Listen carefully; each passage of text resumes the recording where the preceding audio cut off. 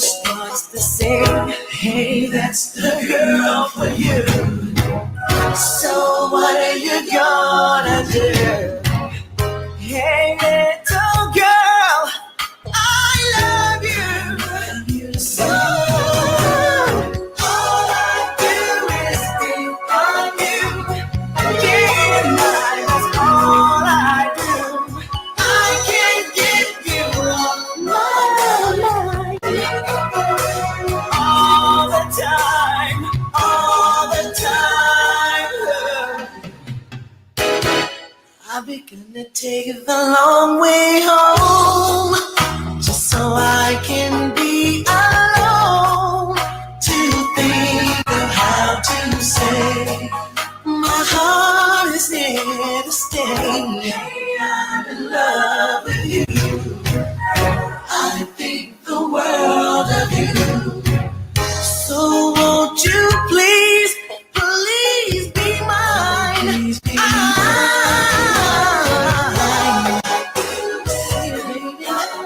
Baby, day and night, that's all I do. I can't get you. Think about you all the time, all the time. Oh,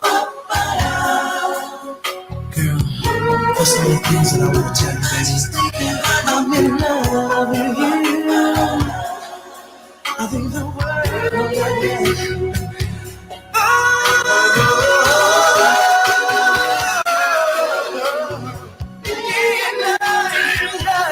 Night and day.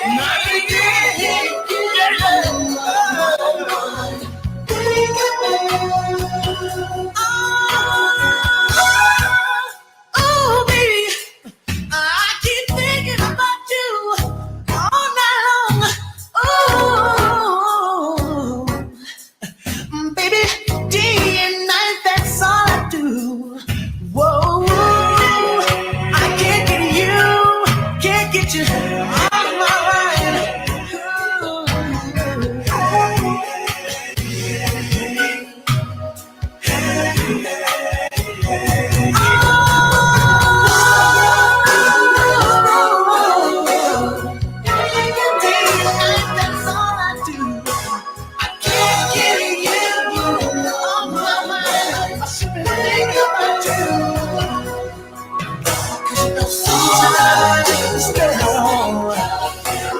Sometimes I get so worried about little things. Hey, my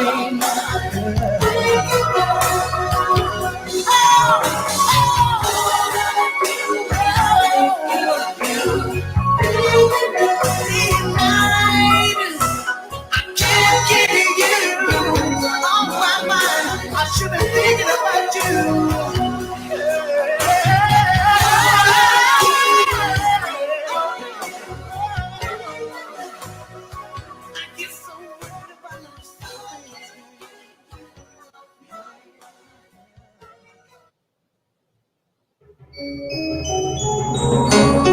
Just give me all your loving, girl, I'll do all the rubbing.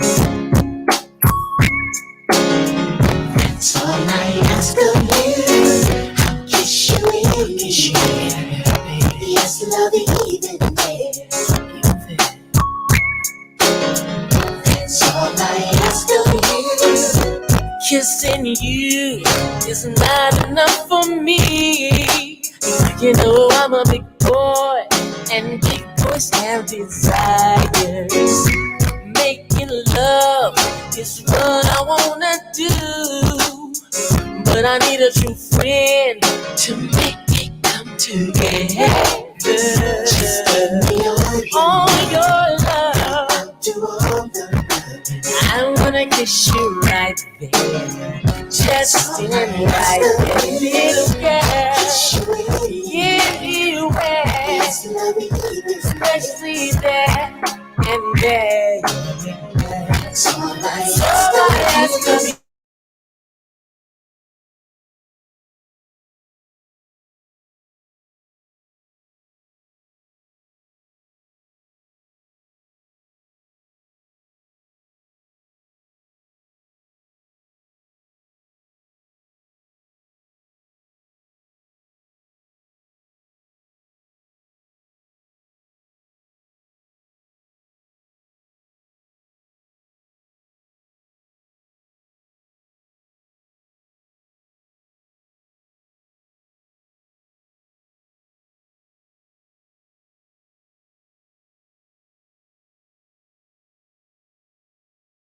soon. I'll be right there all the time.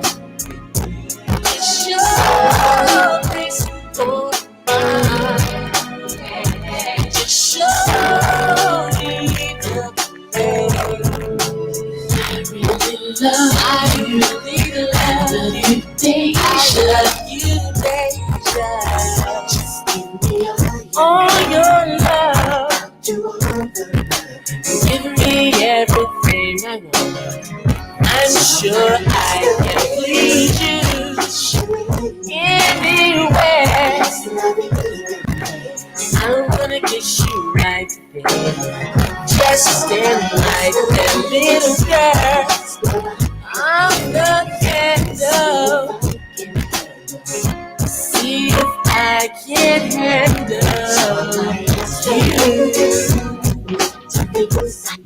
Little things, just because it's you. See, time is all we need.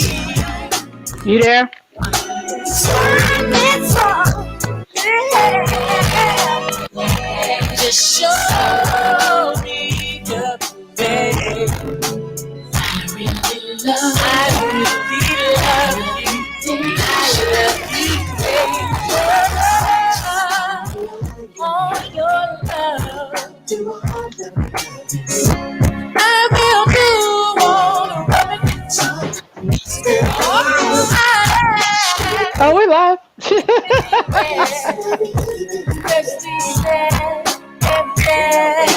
Just because it's you. All your love. And I will do all the rubbing. And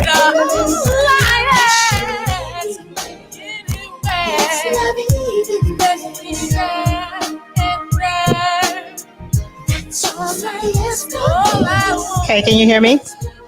Yeah, I can hear you. You know you live already, right? Yeah, I know. I was playing music. Okay. Well, let me hurry turn this off. Yeah, I Hold didn't know I was on camera until I came back. on. Hey, guys. I don't sound that good, though. Something is not right. Hey, guys. How y'all doing? Thank you, Unique View. Your camera angle sucks, though. I can't see nothing. I know, right? Yeah, fix Oh, that. freak. What now? Can you hear me? I can hear you just fine. Oh, okay. I'm trying to get my ish together. Something isn't right, though. Oh, there we go. There we go. Hey, guys. How's going on? Welcome to your favorite pharmacist, co-host Kay. What you talking about? You look beautiful tonight, as always. Thank you. Even though my hair did not do what I wanted it to do. What did you want it to do? Well, Just wind up a little bit. I washed it last night, and I actually had like the little flex rods in. Mm-hmm. And everything. I had like my African wrap on my head today with the matching earrings, so nobody could tell that I have rollers in. Okay. And yeah, that part. So my hair is still wet. Well, either way, Trash Can Wave say your hair is lovely and you're tripping. He loves your hair. But you can trying to get online, pile of poop in your hair and he would still love it. Hey guys, I miss y'all. What's going on? I didn't think I'll be doing. You blew out the speakers with the music. I know, right?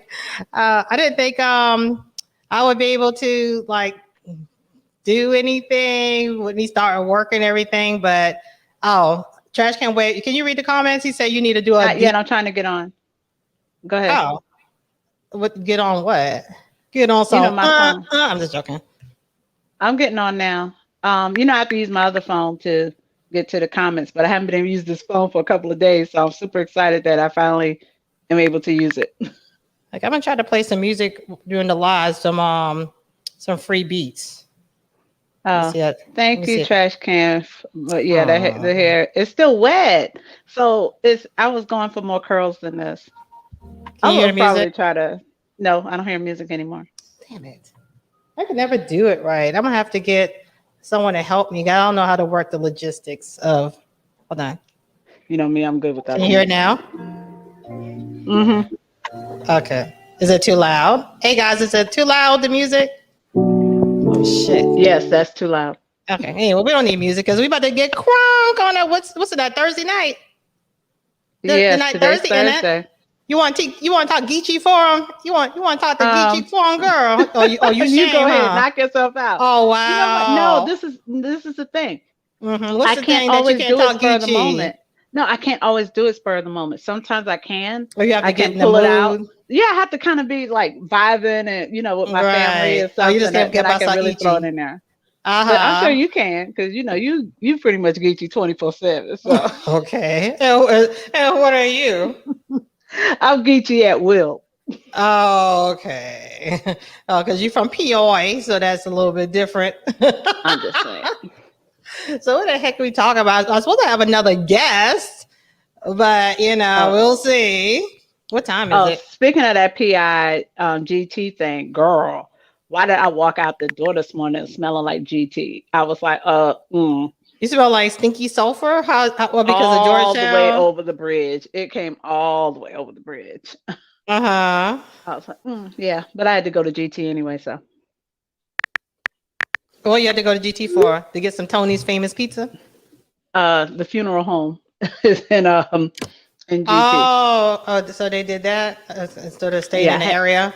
I had not planned to go, but I was told that I Mm-hmm. was supposed to go. Oh, okay. Okay. You okay though? No, I'm fine. I'm fine. Okay. Okay. We good. We all good on this end. Okay. So what we supposed to be talking about today though? What are we talking about today Um, though? What do women do we really know what we want? Do we really want? Okay, be honest with I me. think it's I think it comes with age. Okay, so to be honest with me, so I want to get married desperately. I'm like thirsty. I'm at the thirst level, right? I mean, it's no secret. I am Okay, so super okay. thirsty. So you think I know what I want at this point since I'm so thirsty, or I'm just too focused on getting there and I'm not thinking about the mechanics? I think you have a better idea of what you want than you did when you were in your 20s. Right. Or in my I 30s and think you my think you 40s. know what you want. Uh-huh. You said what now? I think you know what you want. That's some shade. What does that mean? No, Hey, I big think time and drum. Hey, we got a new one. Big time drum. This is my first time seeing you. Third is a charm. Unique VR did the third, honey. I'm trying to do the fourth, yes, this honey. the fourth is the charm this go around. Fourth is a banger. I don't know, does the second one even count though?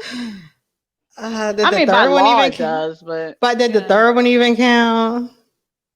I think the third one kind of counted. Yeah, the second. Oh, the second one trying to call, Did you know the honey. second one's mama? Ah, no, you didn't believe me. I don't know none of them tricks. I don't do tricks. I don't know none of them I was tricks. just asking. It was a legit question. Did you know the mama? Hold on. You still not answered the question though. Okay, did I know my second husband's mother? Okay, now Um, CJ made a good point. I think you know what you don't want. You definitely know what you don't want Okay, anymore. yeah. Oh, as you get older. CJ wants the business. Oh, she don't want all of 2 hours worth of bullshit, and then we get to the meat of it for 5 minutes, and then we talk about a totally different subject. She's a pro. She's Hey, definitely a BC. pro. She know how to say I do. I do. I got that. She got that a lot. Okay. You want violence? See, I came on with the love music. I was trying to get us in the mood. Oh, I'm sorry. You know what I'm not saying? choosing violence today. I'm really not. I'm not choosing violence. Because It just seems that way. I need to laugh.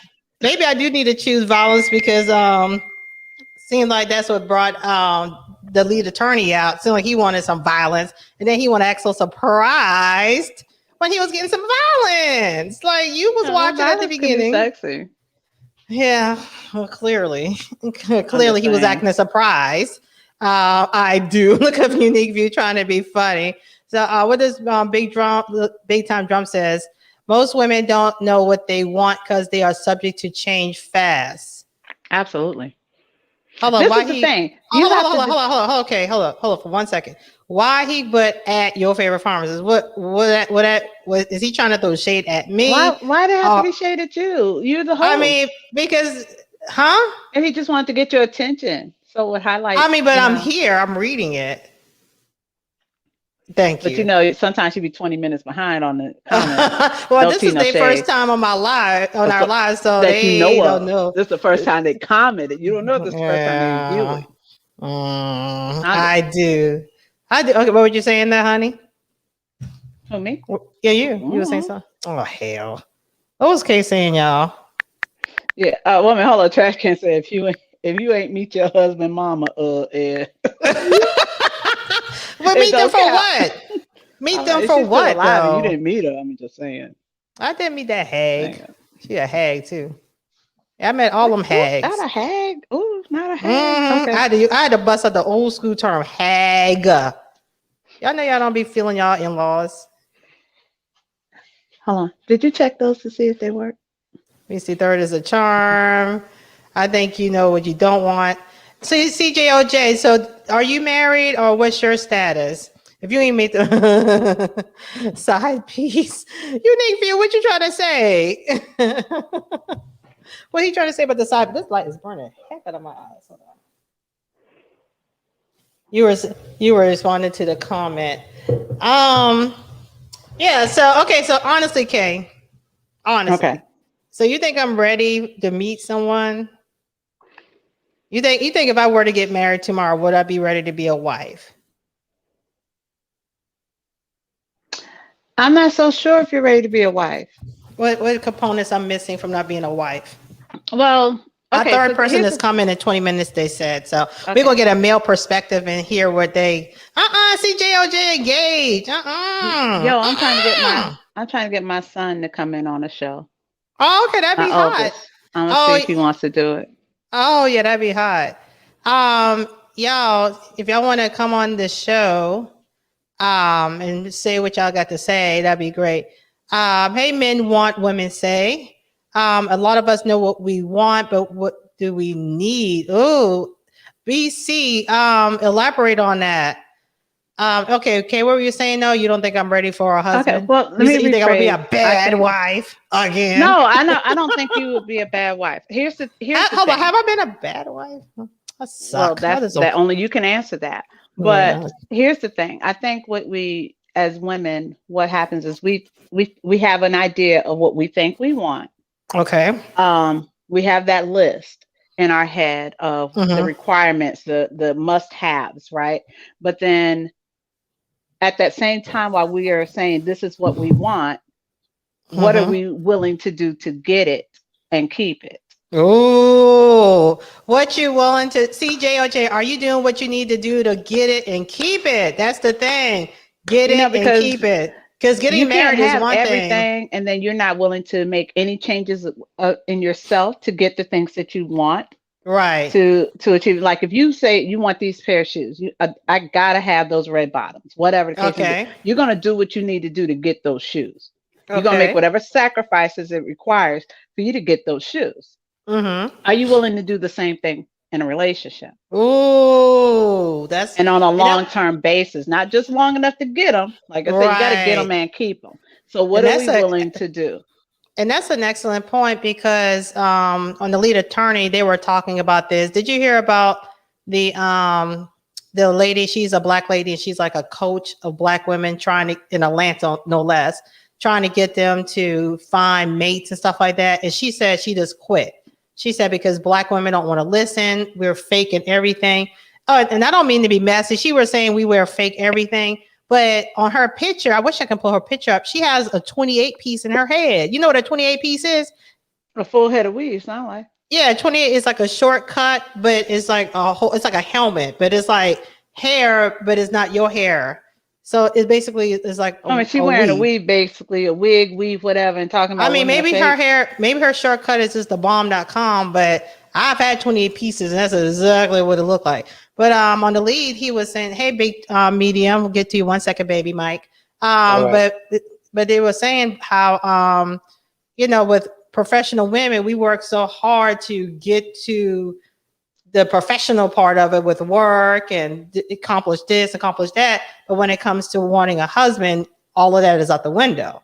So I don't think I'm in that category because I mean, I'm a professional, but I don't really care about it like that. So but I don't know You're not passionate about your profession as at far all. Yeah, as yeah, I actually don't working pay. for somebody. I think you like helping people, but you don't like that the corporate side of things. Right. Yeah, I don't care. It doesn't but my pride is not based on what I do at all. Like I care Right. less. Like if you that's not gonna be the first thing I tell you that I'm a pharmacist, even though my channel is called Your Favorite Pharmacist. Oh, shut up. But anyway, but that's not the first thing that's gonna come out my mouth. What you got to say, big meat? What big time Tell drunk? me, Hey, Mike. how you doing, baby? How you doing? How you Is you doing? sexy? Is you hot? Because I'm thirsty. Are you laughing? I'm so Are you a serious. high value male? Well, that depends on what you consider high value. What do you say it is, Or do boo? you consider yourself high value? Well, I consider myself high value based on my values and my morals. Oh, you But that's sexy another as that's hell another right now. subject. But that's another Okay. subject. But I just Yeah, wanted to clear but the something up subject here. is I'm trying to get with you. Okay, well, I just Jesus, can you give the man 5 minutes to settle into Oh, the my bad, my panel bad. I told. before? Oh, Yeah, I did I'm preface gonna need that you I'm to thirsty. get some uh-huh. water. I did say I Get was some water. thirsty. I In all just wanted to Gatorade, fairness, clear water. something up, if you don't mind. I'm sorry. Mhm. I said I just wanted to clear something up Go ahead, that you Okay, go sweetie. said. ahead. Yeah, yeah, yeah. So, about the lead attorney. By the way, I was on there last night, Mm-hmm. and basically the whole premise of what her name is April. I forgot her last name, but anyways, but the premise of what she was saying is Mm-hmm. pretty much the same thing that Kevin Samuels was saying, Mm-hmm. um, and the focus really was on black women. Was that most black women, unfortunately, pretty much, they they make it hard, to get a partner. Okay. And so with that, that pretty much goes along with the discussion that you're talking about is, do women know what they want? And that's why I said, in my experience, they think they know, but a lot of times they don't, because sometimes what happens is you'll get the women who will tell you what sounds good. Mm. But the reality is, what they're telling you is because it sounds good to say, but what they really want is not what they're saying. You get it? Right. Yeah, And but even with now watch this, and even with that point of view, is that a lot of the women I've come across in my experience, um, even if they get what they want, um, they they they don't stick around because they can get what they think they want, and then either one of two things: they either get bored or they find something wrong, and as soon as that happens, they're Mm-hmm. gone. So once they're gone, then that goes back to square one of, do you know what you really want? And the answer is no. And the only time you can say you know what you want is based upon how committed you really are. Right. well, okay, but and not to do the whataboutism thing, but technically men do the same thing. Men say Mm-hmm. this is what they want, bam, bam, bam. But sometimes that's some superficial stuff like, oh, well, she got to have a banging body, and she got to have a pretty face and pretty toes, and got to wear her own hair, and no fake lashes, no fake nails, and stuff like that. But on Instagram, what they like all the half naked women with fake asses, fake breasts, fake hair, fake nails, blah, blah, blah. But rarely do you see men settle down with those women that have those physical attributes that they so desire. You know, I've heard men say, "Oh, we don't want no fat women, or we don't want a woman with a gut." But 9 times out of 10, that's exactly who they marry. They don't settle down with the size 6 with the bodacious ass. Those women are still single and ass falling on the ground when they're 50 and 60 years old. But so men will say they want this, that, and the other. They'll say they want an independent woman, but then they go for the women that need a Captain Saberho. They say they want a woman that has a career, but they want somebody to cater to them. A woman with a career don't have time to cater to you. You know, so they Yeah, say but they there's a want one difference though. thing and they do There's something else. right, but there's a difference in what you're talking about, okay? It's one thing to have a woman with a career, and it's another thing to have a woman with a career who is going to be that partner towards that man. See, when you have women who have a career and they have this miss independent thinking, 9 out of 10 times, those are the ones that miss the boat. Okay? But why wouldn't she have the independent way of thinking if she's been on her own for so long and she's had to make things happen for herself? That we're asking women to say, now that you've proven you can be independent, you can handle all of your things financially. You don't financially need a man. You don't need a man to make things happen in your world. You want a man. But men want to be needed, right? But if she's already learned to live without you, you're now wanting her to totally change her way of thinking to No, accommodate no, no. him. And I mean, Let's get it straight. Let's get it straight. most men, hold on, most men Right. want a woman that's going to cater to him. And if she's not doing that, regardless, she could go out there and bust her ass and work 50, 60 hours a week, just like he do.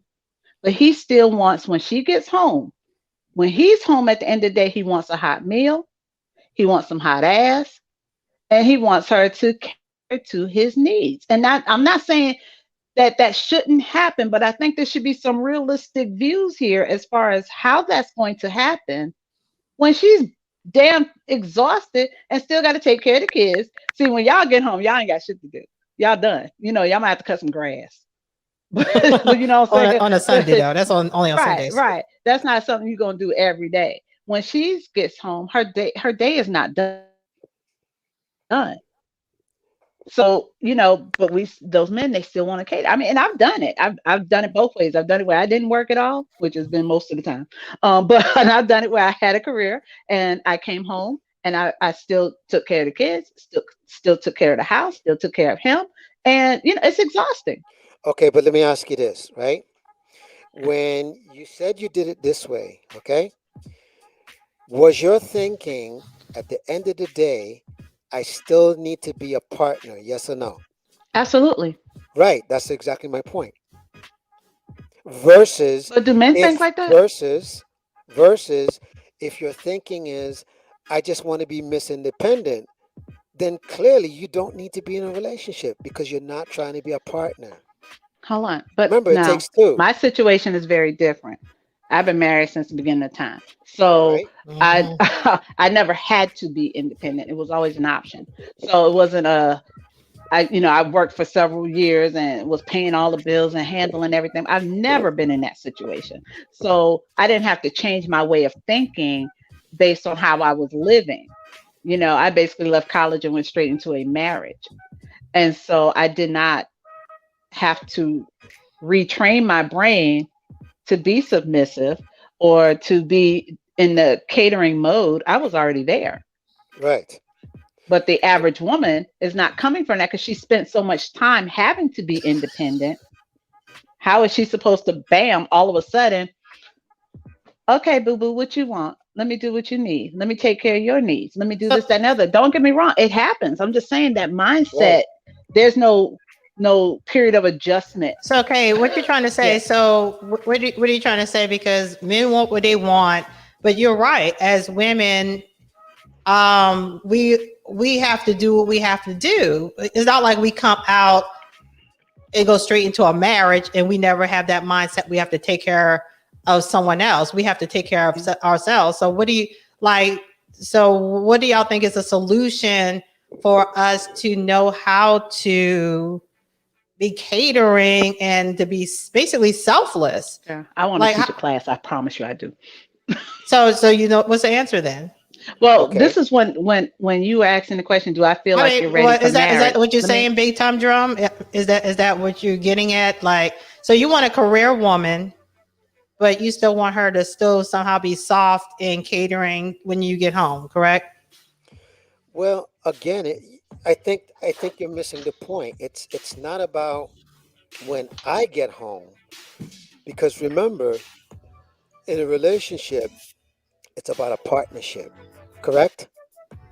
But we talking about you as the man. See, like, okay, so the problem is more men than women. So that's why with Black women, we're at that, what, 60 some percent that we're going to be single, because it's all about, y'all are fine. Y'all don't mind divesting, y'all been doing that at the beginning of time. Y'all don't, we're the Black women, we're the one in the hot seat. So what do you want? It doesn't matter about what we want per se. It's like, what are you looking for? Well, So we can kind of, and then we're gonna get right. back to the point though. And, But and that's pretty much what I'm trying to explain to you. okay, Is go ahead, that baby. Go ahead, boo. it's you know in any relationship, and just like with Kay, she's in a marriage, and I'm pretty sure she can agree with what I'm telling you, is that it's not just about when I come home. You have to remember that in any relationship, whether you're girlfriend or boyfriend or married, there's a partnership, there's a give and take. You see what I'm Should saying? be. so Okay. so if the give and take is going to be, when I get home you're going to do X, Y, and Z, and on my end the give and take is going to be, uh I got to do X, Y, and Z. So the point is, by the time we put both of those together and we say, okay, we call that, the relationship, and that's what's going to make it work, for the relationship, then, we're on to something. You see what I mean? Okay. Anything outside of those parameters, there's either going to be trouble, or the relationship's not going to last. Simple as. Okay. So, you know what I mean? It's not about um one thing or the other. No, not necessarily. Again, it's about partnership. And two people have to define in that partnership, what is that going to look like? And what, is going to make the relationship happy. That's the main bottom line, more so than anything else. I So think the do you, first. do Go you ahead. believe in a woman paying 50% of the bill? So what's your setup? What's your dream situation? Big time drum. What's your dream situation, sweetie? Um, my dream situation. I mean, are you married? First of all, I'm No, no, no. I'm assuming. not married. Okay, so Never been married. No. are you Okay. interested in being married one day? Yes. Okay, so Are you over the age of 40? Yes, I am. Okay. what's your dream situation? Like what are your expectations? Okay. Um My I mean, dream. because and all the reason I'm asking, even though the Sure. topic is supposed about what women, do we know what we really want? I Yeah. mean, but we need to hear from the men because, like I Sure. said, we're the ones at a disadvantage. So But maybe why we would can you say it's a disadvantage? because it's We like, don't do the proposals. yeah, that number one, and number two, What just does like that have to do with anything? TLA said, in Time Magazine, is 60% of us that's going to be single. Yeah, but Um, that's based upon the very point that we're talking about, is you got to know what you want. If you don't know mhm. what you want, you're gonna end up single. Okay, You know what I'm saying? right. And So so, what do you want? you cannot know what you want and still get married. Yeah, trust me. No, And no, just be totally miserable impossible, within that marriage. impossible, impossible. Because that's all right. Put it this way, That's what if you're gonna divorces say are. that, then that's like as though if uh I I propose to you, right? You accept my proposal, and then I say to you, let's get married, okay? And we set the date, everything, and then I'm at the altar and I'm waiting for you, and you decide, I'm gonna pull you to the side, while everybody's waiting for you to, walk down the aisle, and you say to me, um, I changed my mind. Can we set this for another time? That's like if you did that. You did? No, I didn't dig that. I don't understand Mhm. where you were going with that. No, that's my point is saying. My point is saying that you can't go into any kind of relationship thinking, I don't know what I want. Okay. Impossible. Impossible. I mean, yeah, But it's sadly, that possible, but happens it's every impossible to day. have It a happens every successful. day. It happens every single day. But that's but I So, mean, so that's what's not right. how But it the fact should that be, but Big that's Time right. Drum? the real life, What's your the dream realistic scenario with a view. woman? What's your dream scenario? Come back, My CJOJ. my dream situation would Mm-hmm. be, well, first of all, my overall situation with a woman basically is just someone to accept me for me, love me for me, be committed, be honest, communicate, and have trust. That's pretty much it. What about the money part? What about the 50-50? Like, what do you want? Um, I guess in a dream world, No, I we're talking would about in your world, your real world. What do you want? Because you're single, I'm right. single. So What what do do you I have to expect from your work or mate what? financially? um, Do I fifty need to work? fifty. Yeah, I wouldn't mind doing 50-50 or Shit. 70-30. Really, I think it's all about, how two people decide what's going to be the best thing, and what can two people live with. That's it. There's no um One there's no recipe. standard perfect way. Absolutely, I Because agree with that. you Everything know what I'm doesn't work for saying, everybody. right? You have to adjust accordingly. I think the biggest thing that people are missing before marriage, during marriage, whatever, Uh-huh, is communication. Actually right. vocalizing what the expectations are. Uh-huh, uh-huh. You have to have some type of groundwork to work with. See, when I was like early on in life and when before we got married, I had very few rules or expectations. Yes, It's basically don't holler at me, don't lay your hands on me, right. and don't curse at me. Don't call me out my name. Those are my rules. Yes, Big yes. And Time Drum, are you a preacher? No, Everyone's asking. So everybody no, thinks you're a pastor. no, no. I'm just an intelligent guy.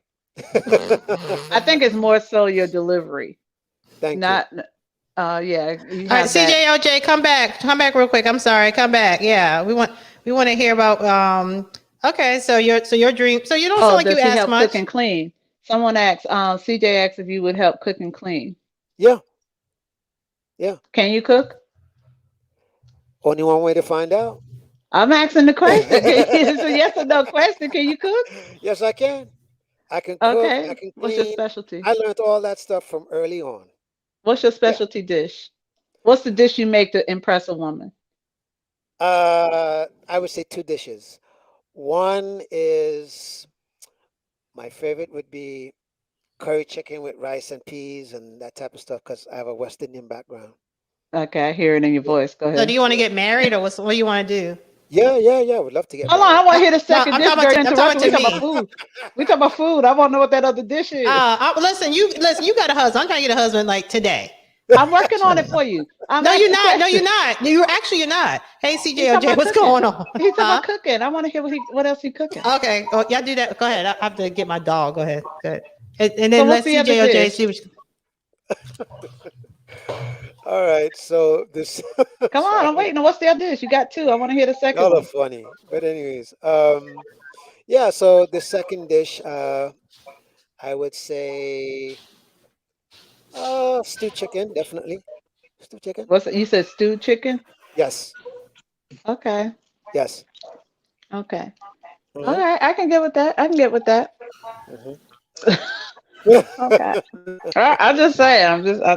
Look, So, you got me on the question. curry though, How, right there. I'm right there. What's all up? right, question. How long have you been married?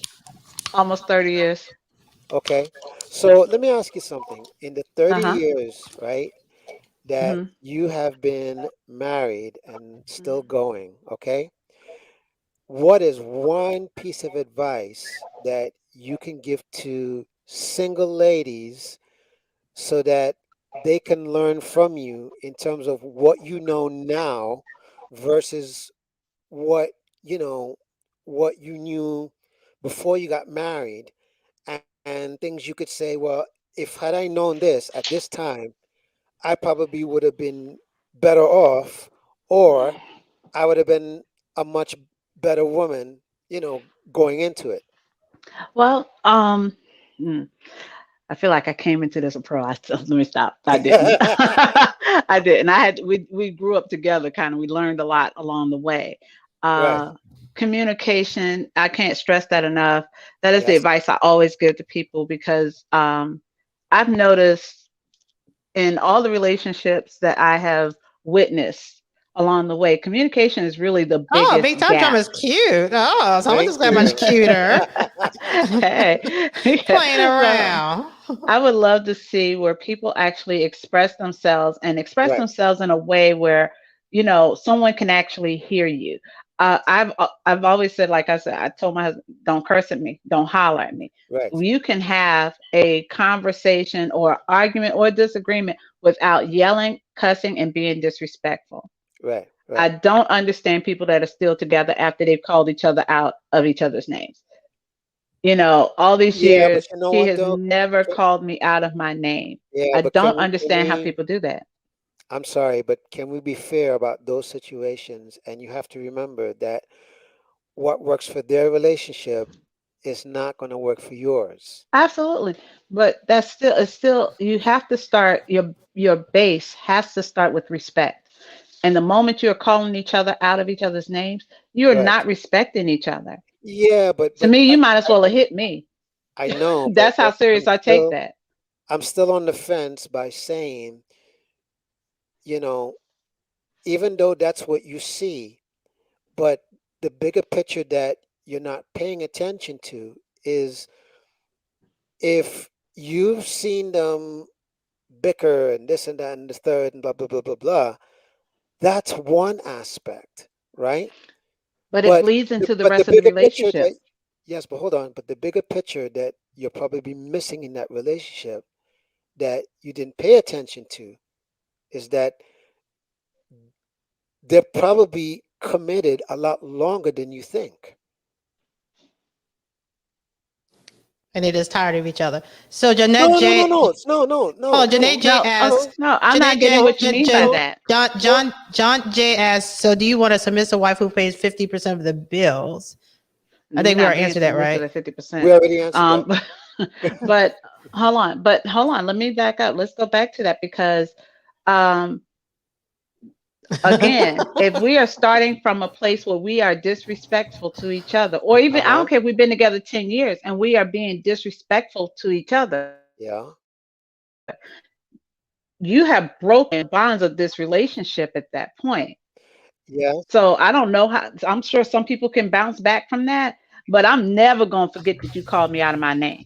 I'm never going to forget that. Yes, and You will pay for that for the rest of your life okay, with and me. that's We're not why going to, I'm sorry. No, I right. feel like once you've gone there, you're not too far from many other steps of disrespect. We're not, that's not tolerable in my house. Yeah, yeah, yeah. I'm But not gonna I'm not again, gonna call him out of his name. He's not gonna come. And again, I'm not talking about how every other relationship should work, but again, that uh-huh. relationship should start with respect. And if you are calling each other outside of each other's name, Right, you are not respecting each other. So right. where's the basis? Okay, and this is what I'm about to explain to you, right?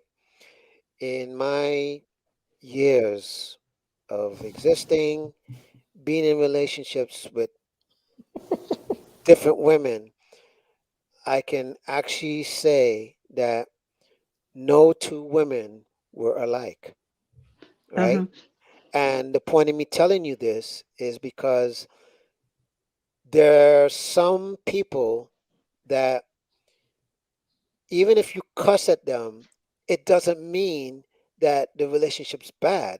That's just part of the It just depends on the relationship couple. It comes in. depends on the couple. Exactly. I mean, like me, I don't mind getting cursed at personally. I don't See, care. see, here's a good example, right? But there's a difference between getting cussed I at mean, I don't for care one because I'm reason, gonna curse you out too. So, right?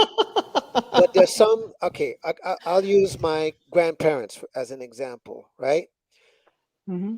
I've seen the beautiful times they've had, and I've seen the times that they cussed each other out. But check this out, and that's the point I'm trying to make, is that they've been together over, you know, 50 plus years. and they actually lived all the way till they both passed away. You see? Mm-hmm. So, so So big time drum. What do you think women? What do you think women know what we want? I just And said, so you're dating, correct? right? Huh? You're Are you dating, actively dating? No, no, actively dating. no. So from your experience, so there are a lot of women out there that want a husband. You're Right, single. right. So from what they saying they want, we want rather, and what is actually are they suitable mates? Is that really matching up from from your dating experiences? So all of us black women are saying, "Oh, we want a husband, yada yada Mhm, yada." mhm. But are you actually seeing the desire match with the wife actions? Am I asking that In correctly? my, yeah. I got what you're Okay. saying. In my humble Oh, so opinion, before you answer that, John Tay J wants to know why are you single though? wow. Well, come on up. We'll talk about it. Uh But oh, come in, anyways, John Tay J. John um, J. He wants but to anyways, know.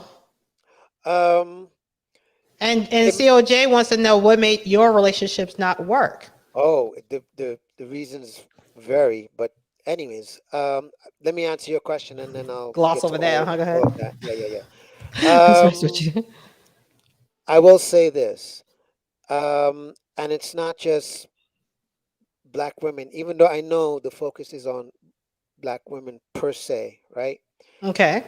But So I you're will not. So just you don't mind divesting. In other words. right. Okay. But I will say this.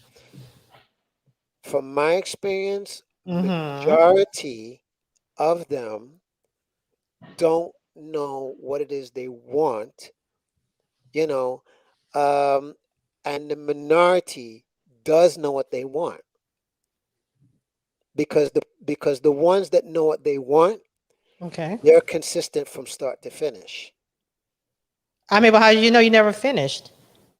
Okay, I'll give you example, right? Uh-huh. Like ah, here's a perfect case in, I'll use myself as a perfect case in point, okay? Okay. So many years ago, I met this one woman, black woman, beautiful, everything, and she was smart, beautiful, articulate. Uh, Okay. she pretty much, um, I would say, she had like 70% of what I would look for out of 100%, which is really good, right? Mm-hmm. Okay. Okay, so when I got with her, you know, um, it was great. And then after a while, she broke it off. And Okay. How long were you dating again? we were dating for about 3 months. Okay. And the reason she broke it off was because I wasn't, quote unquote, the resume guy. In other words, someone that she felt she could take home to mom and, have that In what way? resume kind of How did she thing feel you to were falling say. short? Huh? How did she feel you were falling short of her list? She just felt like I wasn't making a certain amount. I wasn't, I didn't have a certain type of car. All these typical what Oh, I she was a call gold resume digging things, biatch. right? But anyways, so couple of years goes by, and then I see her again, and we're just talking, and I asked her about her mom, and then she said, her mom unfortunately passed away. And she looked at me and she said, you know, there's something I need to tell you. And I'm like, okay. And she started to cry as she's telling me about her mom. And she said, my mom, out of all the guys I've probably been with, you're like one out of three of the guys that were the most memorable to her. Aww. And and she was very specific in saying this. And she said, the reason why I was memorable to Okay. her mom Can I ask you because to pause for one quick second? Sure. The gentleman that just joined the panel, can Yeah, you that's mute until you finish setting up? don't do that. This is No, boo. because it's my This boo no. I'm thing. just Honest, saying. nope, In the nope. chat, even the chat, there's I know, I get it. complaints about the extra noise. This boo thing. Okay, all right. I'm sorry. Continue. What's going Continue. on? What's going on? I was just asking for you to mute while you set up because we were hearing all the stuff going on with your mic. But Tish said I can't ask you to do that, so I'm Right. sorry. Yeah, because this Because is you're cute. That's why. But, actually he was no. Actually, he's the guest.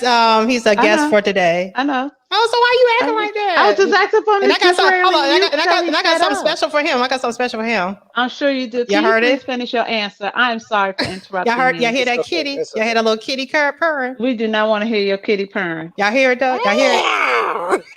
That is not a purr. Yeah. I know that's how my stuff hollering though. Hey, Take that my to a bad, vet. dog. Take it My to the vet. bad. My bad. I didn't know y'all could hear all that. It's My okay. bad, It's okay. my bad. But you were All right. mid sentence. I apologize for interrupting you. Please No continue. problem. Listen, I got ADHD too, so just ignore me. Go ahead, y'all do y'all thing. Go ahead, Anyways, baby. so to continue So what I did was you saying, did you take her back? Did you take her down or not? Let him finish it.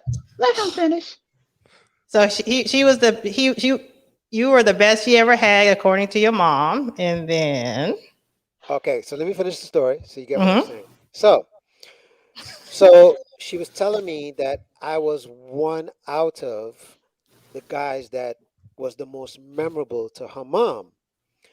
And her mom specifically said the reason why I love this guy because he reminds me exactly of my husband. oh, her dad, right? Yes, her dad. Oh, okay, yeah. And she started to say to her, that's the problem with you women. You want a resume guy. When you get the resume guy and you realize that, you get what you asked for, but it doesn't mean that just because you get this resume guy, that's what you want and ultimately need. So did you try to get back with her, or did that help anything, or like, no. did you try, or you didn't try, or what? Because it sounded like that was her way of opening back up to you. No, it was just her way of saying, I'm sorry that I dumped you because I didn't know what I want, kind of thing. In other words, the very point that I'm saying is what she projected as to what she wanted and what she really wanted was a whole different thing. Trash Can Waves want to know, like me, so did you hit the draws or not? I'm sorry. I mean, damn. I mean, all this talking, you could have been getting the draws. Shit. I didn't say I didn't hit the draws.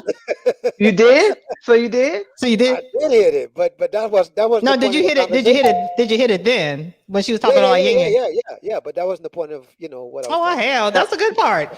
That's the point she wanted to hear. Yeah, let's get to the shit. I'm sorry. Let's get to the part that I find interesting. Did you hit? By the way, I know. Did you hit the draws or not? Shout out to the brother on the panel, man. What's going on? I appreciate it. Thank you, man. Hey, this is Duke and Don. This is Duke from Duke and Don. I appreciate it. He has his own platform. Yeah, tell us who you are and all that good stuff, please. While I do my little purr. It's Duke from Duke and Don, as you guys know. We got a channel called Duke and Don. Obviously, we talk about relationships, getting men and women back together, but having these honest conversations like you guys are doing here. And shout out to your favorite your favorite pharmacist over here. Cougar. Show. Cougar. Is it official now? Yeah, it's official. Yeah. All right. Shout out to the Cougar. All right. You don't hear it? I hear it. That thing purring, honey. Yeah. That thing purring. Woo! Oh, Osama bin Laden. Oh my God. Don't worry, Mike. You can still get it too. All y'all can get it. Kay, you can get it too. Hell. Yeah, but thanks for having me. I don't want that community coochie. You go on with that community coochie. I'm good. I'm good. Hey. So we were asking, what do women even know what we want? And so from what Mike is saying, we say one thing, but when it comes down to it, we just kind of make a 360 and don't close the deal. Like, he is an available man, very good looking. He can cook, but he date women and then they talk in that different type of language, which is probably a blessing in disguise because she's just not the woman. These aren't the women for you. But what is, you know, you're a relationship expert. What are you, I mean, like, do you see women saying one thing, but they really not closing the deal on another thing? Or what's your opinion? Yeah, I mean, absolutely. Women do say one thing, and then obviously it means something different. You know, it's just that's just the nature of it. You know, that's that's literally it. You can't fault a lot of women for it. Now, in terms of like finding a relationship and understanding what it is that what y'all laughing at, but instead of like when we're talking about relationships and whatnot, essentially women do say one thing and then mean the other. For instance, they list off these ideals and what they want. They list of all these ideals that they want from a man, right? A man's gonna treat them right, is gonna give them good sex, is gonna, you know, have all this money, the 6 figures, all these different things. They have these laundry lists of stuff that they want for these guys. But what ended up happening is, if you don't stop that noise, girl. When they actually come up and meet someone that meets either most of those boxes or all of those boxes, they don't know how to act, because part of the reason is it's all been fantasy and there hasn't been a lot of real world preparation for it. But part of that is also because I want to put it on a lot of women. A lot of women just didn't have the mentorship to be able to do that. Because, for instance, we talk about culture, and culture is passed down from you know women to the kids and things like that. So a lot of times there's been a situation where previous generations, we just dropped the ball and we've let the idea of selfishness and me and what I can get out of it rather than what I can pour in and take over, to the point that the generations after those these women, even the men after these women, are in a situation where they're also in it for what they can get out of it. So it's leading to a perpetual cycle. But then leading back to, once women do get that, they just don't know how to handle it. It's just a fear. And we got to understand that a lot of these strong black women tropes and things like that, first of all, whenever a woman adopts a masculine mindset or a masculine frame, you're actually really getting into the weaker mindset. A woman's power is in her femininity. You got to understand, wars have been fought over women who have been feminine, right? Like women who know how to be feminine, I'm telling you, you can draw just the essence out of a man. That's just how this stuff works. And the real talk, you can attest to that. So the thing is, a lot of women, they've been taught either or conditioned to believe that the more masculine they are, it's like the tougher they are. And it's not really the case. If anything, a lot of these same women who are doing these same masculine tropes, they're actually suffering on the inside, because it is a lot of pressure and most of them aren't equipped to handle it. And it's time for us to get to a situation where it's like, it's okay. But now these same women also have to start teaching the daughters that, hey, all right, it's okay to start thinking about needing a man for these certain situations to complement your life in aspects where you can't, fit. You should start seeing it as they come together. But overall, to answer that initial question, when the women do end up finding out what it is or receiving what it is that they want, it's the fear, because now they're put on the spot to perform. Right. So, that was a mouthful. So basically, and that seemed like that's what they were saying. One of the things from the lead attorney, I believe it was yesterday, that our mothers aren't teaching us, and I don't know, Kay, if you agree. I said this. Our mothers are not training their daughters to be wives. Right. So, but like your mom trained you to be okay, let me put it like this. Let me back up. Like, my mom trained me to be a wife. Your mom trained you to be a wife, but they didn't do it in a way of, okay, you're supposed to do X, Y, Z. Like my mom with my dad, she trained. She didn't say do X, Y, Z, but she trained by example. Right, exactly. My dad was all of our husband. We had to wash his clothes. I even gave an example on Duke of Dawn how when my dad would cut grass, my mom would make me take out lemonade, hold a napkin under the ice lemonade, wait for him to ride by with the lawnmower for him to take a half a sip. Sometimes out of this, just because he could, wow. He didn't even want to drink it. Just because he could just let me know who am I. It was like, so I was trained in that way, but I don't know, something went wrong. No, Oh you're no. absolutely right. You see these in, I see. I hang out with a lot of Hispanic folks too as well. And the one thing you see in these communities when you go to dinners and whatnot, with a lot of them, they have the sisters a lot of times, or even the wives of some of the sons who are even in that bigger house because it's a big house. Do you see them when it comes dinner time? They're over here serving all these different dudes The from the men. young age. The men of the household. They're over Mm-hmm. here setting up the tables and dinner tables and whatnot. And I'm like looking at the first time I was exposed to that, I'm like, yeah, man. First of all, I've grown up in a single parent household. I've never seen my sister set up a table for me and my brothers or anything like that. I've never seen that happen, nor my mom do that or an example of that. So it goes back to the original point where we're talking about, okay, your mom was teach you by example. Okay, hey, this is what you do. You stand out here and this is how you show your appreciation for a man who's out here mowing the lawn and working and pouring in. So it's your way of being able to give back. What's happened along the way is that a lot of women, they've been teaching their daughters that, well, if it doesn't work out in this sense, because we're always thinking fear-based right now, you got to figure out what it is you got to do for yourself. And it's ridiculous because y'all got to understand that the world is all about taking risks. You're going to fall flat in your face, but it's how you get back up. That's what's going to make it break you. And it's the women that often do that. They end up moving on and becoming successful with relationships. But it's how you get back up. And a lot of women operate out of fear, and they can even sense it from prior generation of women who may have been done wrong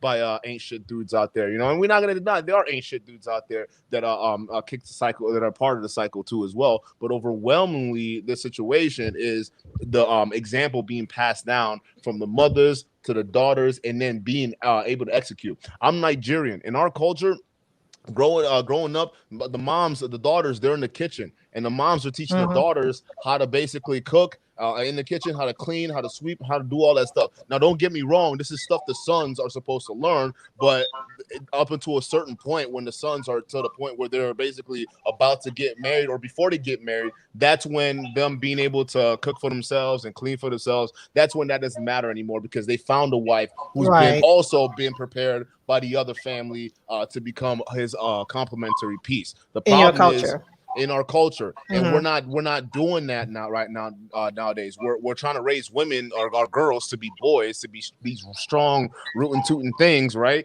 And then we're raising our boys to be these soft feminine things. It's like it's complete crisscross whack. We gotta stop that and say, hey, it's not the same. All right, boys, we got to treat you a little bit differently, and girls, it's gonna suck because it seems like sons getting a little bit of the privilege and special treatment, but you got to understand that when you get to an age when you find you a man, you see how mom is treating this, you see how mom is teaching you how to basically treat your brother, how mom is teaching treating your dad in front of, this is how you're gonna learn how to, when you deal with the man or find a man like your father, right, you can learn how to do what mom does to keep him. So that's where we got to start training ourselves now.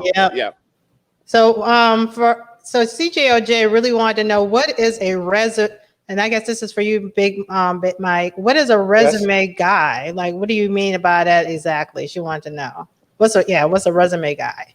Well, a resume guy pretty much is it's like a version for women who have a list of what they consider either high value or anything that to them, this is what's going to look the best.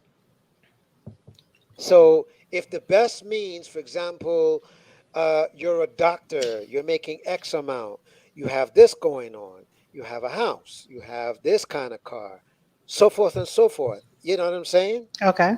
And of Looking course, good on paper. Right, exactly. That's what and that just depends on each woman.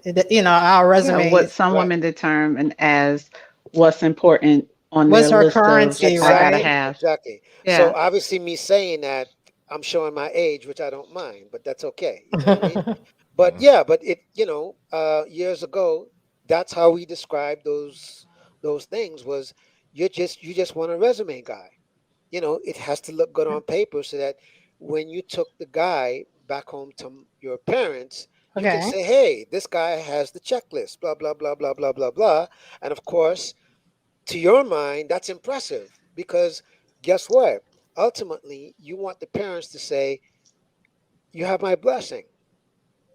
You see? Because do women care about that these days? Do women care about getting the blessing? To some degree. To some degree, I think it depends on the parents.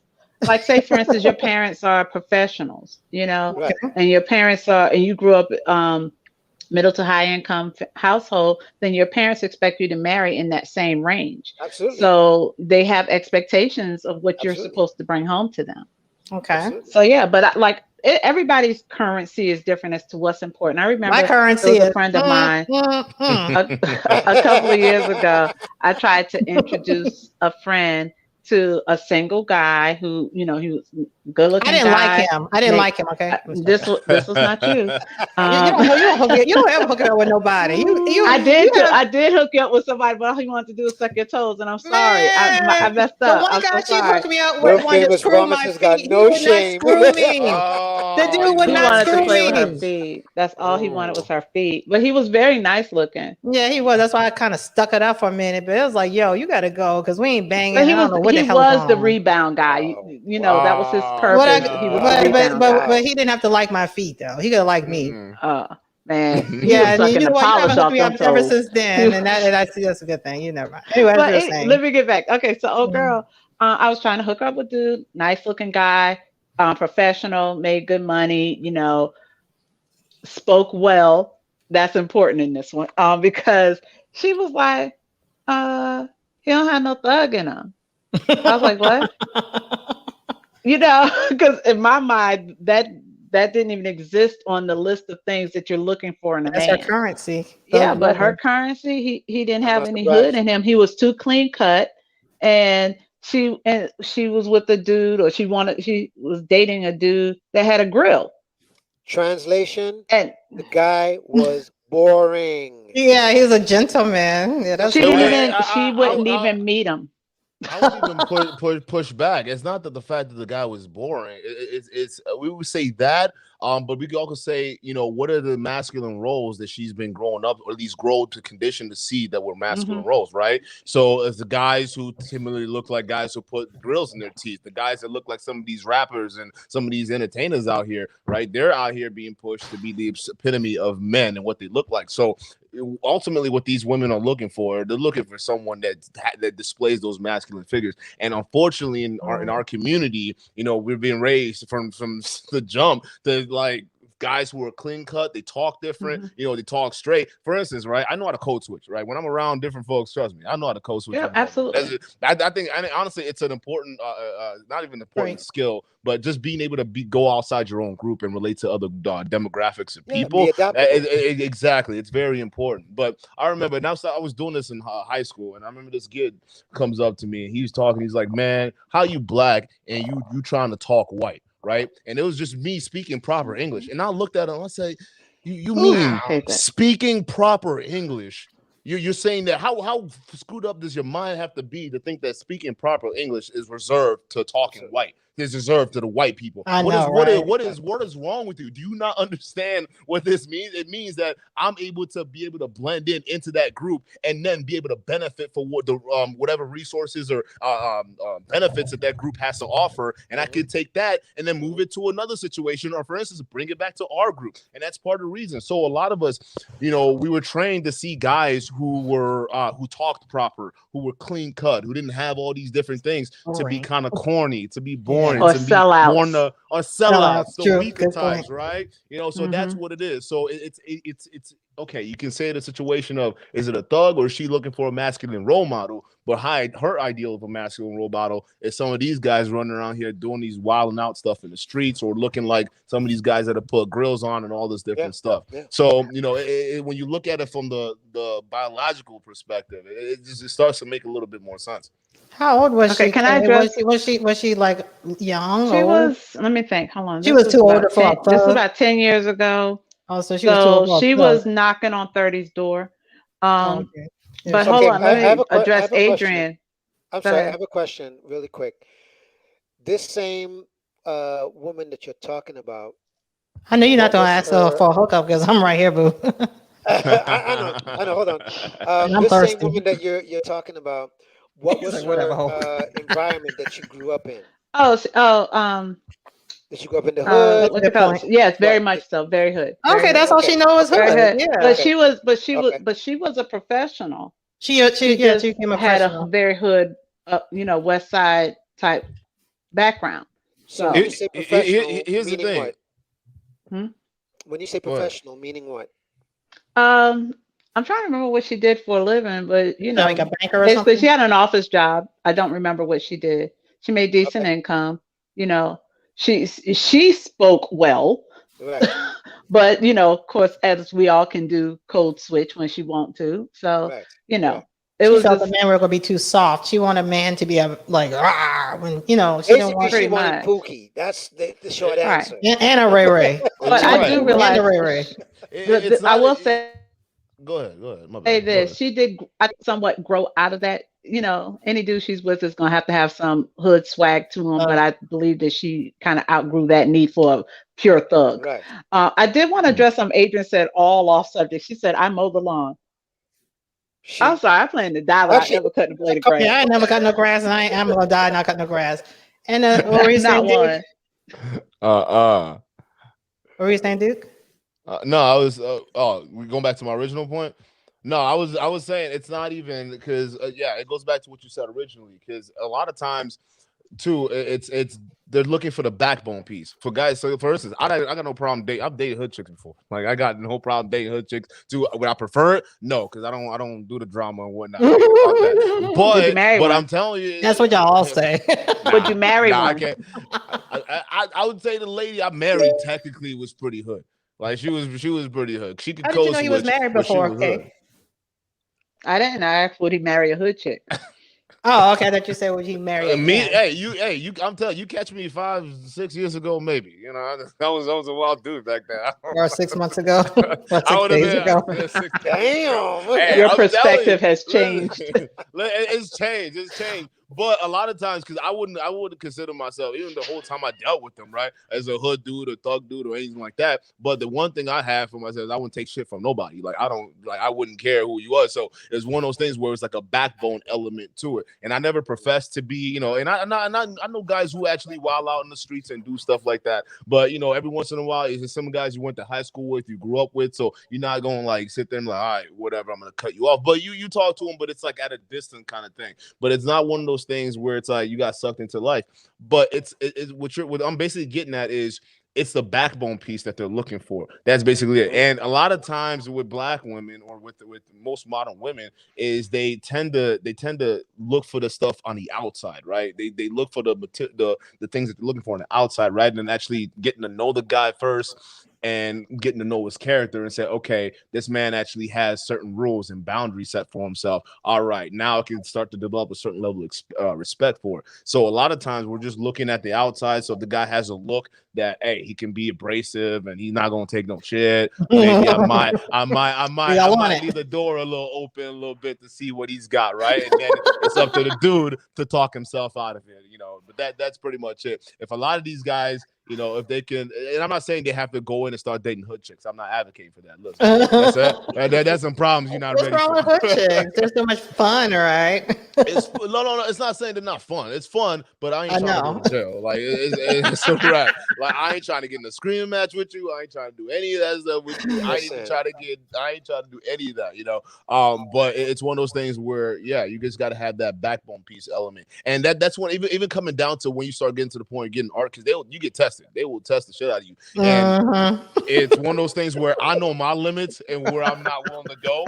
And some of these hood dudes, there's certain situations where they're not above, putting hands on them. You know what I'm saying? But here's the thing. And this is coming from me personally observing this shit. Like I've seen this shit. Like they will push and they will, man. Like they will. This particular situation is coming to my mind right now. She cut this dude, like I'm telling you, right in front of him. You were like, damn, bro. And it was one of those things where it's like they will push, and it's not that saying advocating that you should hit women or anything like that, but it's like, damn, bro. Like you gotta handle that. You gotta figure out how to do that. Like, you know what I'm saying? Like, So for a guy like me who know for a fact I got limits and I'm not gonna take it to that point where I'm gonna get physical with you, it's one of those things where I'm out. I'm not I draw the line right here. I'm not gonna go as far as that dude. You know, I got other things going on. We cool. Yeah, they'll have you all. But guess what? You see what you just said? That Mm. goes back to the very point that I made earlier by saying, basically, different strokes for different folks. You know, this. You know, Tasha's still not gonna let her husband curse her out, okay? Big Mike. no, She's, yeah, no, she's no, not I gonna let got it it. happen. But that's He but really that's wants you to get cursed the fuck up by your no, husband, no, Kay. no, no, no, no. But You want that so bad. but I'm just, that's why I said different strokes for different folks. So, it's not a matter of which one is right or which wrong is It wrong. just depends on that relationship. You just have to look within yourself in terms of your morals and your values, and you have to look at the other person and say, okay, can this person either A, match where I'm at so that it can make a partnership? Also, is their way of life something that I can live with? If I can live with it, then who gives a shit that someone has something against Pookie? But the fact is, I love me some Pookie. It's not for you to Pookies are say. fun. It's not for And nobody Ray to Ray. judge. See a lot of fun. So as far as I'm concerned, me personally, So what do y'all guys? I'm with homie. Listen, I had enough of the hood chicks and all that. I'm like, listen, You ain't done I yet. I just can tell want you, peace. you got 2 more hood chicks in you. I like what CJOJ said. That's She said, too more. CJ, I hate this femininity thing. What do you mean by that, CJOJ? And y'all like It's seem CJ, man. seem like I see, why is she on your channel and you taught her so much more than this, right? For her to come here and just to say, I hate being feminine. What is y'all think with femininity? Like all of a sudden, it seems like that's the big word: femininity. So what is Because femininity? What is femininity? You see so many women in that independent, strong black woman thing. They come off as harsh versus feminine. So what is you're not seeing femininity the softer side of them. That softer side that. But what example? I don't know. For me, is vulnerability. Me and my vulnerability, the domestic side of me. Hold on. So you don't be vulnerable for a man. Well, so when do you show your femininity or vulnerability to a man? Then all the time. I mean, because who wants to get screwed over and get played all the time, every single day? Matter of fact, hold on. So you're trying to say, let's say I'm trying to get up with one of y'all. What I'm supposed to come out being vulnerable? Hey, there's a reason why Captain Savo, exists, okay? You know what I'm saying? Because it's pretty much predicating on the fact that majority of the time women are vulnerable. And it's preying on the man's natural instinct to want to be able to come in and protect the woman. A woman walking around, listen, y'all see, this is what I'm saying. Men want to feel needed. Y'all been tricked, man, because vulnerability is y'all superpower. Listen, if as a dude I'm walking around here being vulnerable and shit, I'm a whole snack to another person. That's basically what it is. I'm gonna get robbed or something like that. But as a dude, I have to learn how to be able to fend for myself. I have to learn not only to be able to fend for myself, but for the people I want to be able to go ahead and protect and provide for. You see what I'm saying? So those are skills that I have to develop in a separate way. Women, it's a completely different story because majority of the time, you're going to want to be protected and provided for. So in order to do that, you're going to be able to have to exhibit traits that want to elicit trait. That's why when I talk about drawing out your masculinity, that's the vulnerability aspect I'm talking about. When I see someone who's vulnerable, like a woman, right? Like, and I'm not saying like, oh, like I'm like scared and whatnot, but just what is vulnerability? Hold on. What exactly is vulnerability then? Because I'm thinking of showing. All right, so let me answer that question. Let me answer that question. Put all my cards on the table just to get played. Let me answer that question. And all right, Big Mike, do it good now. I'm going to answer that question. Is all contingent. Yeah, I'm going to answer that question. And as a matter of fact, I'm going to give you a perfect case in point. Okay. And this is more on the extreme side of it. Okay. Mm-hmm. And by the way, Duke, if you agree with me, you just let me know. Okay. Oh, go ahead. A perfect example of women using their vulnerability as a powerful weapon. And this is the most extreme example. Brittany Renner. Who? Perfect example. You think she's using her vulnerability? Who? Yeah. How? Because if you know Brittany Renner is the woman who married was it PJ Washington, and they're saying that you remember we talked about it. basically Yeah. her whole mantra is that she's finessing all these athletes and blah blah blah blah, Okay. and they're taking Oh, the okay. bait. And the reason they're taking the bait because she's using her vulnerability to her advantage. How is she being vulnerable? I mean, I know how. I mean, Well, I don't get me wrong. I agree with you.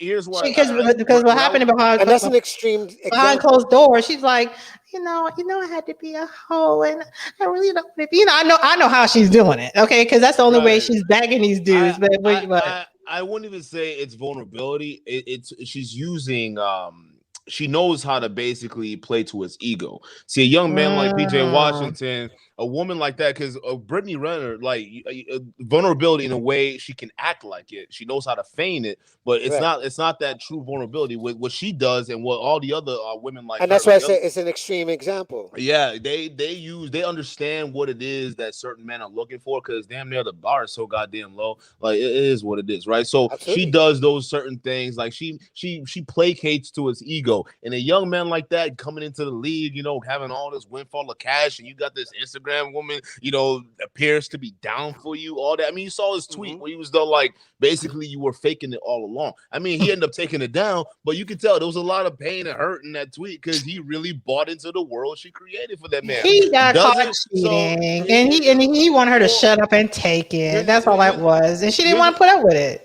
but it wasn't that. But how many of them dudes that she already dealt with? She dealt with Drake, Colin Kaepernick, all these other dudes Exactly. that do the exact same Exactly. thing. Brittany Renner is she's the kind of person. Maybe if she got into the game right initially, maybe she was in a naive state, and eventually somebody took her under the raincoat and told her, "Hey, baby, this is how you're gonna work this," and she became something completely different. But I wouldn't say Yeah. she's vulnerable. If we want to talk about vulnerability, it's basically being not being afraid to let a man basically take control of certain situations, right? And what Yes. I mean by Yeah. that is like basically knowing when to back off. Women want to, when we talk about how the old trick where the woman probably could open a can of pickles by herself, right? But then Okay. she's gonna say, "Hey, honey, can you do this? This is too heavy." Yeah, Like, I don't know how to do my roadcaster. Like, how do I hook up my how music do to my exactly? roadcaster? What I'm gonna Men say, how need can I to how can I feel plug this? needed.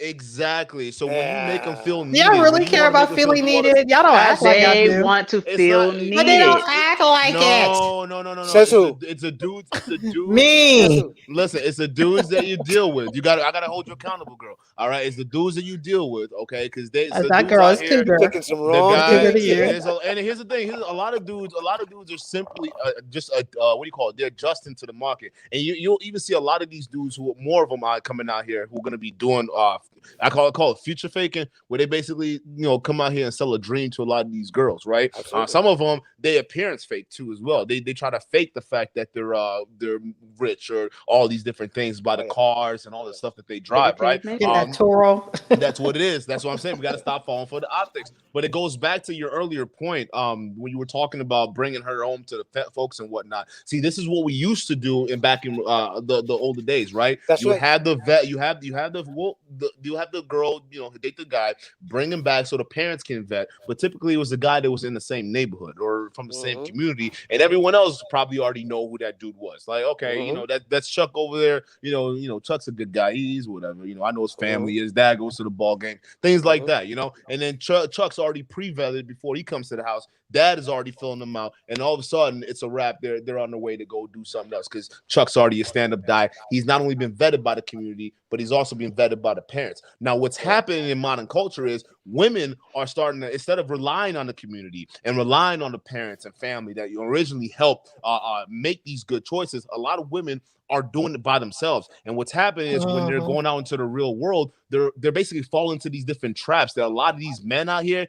It's easy for them to lay when they see it because now a lot of women have been conditioned to look at the physical stuff, the surface level stuff that mimics some of these core characteristics that we're just talking about. All right. So they go out and they fall for the easiest ones. The guy who talks like he has a lot of integrity and talks like he's gonna be with her, really be with her if he just opens up a little bit, right? That's what it is. So once they get burned and crash and burn and whatnot, a lot of women, they really do get hurt, because real talk, they initially, before they get tainted, they really do be buying into this fairy tale shit. Like real talk. It's not until they run up to the first real one that they really poured all that shit into, and he done them wrong, because he probably been done wrong, and hurt people nowadays. So it just perpetuates that mad cycle. I love what Trash Can Wave said. Women who cut grass look hard in the face. It's miserable work. It's miserable work. Hey, Adrian CJ, how you doing, baby? CJ? CJ on? She get on the panel. Let's make it happen. Okay. I think something going on with her audio. She was having difficulty. What were you saying, Kay? I was saying that Adrian asked the question, needed for what? When I said men need to feel needed, she said needed for what? That's a good question. So Yeah, that question goes to where, well, okay, it may or may not be financial, but I think it's more so of their presence, that they have to be some benefit to you in your life. So they feel like, So like, for instance, hey, let's just say he don't make a whole lot of money, but he can fix my car, or cut some grass, or you doing somehow. You got to be useful. That's a real man. Now, a trifling man is totally cool with sitting there playing on the Xbox and not doing a doggone thing all day, and you serving him and you working all day long. But a real man wants to feel as if you can't do without him for some reason.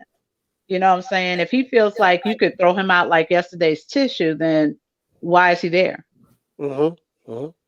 Yeah, and then that's the thing. A lot of women don't realize when they say this, I'm a boss thing. I got my own house. I got my own car. All those different things. Listen, man, I would like to buy. I like that car buying experience. I like to be a part of that. All these different things. I like to be a part of that. But if you're already coming to me with all this different stuff, then what's new with you? Why do you even need me? Like, what's the point? I don't feel needed, and it's no slight about against the women who actually feel this way, right? I think it's wrong. But when you're bringing this to a guy, a lot of guys are like, well, listen, if you can already take care of it, I'm gonna just be with you, and it's really the only thing I don't have that you got is the box. Let's just be real. For real. So I'm gonna chill with you, and we're gonna hang out. You're gonna do your independent thing. I'm gonna be on my thing, but real talk. And now it's a box, and you can see why a lot of these relationships are all about sex. Because if you're bringing the exact same thing the man is bringing versus basically trying to compliment what he does, you're not gonna stay around. You're gonna talk your way out the damn house, out the damn way, and he's gonna go after some girl who probably she ain't got shit going on with her life or nothing else, but she got all that. And she's willing to be everything, exactly, and be whatever he wants. He wants him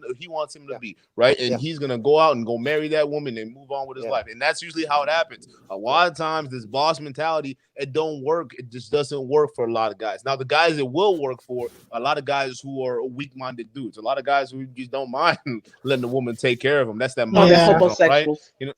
They spend a little too much time with mama. Mama has a little. Oh God, no, we're talking mama. Ain't nothing wrong with that. But mama's boy. Yeah, you notice how when you get into these relationships, these same dudes, they tend to get comfortable, real comfortable, to the point that they either just chilling around, not doing shit, playing video games, and kind of just deferring everything to the woman, even some of the most important tasks. And over time, the responsibilities, the woman just gets sick of it, because I was like, what are you doing?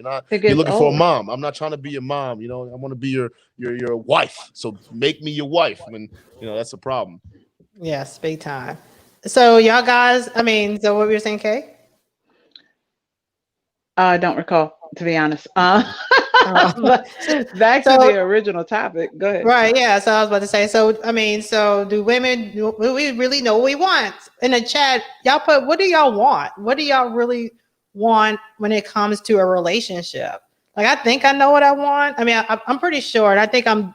And the thing is, we have to do the due diligence, ladies. We just can't say we want X, Y, and Z and not do the due diligence to get X, Y, and Z. And I think that's a big thing too.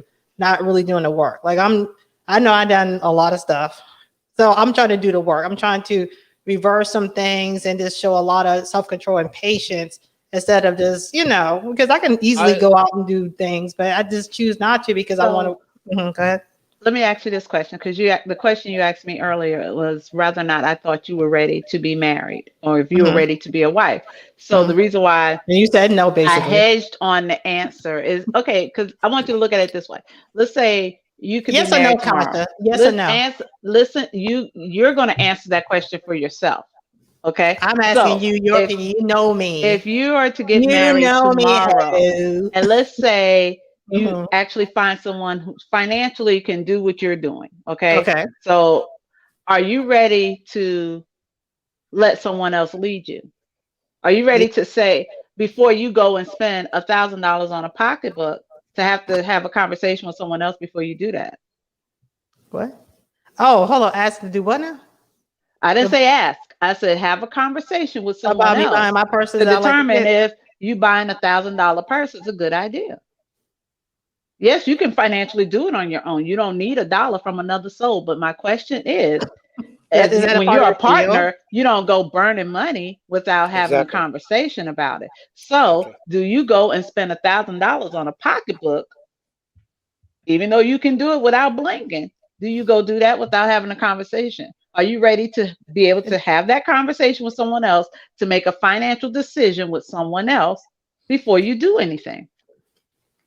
It's not asking for permission. It's having a conversation. About, like, a or something? Can we not bother my pocketbooks, please? No, I'm talking about the pocket. I went to the pocketbook. What about if he tells me no? What about if he says no? What about if he says no? I can't take that risk. Give you the reason. No. What if he says this is why are we buying $1,000 pocketbook? That doesn't make any sense. It makes sense to me because it makes me happy.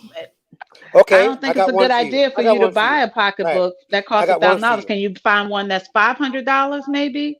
Okay. But the $1,000 ones are better quality. Can I add to that? But point? maybe hold on. Let me finish. Let me finish Are this you train of thought first. Are you gonna buy me a purse? I want her to answer the question, because you're gonna answer the question as to whether or not you're ready for a husband. Absolutely. Because you're not gonna go spending $1,000 without a conversation. Let me ask this pertinent question. Am I still working? Yes. Oh. So I ain't quite ready.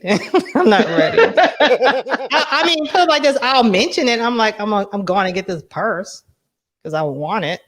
Are you really even going to mention, or are you just going to come home with the purse? I mean, would he even notice? Look what I got.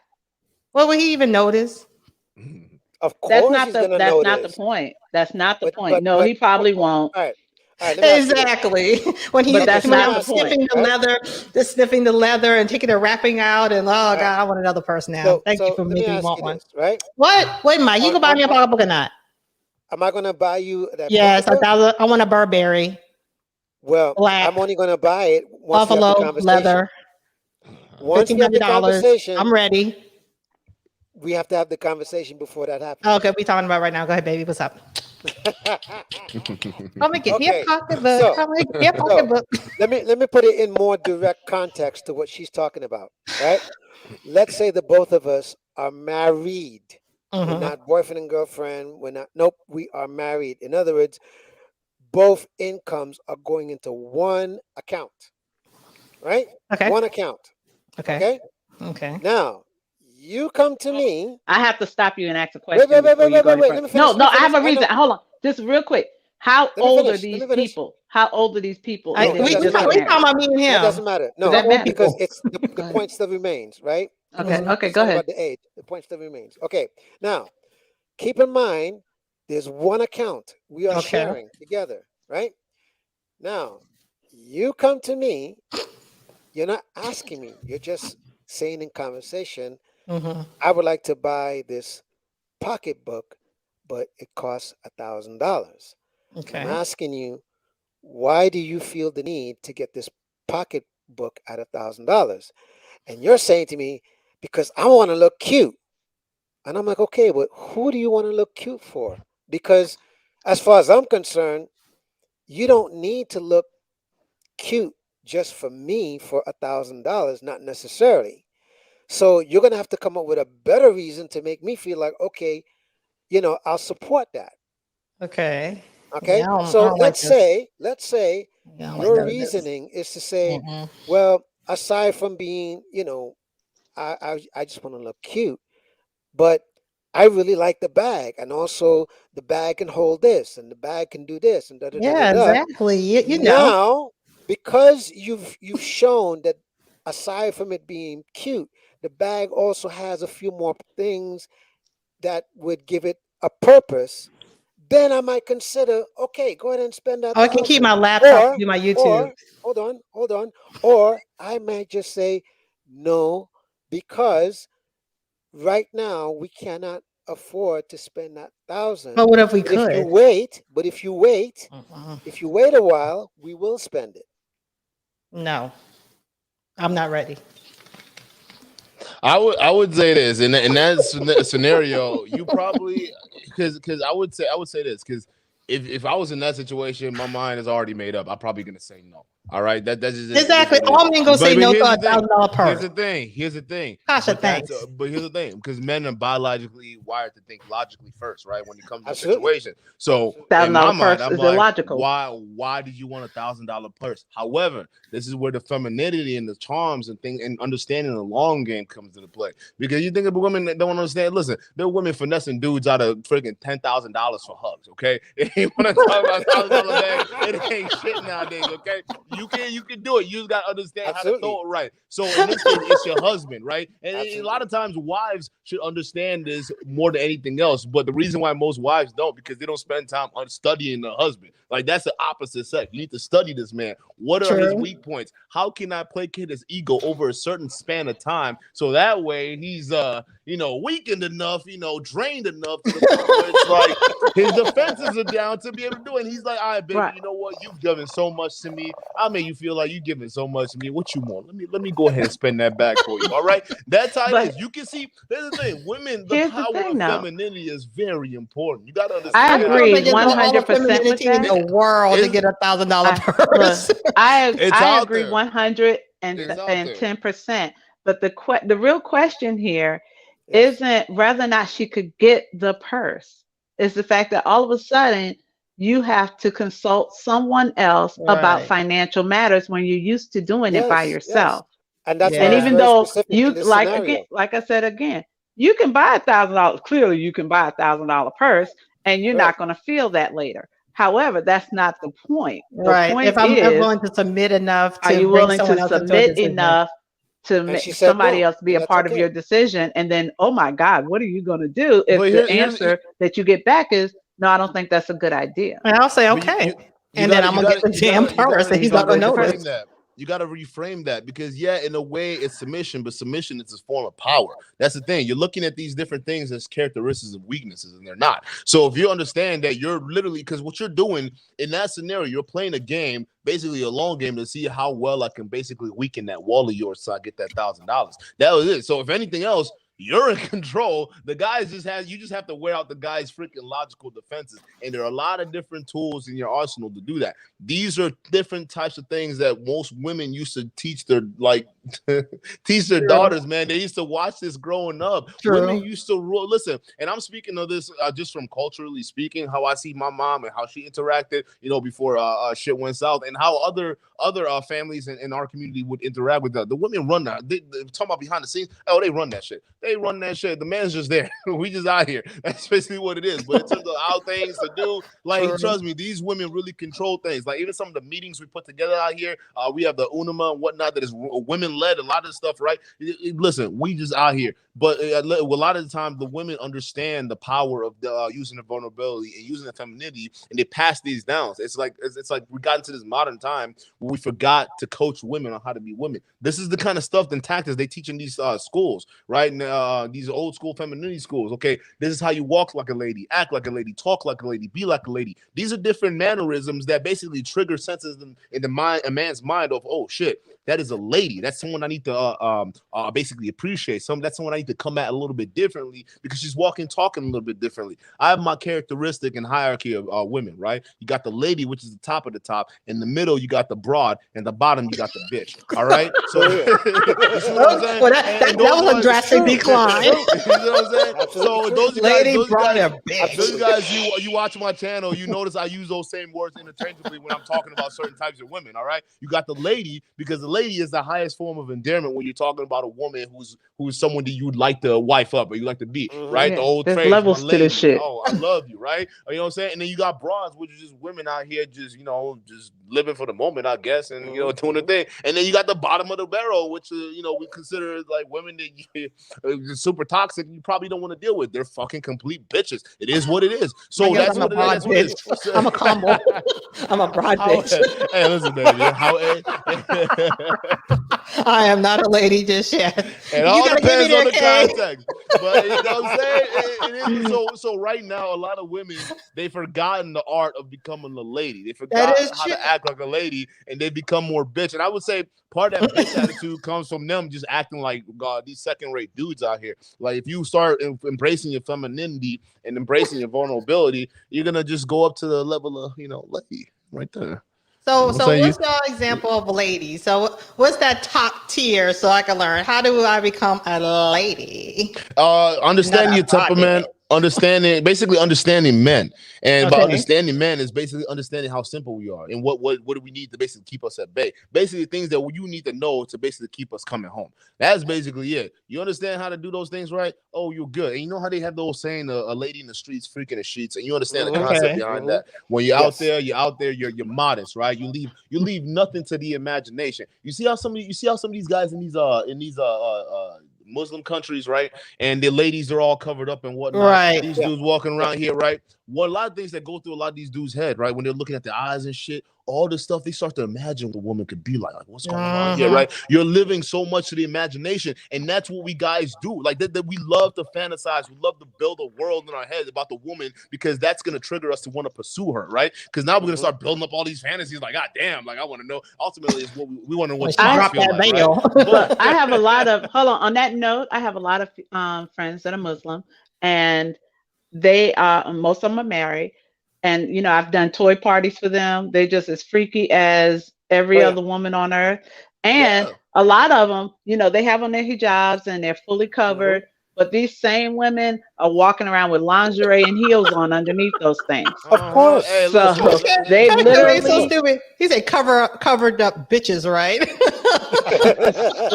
But yeah, they cover up. Hey, but I'm gonna tell you they right come now, out of it and they are gorgeous. Right now. Their face is beat. Their body is tight. They got all kinds of little kinky things on them. I sold plenty of them lingerie. I sold plenty of them toys. I sold plenty of them all kinds of creams and lubricants and all kinds of freaky. I have shipped stuff overseas for some of them. So they're just as freaky as we are. But the bottom, day, you know what I mean? They're still women. So those women in the countries who are covered up are scandalous. So what the YouTube streets are saying? I didn't say scandalous. I said they're Here's the thing. A lot of times, human nature hasn't changed, right? I like how the reason why, like, I'm not even as bothered with some of the stuff that's going on out here because some of the stuff that's going on out here has been going on out here. Social media just exposed this stuff, right? It's just like we're seeing a lot more versus before where we had our local communities and whatnot. Now we're seeing on a global scale. It just seems like it's a lot, but it's been going on since the dawn of time. Women love sex and like to be sexual. I think this guy's a troll. Oh, but they understand. but they understand that in order to get the best out of the in terms of the value of men that they want, they got to be able to keep it classy, leave little to the imagination, let the man wonder, right? Give the guy something to chase. Give him something worth chasing. Right. A lot of times I hear modern women, oh, he's got to do this, all these different things to indicate that the man should pursue you, but you're not giving him nothing worth pursuing. Y'all here on Instagram, you got your titties all out here, your ass all out here. I like that though. I thought y'all love that. But there's a difference. We like it. It's not that we like it. It's not like we can watch it. And a hit anything, right? But that's a different level of attention. Okay. That is a different. That's an attention that's like, hey, listen. After this trash can, I was referring to American, like Black Muslim women. That's what I was referring to. Hey, CJOJ, how you doing, sweetie? Hello. What's good, girl? Hey. Thank you, Duke. You got my sweeties over here now. Hey, Duke. Hey, baby, how you doing? Did you know he was coming on tonight? I didn't, but I saw the back of his head when he turned around. I was like, that's Duke. That's Duke. What you got to say, girl? So you say you're tired of this femininity and masculinity talk. Why? I know Duke is ready for me because he was like, oh, CJOJ. Here comes the smoke. Let's go. I'm ready for it. Bring the smoke. I'm ready. Okay, guys. Okay, so I'm listening to our men. I love men. I want everyone to be happy and get everything they want. But this is I'm sorry, Transfer Waves is killing me tonight. He's killing me. So I'm tired of that talk too. I ain't gonna lie to you, but go ahead. Yeah. So this is what we're hearing. Women, femininity, women are adopting masculine frames. This is what's making guys not want to be with them. So I want to know now, and you guys talk about the modern woman. So Duke, I was gonna do this on your platform, but I can do it here and ask anyway, you. Let's do it. What is the modern woman? Okay, fine. She's living in this era.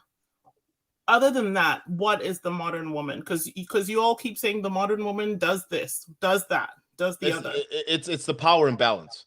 When modern women understand the power imbalance right now, in terms of how they're being treated and the how the accountability is being spread around, to versus the guys, right? Because now here's the thing: we went from a traditional background where it's all about monogamy and preaching all this stuff toward this deregulated sexual marketplace, right? Where the women are in charge and taking control ever since the birth control and whatnot. So now women have been given control of this marketplace, but now we see that not only just a sexual marketplace, women acting more in masculine ways in terms of mating, right? Building rotations, which isn't good for women long term because having sex with multiple guys, that's not going to be good for your emotional stability long term, right? And I'm not saying all women, but certain few women, that shit don't bother me. But for the majority of women out there, you know what I'm saying? That you know what I'm saying? So it's one of those things where when we talk about modern women, a modern woman right now is someone who's basically bought in to this paradigm where they're second-rate dudes, where they actually have to give up their power that they had to educate their children back home and that have tight-knit control of their families to be able to come out here and basically be another workhorse for the tax man like every other dude here doing. So thank you for that definition. So to me, the modern woman, I take that, but I also hear she's a woman who has options, right? Compared to back in the 50s or before that. She has options in terms of what she wants to do for a career. She has options in terms of what she wants to do for a home life, right? I wouldn't say it's because of options. No. As a matter of fact, I would say women has always had options. Listen. Even back. I'm not now. Here's the options and choosing is a different thing. But in terms of having like a variety of guys to choose from, back then you have a bunch of suitors that come in with. Go ahead. I'm not talking about men. I'm talking about options. I'm talking about career options, okay, right? Okay. Career options, and how they want to structure their family life, home life, right? So career options. I feel like when I hear these discussions from men, they are focused on women this idea that women are no longer choosing to be homemakers, right? And I am all for women who want to stay home and be homemakers. That is a difficult job, and it's a job that needs to be valued more, right? Mm-hmm. But there are women who want other careers. On your panel right now, the host of the show is a pharmacist, right? I'm a professional as well. So then I feel like this is the men are saying, you guys are choosing a career instead of choosing to stay home and be homemakers. Because incorrect. Okay, so hold on. Incorrect. So because when you were homemakers and staying home, then we as men had a function. Because you were home, we could bring home the bacon. There was a role for us, and now you guys are earning it up in the pan. Huh? Yeah, I said I'm frying it up. Yeah, you make some good points, CJOJ. So what? So exactly. These men just want it all. They just want it all, girl. Okay. So that's what. So this is what I struggle with, and so you guys are both agreeing with each other and saying no, that I'm misunderstanding. Okay, so here's. All right, let me dispel all that for you. Okay. Mm-hmm. What it really is? Check this out. What it really is. Us guys are just looking for balance, over and out. Has nothing to do with, well, you're thinking we can't have a career, we can't have this, we can't have that. Never one time did we even suggest a thing like that. No, I'm We're just saying we want balance. That's it. Once you give us balance, we're good to go. It seems like it's Okay, never so the perfect amount of balance for y'all. It's not that. It's not that because listen, I've seen situations where women can be out here, career women, and some of them still find themselves husbands, and some of them actually, majority of them I've seen, especially out here. Now, most of them are from other demographics, however. But like I'm saying, they can do it. Women can have it all. It's just saying that certain types of women don't understand how to basically balance the two, and a lot of the times, the women who don't understand how to balance the two are the women who are basically trying to figure out which master to serve, because now it's like, all right, I got this work, but then I also want this. But a lot of times it's the women who are doing because they have the job out of fear. All right, so some of these women, these career women I'm talking about that are married, that have their own like high power careers, I'm talking about like doctors, attorneys, and whatnot, right? They're willing to give all that up. Like, this is part of the vulnerability aspect I'm talking about. As soon as a man or they got the kids or whatever, they're willing to just drop all that. Maybe at some point in time they'll return and whatnot. So it's not, they're not doing that all this stuff out of fear, out of being alone. Matter of fact, I encourage most women to be able to go out there and fend for themselves, because that's part of being a functional adult. You got to be able to have your own job, and you got to have your car. You got to be able to do all this stuff. That's why when women say that stuff, I'm like, what the hell does that even fucking mean? I got that same shit. So, like, so that's what y'all really want? Y'all want women to stay home? No, we don't want them to stay home. It's just it's like understanding. It's understanding your not only your nature, but understanding basically yourself and how to deal with the opposite, your man, essentially. So we need to study men instead of studying our jobs. We need to study y'all, because that's the most important thing. Because in the end, but here's the thing, baby. In the end, that is the important thing, because when your job is gone, your family's all you got left. You feel me? So that's all you got. So you gotta understand, because girl, if you don't stop that damn so you gotta understand. You gotta understand how to take yourself. And the way I see it, listen. You want to be able to deal with a woman that has something going for herself, that at least knows how to take care of herself. Because the way I see it, if you don't know how to listen, if I die and we decide to build a family, how do I know you're going to take care of my kids when I'm done, when I'm gone? How do I know that I'm putting my money in the right place, or not in my money, but my investment, like I'm talking about everything, my resources, right? In the right woman. If something happens to me and she can't even figure out how to move something forward, like, that's crazy to me, right? If you all of a sudden, like, I'm gone and next thing is I got to find me another man, that means you weren't prepared, because you're not prepared to go out there and deal with this shit. All right, that goes back to that home training. So no men aren't afraid of women having the jobs and whatnot. It's just saying, okay, can you deal with the man when you have all that stuff? And for some majority of women, they don't understand that two dynamic. They feel like, okay, if I have this job and I'm basically doing what you're doing, why do I have to do all this stuff extra? It's not extra. It's you're pouring in to the relationship, because you understand the man has to do way more in terms of not, let's say you guys both work 40 hours a week, right? In the end, if somebody comes to your house trying to rob you, his life is going to end up having to be on the line, right? If the war comes, guess what? Men are going first. He's going to have to go ahead and sign up, regardless of if he wanted to go or not. Is what I'm saying. So these different things. If the world stopped, if men stop doing shit right now, the world will stop. But meanwhile, you can have women gather around, millions of them march for whatever, take days off and whatnot, and nothing changed. And guys aren't going to take themselves to the point. Hold on, baby. Okay, now you got ahead of yourself. Come on now. No. Let me finish. Nothing changed in the sense of like the world's gonna come crumbling down. I'm talking about like big. The world will come crumbling down. Yeah, we just don't give y'all no ass. Y'all, the world come crumbling down. What are you talking about?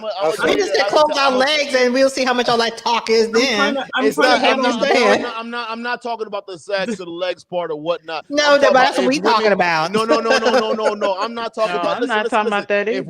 If women stop doing their jobs and what they say, listen, men are suffering right now because women aren't doing those necessary parts. That's why a lot of men are suffering right now in terms of being single and trying to get in a relationship, because women aren't doing that other side. So that's happening right now. I'm talking about the career world. That's what we're talking about. That should stop. Like, men are gonna keep going, because we're not gonna let that shit happen. Women do it all the time. When you have a baby, guess what? You're gonna have to stop and go back and raise your family before you're ready to go back into the workforce. Absolutely. So that's what I'm talking about. So you have the ability to stop. You don't, like, guys don't have that. If you got yourself a real provider male, that has to be on it. Leave. There's paternity leave, right? that's paternity leave, but most guys don't even take that. I mean, if you really even dive into the study, see, Joe, I mean, let's be real. If a woman goes back to work and leave the man home with the baby, y'all would lose your minds. Let's just be real. Come on, that baby started going, y'all lose it. Listen. I agree with you. I agree with you. No. She's right. Listen.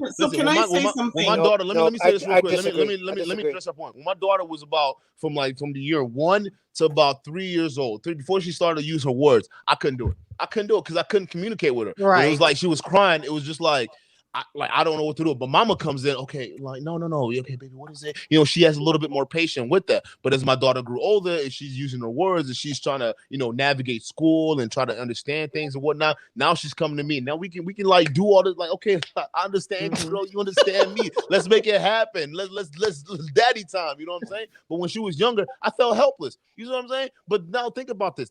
A lot of women nowadays who are modern, they have their kids and they still have to go back to work and they live in their kids in this vulnerable state, right? With strangers, other women, inflicting their own policies into your kid instead of what you're supposed to be raising them at. So this is the problem, what I'm talking about. We're already suffering here at home. All right. Our boys are being raised by other people and they're teaching them all these different messages that they shouldn't be taking out no way. And now look how they turned out. And girls, the exact same thing. So we need to come to a situation where we're having a balance. A woman can work, right? I was talking to this lady who has a situation with a husband where she works nights and he works during the day, right? And his job pays a little bit more, but they still kind of make right around the same tax bracket. And the way they do it, they structured it like that, so that way one person is always home with the children. And the one thing that she was talking about, like she was like, the one thing that's important to me is to make sure that I'm with my kids. Like as someone with the family is with my kids. I don't want her to be in no daycare, all this other stuff. I want someone here to be with her, and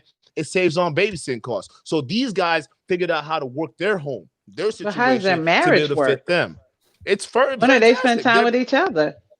They listen. That's up to them to find the time. They can find the time all day long. Listen, you only see so much. And they have a sex. Right? So Duke, that's what I on and off.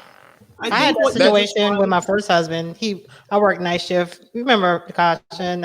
He worked day shift, and so but I wasn't really pressed. But yeah, that worked out. That was good. I mean, just to have that peace of mind that you're always there. Like if your child gets sick, I mean, you don't have to worry about who's going to take off for work. So that did work out beautifully, actually. There's a certain level of peace. There's a certain level of right. Peace it is. It really was. So and when you're talking about the sex and all that stuff like that, it's gonna come down to communication and whatnot, and all that stuff. So you guys are gonna have to figure that out, and that's where this is where the work comes in terms of being married and having a long-term relationship. These are different kind of obstacles gonna pop up. Okay, how we're gonna keep things spicy? How we're gonna maintain intimacy? How we're gonna do all this stuff? And so we just need to work. Men and women need to work. Yeah. That's marriage, period. Marriage is work, period. So I appreciate that explanation, but I don't. I just want to make sure y'all got me because you talking about that women aren't needed? Yeah, even though we close our legs, y'all die. Yeah, we got that. Yeah, we know. But there's some dudes out here that kill themselves over that shit. So I get it. I appreciate that explanation because that is a narrative. Men built the world. Women. What is it? Men want women. Women need men. Listen, Listen. I say this. We both need each other, but the problem with women is they have to differentiate what it is that is a want and what it is that is an absolute need. Okay, people want things all the time, but what is the thing that you can't go throughout life without, right? And that is your own personal utility. And that's what you got to start looking at guys as, man. We're your own mini utility. All right. If you need something fixed, we're on it. You need the lawnmowers, we're on it. We're your own little utility. You just have to figure out how to push the right buttons to get us to do those things, to get us motivated in the right way to do it. It's work, but that's what it takes. You got to learn how to speak our language, girl. Yeah. That's it. That's how you get these 30-year, 40-year, 50-year relationships, because they put in so much work, they can speak without even speaking. But do y'all want to put in the work? Seem like it's so much emphasis on us doing the work to understand y'all, but not all guys. Yeah, only 5% of y'all put in all the work that you speak of. Right, and this is where I would disagree with. I don't know if Kevin Samuels has said this particularly, but some of his fans tend to say this a lot. And I would say this, right? a lot of times those guys, they're not raised to be able to, understand the work. For instance, when I got married, I didn't understand the work behind it. I really didn't. I thought it was like, it's all it was. I'm still making the money.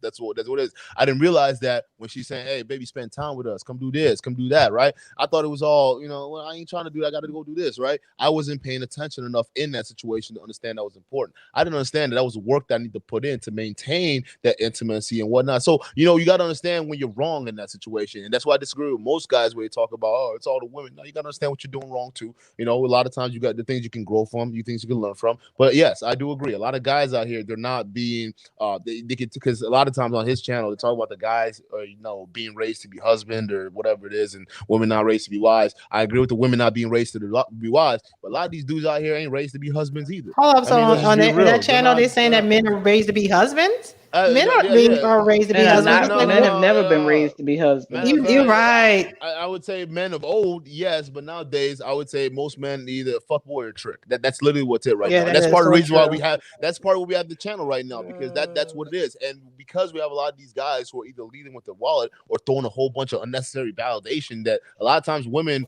don't really need, man. Sometimes y'all don't really understand if the dudes listen to this. Y'all over compliment a woman and she knows that, because a lot of times women know themselves sometimes, you know what I'm saying? They know how they look, they know how they come off, they know the insecurities. So you sitting there doing all this and she doesn't believe that. She already knows that you cap. Like that's what it is. So it's like she knows she's not a bad bitch. Yeah, like you know what I'm saying? So when guys come up with all this over the top flattery and over the top, it's like, okay, there's an agenda here. What is it that you want? You see what I'm saying? Maybe she is a bomb to him. That's possible. To him, but a lot of times, women aren't gonna see it like maybe he liked that eye in the middle of her forehead. You know what I'm saying? that goes back to that. Exactly, but that goes back to the other conditioning. That goes back to the conditioning I was talking about. He like a full titty bitch. So can I ask you a question? Yeah, full titty bitch. So I can imagine for a woman who stays home, right? How a man can feel like he's the man, if you know what I mean, in the house. What about if you're with or married to a professional woman? What does that relationship look like to a guy that's ideally for you guys? It's no different, to be honest. It's no different because, again, and this is why I'm just using the word in a general sense. Mm-hmm. It boils down to balance. Okay. Mm-hmm. So, just like with what Duke is explaining to you, is there's basically a give and take. All right. Mm-hmm. So just to give you a simple example, maybe I suck at cooking and you don't, right? Maybe I'm the best at finances and you suck at it. You understand? Can we reverse that? Huh? Can we because this is but you understand what I'm saying? It's not a matter of if you reverse. The point is that there's a balance. Huh? No, the reason can I just say the reason I asked for what I'm saying? Oh, is that me? Feedback? Sorry. Yeah. No, yeah, I understand, but I just wanted to reverse it because of the traditional tropes, right? The woman is good at cooking, the guy is good at finances. What I want to know is if it was the other way around, how would you guys feel about that? But that's the point I'm trying to say. That's the reality. It's not even about who's, it's not about if you reverse it. It's about, okay, what's going to make this work? Where you're weak at, I'm strong at. That's the bottom line. Yeah. Bottom line. Because you want to know the real truth about it. And I'm pretty sure Duke will agree with this. Okay. Majority of us guys could give a crap less about if you make more or if you make less. We can give a crap less that you're a doctor or you work at McDonald's. Mm-hmm. You see what I'm saying? We can give a crap less that you're the best at whatever it is that you do. We can give a crap less. The point is, where's the balance in the relationship? Okay. That's it. Once we have the balance, we're good to go. So go on, Duke. Sorry. I would say all the stuff that you have that are extra. I would say they would like. I'm gonna say even extra, like the education, being able to cook and stuff like that. I would say that's icing on the cake. Real talk. Even just nowadays in this modern age, I think everyone should be learning how to cook and clean for themselves. I don't even think that's a. I think that's an old trope that we like to fall back on because a lot of times I think we lost the fact of what it is that we actually really need to be bringing to the table. So we just divert to the old 50s and whatnot. And y'all don't even realize that even during those times with the dishes and whatnot, the whole reason why the vacuum cleaners, the whole reason why we have dishwashers and all these laundry machines is because a lot of times men built that to make the home stuff a lot easier. And now guys can do that stuff too as well. It's a convenience. So it's a convenience thing. So now we've had the technology and it's kind of even the playing field to help guys do stuff at home. Even some of these institutions right now, what do you call it, DoorDash, or some of these other places right now that are filling the need in all these places, or these rent a maid or rent a thing to come in and clean up and whatnot. These are all the institutions. So we're talking about the intangibles here is what when we talk about bringing to the table. The intangibles that a lot of times this is the art that we're talking about is lost with women. How do you motivate a man? How can you motivate a man? We talk about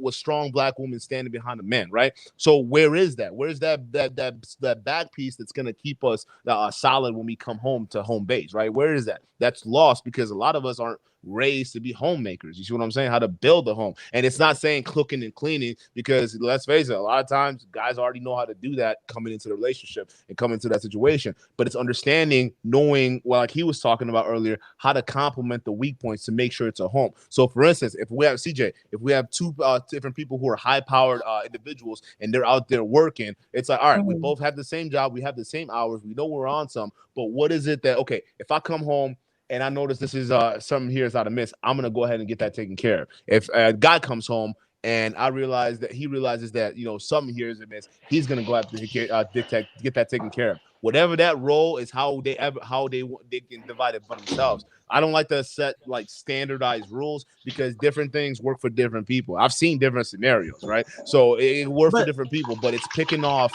where it is that your other partner helped off. And y'all see that Keisha light skin Keisha video?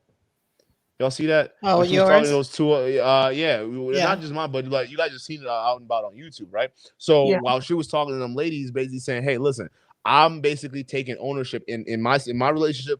I take ownership of what it is that I needed to do that I'm bringing here, so he can't kick me out of my shit because I own my shit. So if I come home and my shit is washing the dishes, I'm gonna own the hell out of washing the dishes because now that's an important piece. That if he decides to want to go out there and go out and fuck around and do all this stuff, you're gonna realize, hey, listen, not only you got a boss babe right here in the back that also know the business, also know how to support you, but I'm doing that extra thing, being able to help you out. Where most of these broads out here, you go out, they're probably not even gonna do the same thing. You're not gonna kick me out of what I own. You see what I'm saying? So it's understanding what your role in the house is or how you guys have designated that and stick to it. The problem is a lot of times we tend to hold men to a certain role and women kind of just do this and just wait for the handout. And just like in that same video with light skin Keisha, that's why I love the fact she was talking about. She was like, listen, baby girl, you just setting yourself up to be kicked out because what ends up happening is, okay, now he's saying I'm taking responsibility of this thing. If I got to pay the big bills and you pay the little bills and you're not even you're not even doing that or you're not even picking up the little things, well, now we unevenly yoked. We're equally yoked at this point. So now I'm feeling like I'm pouring in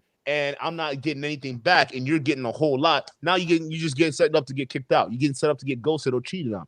This is how this shit really happens. So then do you feel? Hold on for 1 second. Hey, Pet Charles, how are you doing, hon? Oh, hold on. I just wanted to talk to him real quick. I was muted.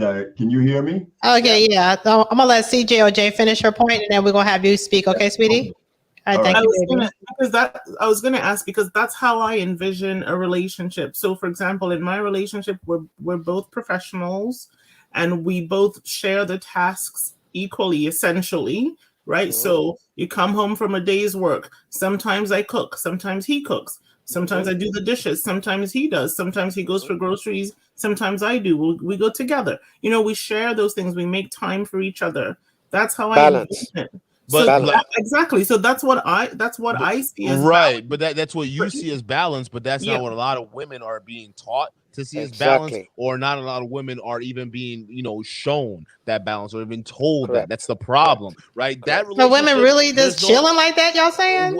Women are really just be out here chilling like that. They just really be out here expecting the most, right? So that's the problem. It's the entitlement factor that we have to say, okay, listen, all right, CJ, like you were saying, I'm gonna go ahead and do this, and if I have the time and you're gonna do this, if you have the time, you're gonna trade off, right? What happens is a lot of times in these relationships, a lot of women, they be faking it too, right? The fake feminine women out here, they can only do it for so long, and guess what? Then they pull back on their job. Right, they start to pull back, and then maybe one day they stop. They don't pick up and do their side, or hold up their end of the bargain, right? And then they guilt trip the men into going along with it, and then eventually it becomes a normal pattern of behavior where the woman pulls back, even goes back into the bedroom situation, right? All of a sudden you're getting all this sexual access, and then it stops, right? All of a sudden, I don't know why women do that. Why do women do that? I mean, I wish Kay would come back. Kay, when you come back, let me know. I really want to talk about that. Because Kay is the sexual. Can't hear me? Yeah, okay, yeah. Well, hold on. I'm sorry. Before we get into that, because I really want to know why we as women do that. I mean, because that's ridiculous. Hey, Charles, what you got to say, baby? Are you single, first of all? Because I'm thirsty. Are you single? I'm semi-single. Okay. Oh. Okay. So you want another woman? Okay, I got you. I've been listening to a lot of these comments being made about relationships on YouTube and stuff, and I say to myself, am I living on another planet? Who are these women that these people are talking about? Because I have never, I don't want to get in too much into my personal life, but you here now? Come on. The woman that I have dated, I girlfriend, she was studying for the bar. When I was dating her, she came over to my house, studied, passed the bar. Had another one who was a dentist. She used me as her patient when she was taking the boards. Oh, you good. You was good for that. Around my life, a professional woman, by definition, a woman who is a professional. These are some of the smartest women on the planet. They're driven. They're ambitious. These are not the housewife material. And a smart man wants a smart woman to raise his children. The first 7 years of a child's life is spent with his mother. This is insane, some of the stuff I'm hearing on YouTube. I mean, look, I know, and part of this is probably cultural as well. I have personal friends that this woman had 2 children when she was in medical school with her husband. Both of them were medical students. He turned out to be an ear, nose, and throat specialist. And she's a dermatologist. She had 2 children in medical school. I mean, I could go on and on. Another friend of mine, she was an attorney, state attorney. Her husband was an executive at a major, automobile company. And I don't see any conflict. You come over their house, they cook a meal. They always want to show you how they can bake cookies or cake. I'll show them. I like to cook myself. I'll show them new recipes and stuff like that.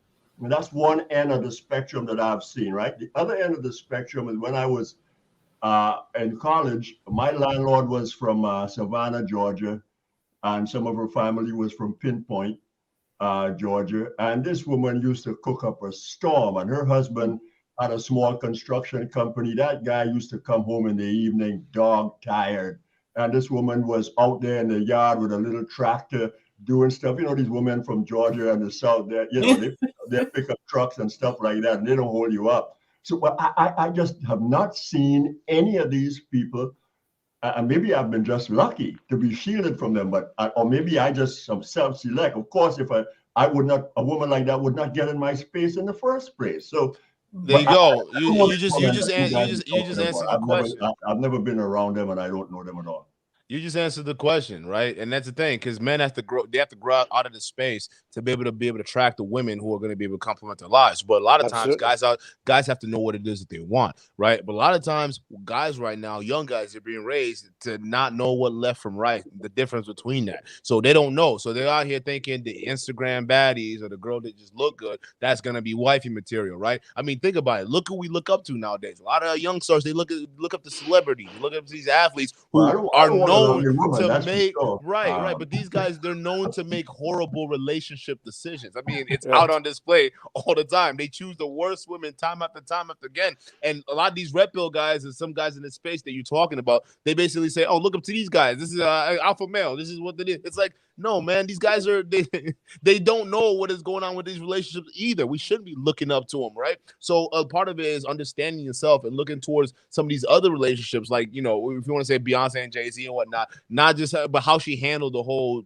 controversy and how that happened. I mean, celebrities are not the place to go to look for. They're not the place to go, but it's sad that we're at that choose what stage. millionaire lifestyles do and have average middle class people or blue collar people aspire to that kind of life. I think that's part of the problem with Black America. We watch on average 2 hours more of TV than anybody else on the planet. And when you look at TV, sit down there all day, what you're looking at is make believe. You're looking at people in Hollywood who are paid to create illusions. In other words, you're not looking at reality. Even reality shows are not reality. Once people know the camera is on them, they make caricatures of themselves. So we got to turn. I don't own a TV, so that's easy for me to say. I heard you guys. I was in the back writing some program or something. I heard you guys speaking. I said, you know what? Let me. I quit what I'm doing to come out here. Hold on. You say you don't own a TV? No. Well, you know, I don't either. I think I stopped owning a TV when I saw a live show once. I saw an NBC broadcaster came to the college where I was, and they were beaming a live show to America. And I happened to be on location. It was the first time I ever saw one. And you had all the truck there, and you had the two of them went in the center of a space, and it was cordoned off.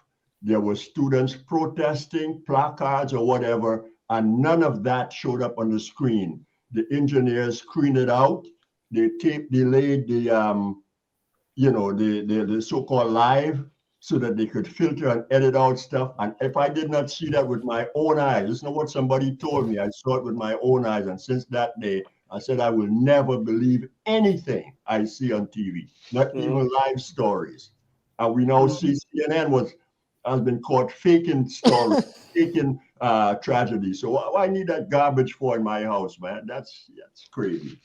But anyway, that's my personal, view. I get my news, I get information from other sources. That's quite easy for me to so you have a woman, you say you don't, or so have you been married before? No, I came close, but that's on me though. That's not on the woman, that's on me, because the woman who they went on to be successfully married, etc. So how was it on you? How was it on you? They wanted to get you want to be a player, and I didn't want to get married. They went on and got married, and they're happily. Well, at least they're not divorced. I don't know whether they're happy or not. The misery index in marriage is quite high. So, do you want to get married one day?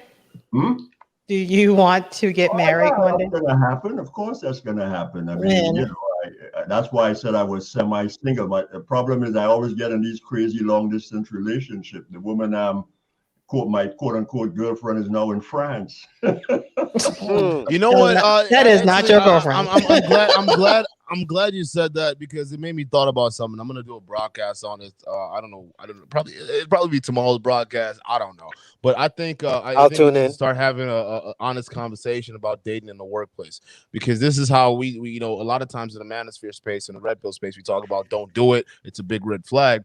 But the more you think about it, it's like, where else are you gonna go? Where you're gonna spend all this amount of time in a day, and you're gonna be around other women aside from college and high school and whatnot. When you get out of it, it's gonna be the thing is, the one thing that people like to hide is the fact that majority of relationships and marriages and stuff like that, they stem from people that they met in the workplace. So I think even having a conversation, because it's more and more men and women are gonna be spending more time in the workplace. What are we doing telling guys, don't date? Yeah, there are obvious risks there and whatnot. But let's teach guys. Let's teach guys what those are and how to mitigate it. For instance, okay, you're dealing with them, and if there's someone you really want to be with, all right, maybe you wait till you guys talk, and before you do do anything crazy. You wait till, you know, one of you guys drop out or something like that. You go find a different job at a different company, however it is. But we need to start having an honest discussion about it, because the majority of us are going to be working nowadays and spending more time in the workplace. We got to figure out how we start at least interacting with each other. And I think part of the bullshit stemmed from like back in 2016, 2015, where all the whole Me Too and whatnot, and some of these people came out here and, you know, took it out of proportion and, you know, made it, you know,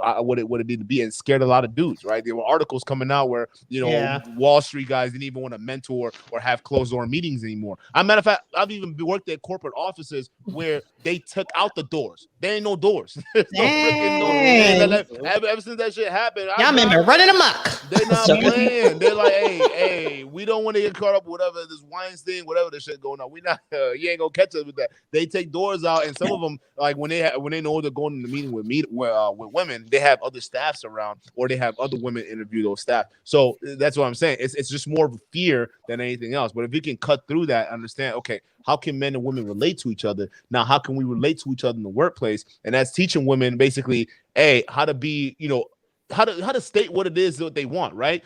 In terms of speaking to men, the one thing that women have to understand in terms of speaking the language of men is that men are straightforward. We're not gonna beat around the bush, all right? If you're gonna give us this weird, drawn out, you know, answer, it's not going to make any sense to us, and we're going to read into it a little too closely, and then we're going to misdo the cues, especially some of these guys who aren't as, you know, successful in terms of talking to women, or even have the experiences dealing with a lot of women to really read between the lines. You know what I'm saying? Is it really that bad with men, y'all? I mean, because all the men, I don't know where y'all at, but in the dirty South, they racking up. I mean, Kay, is it just me? So there's this concept of men are scared to have women, and they're not getting no ass, and like, is that true, Kay? I mean, because the men out here, no, that ain't true. Huh? They're getting plenty ass. They're getting plenty ass. These men here. From where? I mean, I think From where? They saying that's COVID ain't stopped. No. It gotta be the demographics, because these men out here are getting ass. But you don't know all ass. you don't know every man out there. That's it's not every man. It's the men that you're dealing with, the men that you find attractive, right? No, these men getting ass. You just listen. Even my married guy friends are out there. Yeah, even the married men are getting a lot of ass from other women. These men are right. Who are these mystical men who aren't having all this? These women don't have any standards anymore. I'm telling you right now, it's a lot worse than you think. Listen. This is speaking from a guy. I listen. I don't have no problem. Now, what you trying to say right now? I'm just telling. What are we trying to say right now? I know guys out there, and you know, when you study this space long enough, there are guys out here who are for real frustrated. And even since we started this channel, we kind of like went to where we're going. We keep getting these messages of some of these young dudes who used to watch, you know, some of these other podcasts that talk about slaying chicks and doing all this stuff, right? Making these guys feel inadequate. A lot of these guys who come into the space, they don't understand women at all. Y'all like a completely different species at this fucking point, right? So even talking to but we always have been. I'm telling you, that's why you have you have been, but you were understandable because the men above the guys, the boys taught them how to understand you, right? That's why we used to have barbershops and men used to come in and parlay their issues with their woman, and then young kids were there and they would listen around and see how the men, you know, got down. We don't have that no more. These men don't have that anymore. We don't even have men in the households, in the schools, or these different institutions that our young men interact with every single day. They don't exist. So a lot of times guys aren't raised to read these cues or understand these cues. So y'all are completely different species. Y'all just like, okay, how do we talk to them? How do we do this? So then you listen to these, and it's real easy, because if you don't know what you don't know, some guy can come in and fake acting like they know what they're doing, and then give these guys the wrong idea, give these guys the wrong advice, and they're gonna take this out here thinking, okay, I gotta be a fuckboy in order to get this result, or I gotta read this situation this in a certain way to get this result. You see what I'm saying? And all of a sudden you make it all about sex. And the guys who make it all about sex versus relationships are the ones who didn't really have a lot of sexual experience in the first place, right? Because now it's all about like, yo, sex is, I agree with y'all. Sex is, I'm telling you, listen, if you're not having sex in this day and age, I'm sorry, I don't know what the hell you're missing out on, because I feel like they're throwing it out a lot more now. Yeah, I mean, and the women are even easier than before, ever. So I just want to. Here's the difference. Hold on. So the women are easier, but the men are getting less ass, you're saying? Yes, because the men don't try. They don't have the backbone. They're scared. They don't try. A few guys do. A guy guys who actually take the step and understand this and try, right? And they're like, oh shit, is that fucking easy? Some of the guys, they kick themselves in the ass for like, God damn, I can't believe it's this easy this whole time, and I've been spending this whole time by myself, you know, doing all this shit, and I didn't realize that I could just been doing this stuff, right? So their mind's blown that, God damn, like women are actually freaking easy to talk to, but there's a vast majority of other dudes out here that don't even try, and that's part of the reason why our channel came about, because it's like, fuck all these other dudes and what they're trying to do to get you guys to spend money on them. No. You guys actually, if you guys want to solve your women problems, go out there and go talk to women. Matter of fact, because less women get approached nowadays physically by actual men, right? You have more of a benefit than anything else. Literally, man, I can know right now if I go up and talk to a girl in person, I'm a like. It's gonna happen. We're gonna make something happen because it's one of those things where I know a lot of guys out there, they'll see her, they'll look at her, right? But they're afraid to go ahead and go after what it is that they want, right? And a lot of times when girls see that and they recognize that, they're like, oh shit. Like, especially when you come with that pressure, oh my God, like it's different. So a lot of guys got to understand there's a lot less competition when you're dealing in the physical space, but a lot of guys don't do that. So they'd rather be DM warriors, right? They're easy to DM a chick because there's the buffer right there, but it's like, right? I mean, that works. Way. It works, but but women are a lot more, to a certain point, and women are a lot more selective on those DMs because they have way more options than guys coming up approaching them in person. So just to break that down, but go ahead. I'm gonna let y'all. Okay. I mean, what do y'all feel about that, girl? I mean, we not men, so we wouldn't know. But did y'all know that men aren't getting ass? I just thought they was That's first I heard of that. Me too. I feel like these men and women that the men's spaces describe, I'm like, where are they? I know. There were these mystical men that see us so tender that just get They're right here. It's just these two right here. That's it. They're three right here. There's a third guy here. Listen. You know what I'm saying? Listen, before I came into this space, I wouldn't have known. Listen, I would tell you what brought me to the Red Pill. What you about to say? What you about to say right listen, now? I would say what brought me to this space was, listen, it wasn't with women and whatnot. You got to say a lot of times when guys are coming to the space, it's because they can't get laid. My problem, and some of the other guys like Allende's that we're talking about here, and, you know, it'd be a little different story. But it's like we came in because my shit was my divorce, right? So you go in and you pour your stuff into a woman. I didn't know that like divorce was war. So when I was confused on how she would act in the courtroom and like how harsh she went, and I'm just like, wait. Last year you were talking about you love me. What the fuck is going on? Like, so I'm saying, not understanding that as a young man, because I got married at 19, so I was young. Wow. So I wasn't like all this shit wasn't like coming through. Whoa. I was like, whoa, what is happening? You see what I'm saying? So when you start researching like, you know, child custody and all this stuff like that, right? All of a sudden you start seeing guys on YouTube talking about this stuff, and you're like, all right, okay, this makes sense. Okay, this is how you handle yourself.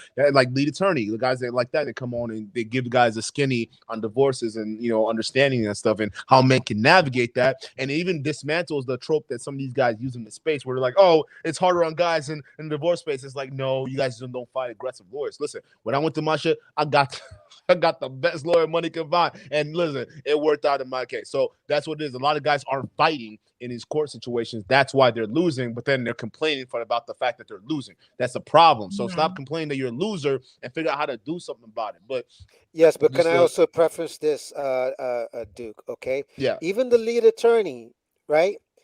As a 20-year lead attorney that he is, even he admitted that when it comes to divorce, right?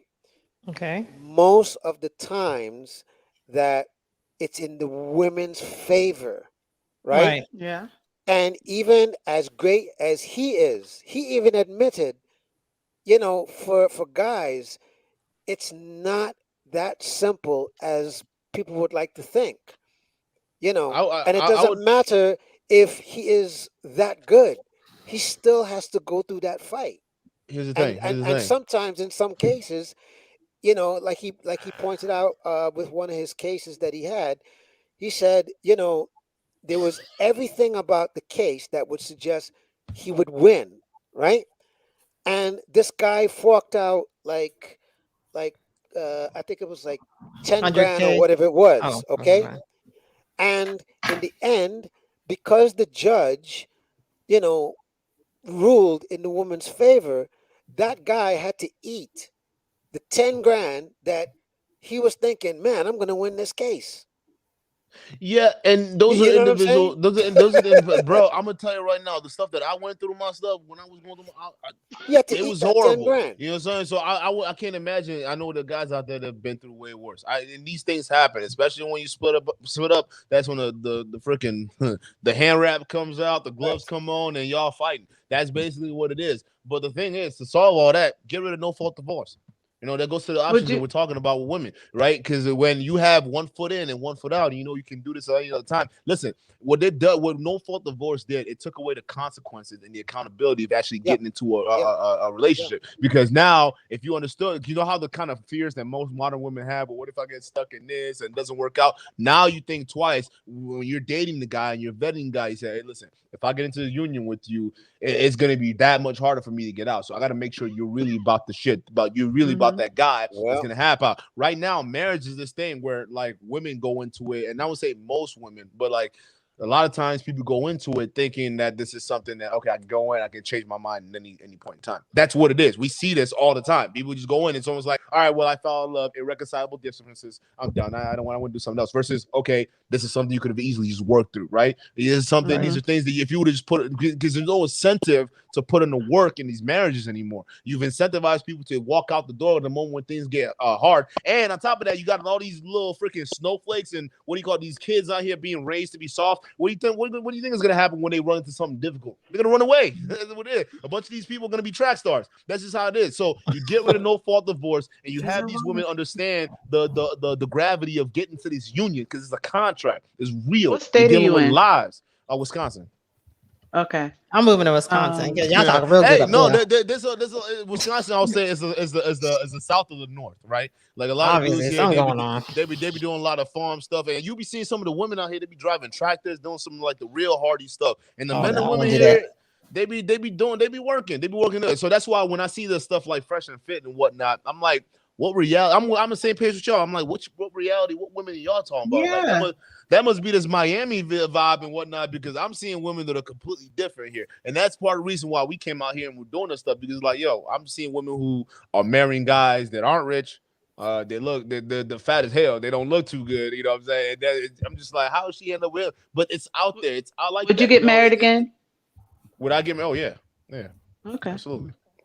So let's talk about this women don't want to have sex thing. What the hell is that about? So is that really true? Do women really be putting it on y'all, and then as soon as we get comfortable, we cut it out? Because we country girls. Let me give y'all a little bit of truth. We don't say no. Okay? Women do not cut off the sex if it's good. Oh, shit. They do not cut off the sex if it's good. I'm sorry. They do not cut off the sex if it's good. Oh my God. So I'm sorry. Y'all got to check y'all ego at the door. Women do not cut off sex if it is good. I'm not talking about a week or, y'all mad, y'all arguing. Women are not going to turn it off in the bedroom if it was good. Some women just don't like sex. Okay, now some women don't like sex. That goes back to it's not good. The reason why, hold on, everybody talking at one time. The reason why I push back on that, I'm not going to turn it off either. I mean, I certainly think that I'm as freaky as the next guy. I mean, but you can be freaky and it still not be good. That is true. I would say this. Again, if she's not, she's not. Well, I mean, you just gotta, different women have different. I mean, every woman doesn't enjoy sex. But that is true. Different. Some women just do it just to get the man. Let me just say this to y'all, okay? One thing I've discovered, right, is with women are subject to change their minds a lot quicker than a guy would, right? Okay. But if the dick is good, we gonna get over it. No, yeah, because with my ex-husband, that's why some women stay with men that ain't shit. Because my ex-husband, we had sex before the divorce, during the divorce, and after the divorce. Because it was that good. I could not get mad at him. Let me help you out with this. The reason why is here's the thing. The reason why I'm going to push back on it, and I respect his point, is because sex is mental for a lot of women. It's mental. True. It's not a physical thing. So when he's talking about the emotional Okay. side, the sex For is some good women, for some as long women, as she's yeah. into it. Listen, even when you talking about like most women go back to the exes and whatnot, because the ex knows how to play that game. He know what he's doing sometimes. He know how he put it on. He know how he send them messages. He know what he's doing, right? He know how to play that mental game to get her back because he knows there's still something there. I played it too. I get it. I understand it. It's one of those things. So it's mental for a lot of women. As long as she's mentally into you and you have that frame where you're doing whatever it is that you've been doing, to keep her mentally into you and hooked on you, the sex is always going to be good. That's just basic. Listen, dude, it's always going to be good. Speaking as a woman, let me just interject something really quick, okay? First of all, when you're talking about the exes, okay, it's only because, one, it's comfortable. Number two, you already know what the deal is, right? Versus if you're talking about somebody that, you don't have that rapport with, guess what? You could easily change your mind that fast. And that's what I'm talking about. Oh, let me tell you something. I'm a sexual enhancement consultant. I can't thousands of women I have had sexual conversations with. Women will not walk away from good dick. We are not going to stop fucking you. You are doing a good job. Hold on. Let me say this. Now, my first y'all husband can't even tell if a woman faking an orgasm. Hold on. Now, my first husband, he had good dick, but I had no problem walking away. I didn't want that dick no more. But it was good. Yeah, so he probably didn't have that mental game. Exactly. No, he had no mental game. But he there did was not something else. there was a whole other problem. Listen. They're women that will stick around guys that ain't shit, but because they have her mind on lock, and for them, it's whatever he does, he can go wrong. Good. Exactly. A lot of times that dick game comes, or a lot of times followed by that good mental game, because that's what it is. As soon as the dick's good, absolutely, guess what? My mind's on you, and as long as you keep putting that thing on me, my mind's gonna be on you. So it's the dick to mind conversion. You see what I'm saying? So you gotta, I'm with you. You gotta understand that. So it's not the dick game. It's just that when she falls out of love. So with guys, here's a problem. When guys end up in sexless marriages, is the guys become comfortable as well. So it's not that the woman becomes comfortable, it's the guy becomes comfortable. And when she feels like she has you figured out, it's just like, okay, let me see what I can get away with. You know what? I don't even feel like doing this. I don't feel like doing it. Let me see what he said. I know he's gonna say this. And you know what? When I want him back, all I gotta do is this. And some of you go to your friends and talk to her. Girl, look at you, won't believe what this dude was doing. I told him I was this, and he, you see what I'm saying? So ladies, I feel like a lot of times, ladies, when it comes to the mental world, you guys are masters of it. It's like understanding y'all have superpowers, but don't. This is why my husband and I are still together. You see what I'm saying? Because there are times when I was ready to walk. Let me know. I was ready to walk. Okay.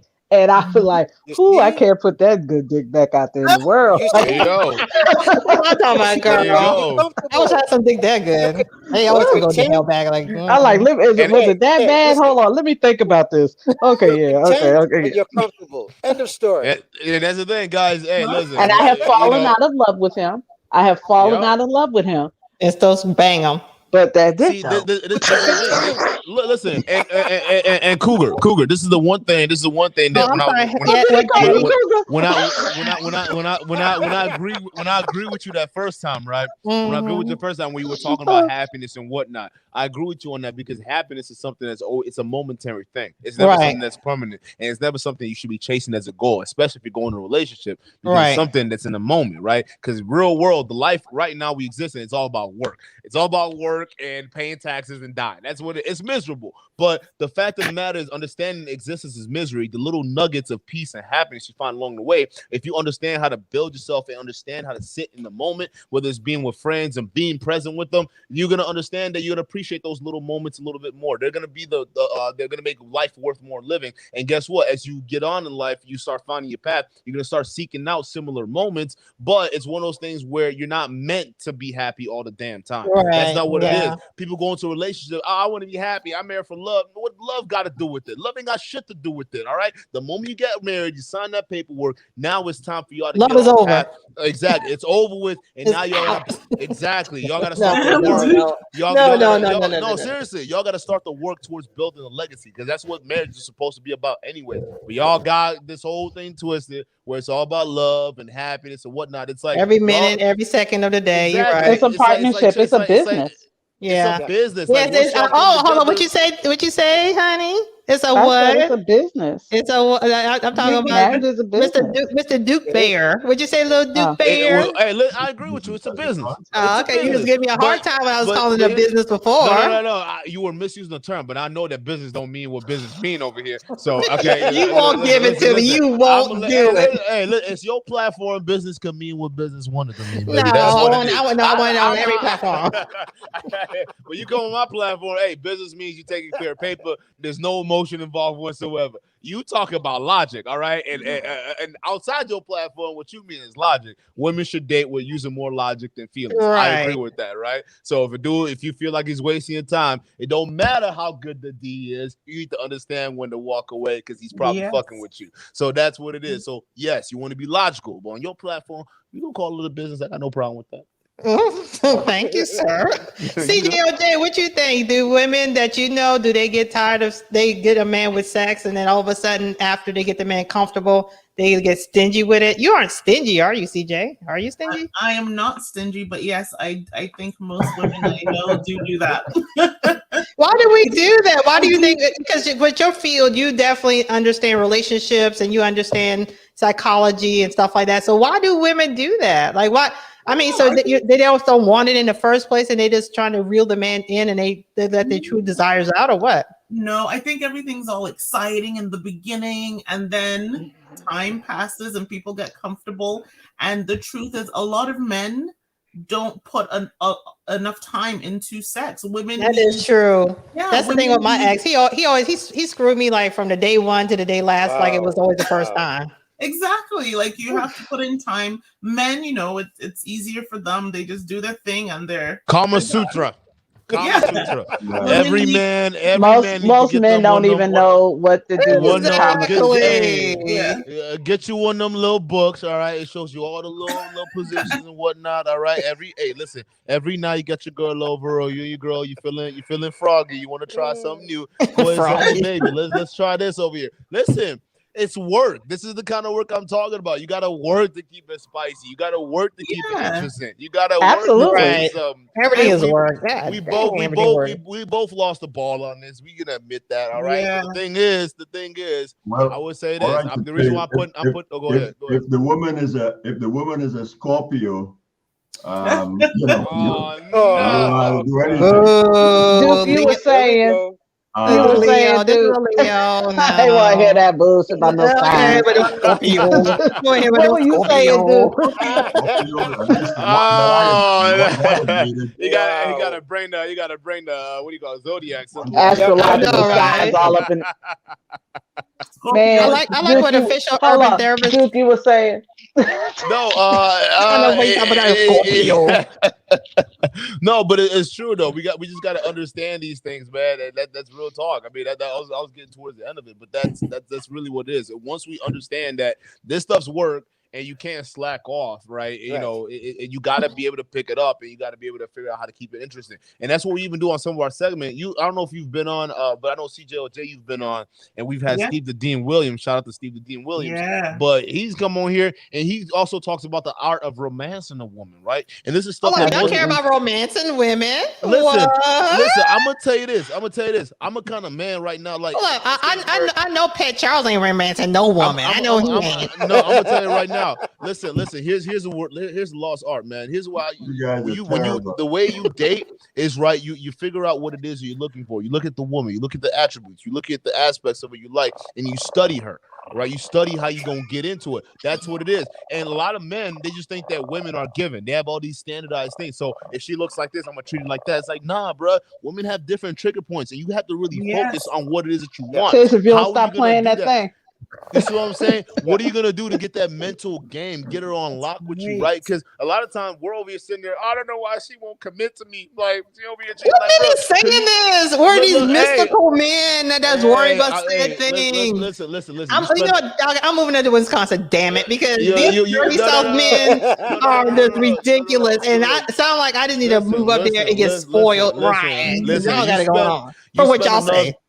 You spend enough time in some of these manosphere spaces, you'll start to see a lot of guys they be talking about a lot of this stuff. I didn't even know this was a major thing because I thought a lot of guys were kind of like, okay, they date kind of like similar to the way I used to date, going up. It was like, all right, well, I didn't know people were having these kind of problems. This is crazy. Like, why you have just go? She's a woman, bro. Just go say hi to her. Like, she's not gonna kill you. I mean, most of these men on that, especially fear of rejection, is real. Fear of rejection is real. Come on. Yeah, the thing. And the thing is, these men don't care about him. Exactly. And men's egos are very, very, very fragile. That's true. But then we supposed to put up with all that bullshit. I'm sorry, that's true. Out loud. To the men out there, sex is not just for you, okay? Ooh. It's for the woman as well. Like, for God's sake. She said, "Don't do no pump and dump up in me." Not even that. Not even that, bro. But like, here's the thing: a lot of guys they don't even know how to like really like. I'm talking about get a woman in the mood. I'm talking about like foreplay type shit, right? You got some of these. I'm talking about like how to kiss it right, how to do like all these different things. Like a lot of these dudes, they don't know. You don't realize that's part of the mental game. Like when some of these girls come out here and say, "Hey, size don't matter. Size don't matter." This is what they're talking about. You got to learn how to do all these other things, bro. Like learn how to. Hey, some of these guys out here, they don't eat the box. I'm like, what you mean you don't eat the box? What's wrong with you? What you mean you don't eat like? He's playing childish games. He's playing childish games. Hey, I'm asking for a friend. You eat box? I'm asking for a friend. I don't care. Oh yeah. Hey, listen. We're giving him a coloring book because he's a child. You serving it up? I'm gonna eat it. Let me know. No. That's true. That's fast. It's like how you gonna expect her to suck your Johnson and then swallow your kid and then you're not gonna be able to go ahead and return the favor. Oh, he's swallowing kids, bro. You need to learn. You already know what time it is. You know what I'm saying? So guys who understand how to do this and really want to focus in on a woman and pay attention to her to really understand her body. They think they'll call you a simp for that. They'll call you what do you call a beta male, all this stuff. Oh, you pay attention to the woman? How dare you? Some guys believe that a woman's nut don't matter. Do you believe that? No, I cannot believe that. But I've heard that. I have heard that. You see what I'm saying? And then they wonder why she's cheating on them. They feel like that women can't come, so they were like, so why even try? Y'all do know they don't we can really come, care. right? They weren't taught that matters for some men. I told you how I have a chick I know that she had the TV position so she could watch TV during sex because she was getting nothing out of the deal, and he was totally okay with that. Yeah. I'm like, you watching X-Files? No. She was watching the X-Files. I'm like, and that's the problem, guys. That's the problem. You are totally not into this. He's like, totally not into this. Yup. You got to get her mentally in the game, man. Even Steve Dean talks about it, man. Turn her on when she's at work. So what turn y'all men on? So since the topic is everything, what do women know what we really want? And it's all about because y'all at an advantage because it's more women than men. So black women, we're at a disadvantage. So what turns y'all on? You talking about sexually? Yes, and I mean hold on. What get y'all men hooked? That just make you just like I got to have her. Or have y'all ever been to that point to even know? Oh God. I've been to that point. I've been there. Okay, so what does it take? I mean, everyone's quiet. Okay, I know Mr. Poppy, Mr. Peck Poppy over there. He's so quiet right now. Listen. If she know how to throw it on, she know how to put it back, right? She know how to do that, and it's what happened. What she does afterwards. It's literally afterwards. For me, it's what usually gets. So like, what does she got to do afterwards? It's a conversation. I know. Go to hell home. Pillow talk. If she shut the hell up and go home, does that turn you on? Yeah. Pillow talk, but it's what we pillow talking about. Because I'm not sitting here going to be talking about like the mundane type of thing. Are we talking about pillow talk like right after sex? Or we just talking about talking in the bed or just having conversation, period? I just need to understand. Conversation. Okay, because I'm not talking after sex. If you did the job, I'm going to sleep. I'm knocked out. I'm knocked out. But I'm talking about when you wake up in the morning where you don't have. Okay, yeah, we can talk all day. Or in the middle of the night. See, when if you're doing the middle I'm of the night, sleeping through. Don't bother me. That see what I'm saying? That's either you didn't do it right or something. Because like you I can't walk. I sure tell trying to talk. Exactly. You should go ahead, get your sweat on, go to bed, wake up in the morning, and that's when the work begins. What else you got to do? Right? We can talk while I cook breakfast. We can talk at the breakfast table. Exactly. We can talk about it. How does the conversation flows? What else do you do for me? I had a girl like real talk. Afterwards, went out to breakfast, but then she ended up like coming over, brought a crock pot over, and started making all these little different fucking vegetable things that you could do with crock pots. I didn't know that, so I went to go buy a crock pot afterwards. You see what I'm saying? So you taught me something. You love that, didn't you? You love that shit. Or Instapot? What doesn't matter, Kasha? No. It said crock pot on it, but I think it was like she called it a slow cooker or something, some cooker. Same thing. Something cooker. But like I'm like, hey, shit, you can make mean ass nachos with this boy over here. Let me learn something. You know what I'm saying? So get you a snack after some good sex, and you happy. Hey, you know how to fill this belly up. We good, honey. I got you. We set, but like those are the different characteristics where it's just like, damn, girl, I know that when you come over.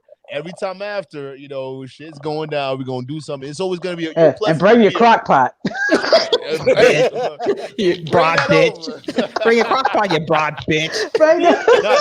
See, at that point, she starts to make. They'll do that. No. She stops being a broad and she starts making her way into a lady. Because listen, these broads out here don't cook. So they start off as a broad and they have to upgrade to being a lady. Oh, okay. So I was right. All hoes are broad. They either go up or down. They go up or down. There's levels to this. There's levels to this. I would much rather put more women in the lady category. All right. But when you come in here as a broad and you acting in some kind of way, you acting like a second-rate dude, like one of these Great Valley dudes out here, then I mean, listen, I'm gonna treat you like a bitch. I mean, it is what it is. Like I'm not even. That kind of sounds sexy to me though. For some reason, that is turning me on. I don't know why. That's weird, right? Is that weird? So, Mike, what turns you on, Mike? How can I turn you on? You'll be easy to turn on. I'll turn you on right now. All right. Well, here's an example of a turn on, right? Like, for example, Adrian, right? She said she's willing to do the yard, and she's saying, well, if I cook, that would turn her on, right? So my thinking is, why not? Because if Adrian could do the yard, and I'm impressed with how she does the yard, and I'm cooking, for the both of us, and she's loving what I'm eating. Afterwards, I'm gonna eat the shit out of her box until she can take it. Okay, hold on. Because you was drying me up for a second with you letting me cut some grass, but now I'm not cutting grass on a dick now. I mean, god dang. You do too much for that dick. I mean, you better play some really good drums. You put them drums there, baby. On. I mean, wow. Of course, but I'm just saying, like, the fact that she's willing to show me I'm gonna give you the best, and I'm willing to show her I'm gonna give her the best. Okay. So of course I ain't cutting the she's grass. Gonna get it. I know I ain't cutting the grass. Of course. I ain't cutting the grass. Not a We're blade. dry, Mike. Not We're one. dry. Get us back juiced up. You lost us, Mike, with the grass cutting. You probably turned Adrian on, but these chicks in here, we're kind of dry. Are you dry or just getting me? Look her reaction. Look at her reaction. Sahara. Look at her reaction right there. Look on the comments. Look at her reaction. Who, Adrian? Yeah. Look at her reaction. The audience of one right about now. See, good example. Look at her reaction. Mike, you're not saying nothing different, yo. You lost us, Mike. Mike, no, turned off. Mike, what is the problem? Listen, you asked me what turns me on, and you saying grass cutting turns you on while you in the kitchen cooking, or you what? No, I'm saying. What are you if saying? She cuts the grass, and I see that the grass is looking really good. So you got to do a good job, Adrian. You can't just cut the grass. There better be a pattern going on. That look like you just vacuumed the carpet. I'm just saying, it's got to be looking good. You better go back over and get that pattern right. You just better not have that shit hacked up. It can't be going every which way. You got to keep going. My point is, listen, my point is very simple, what is right? The point is, we're both doing each other a service at our best for each other. You see what I mean? All right, Adrian, you ready, girl? You can have that, honey. Yeah. You can have them, honey. So that's why I'm showing you that by me reacting the way I'm reacting, Look at Adrian's reaction. She's like, yes. You see? Okay, well, we got a love match. Okay, next, Mr. Mr. Poppy. Hi, Poppy. What turned you on, honey? Me? Scorpios. I don't think speaking of me, but A bitch is a Scorpio. and far away.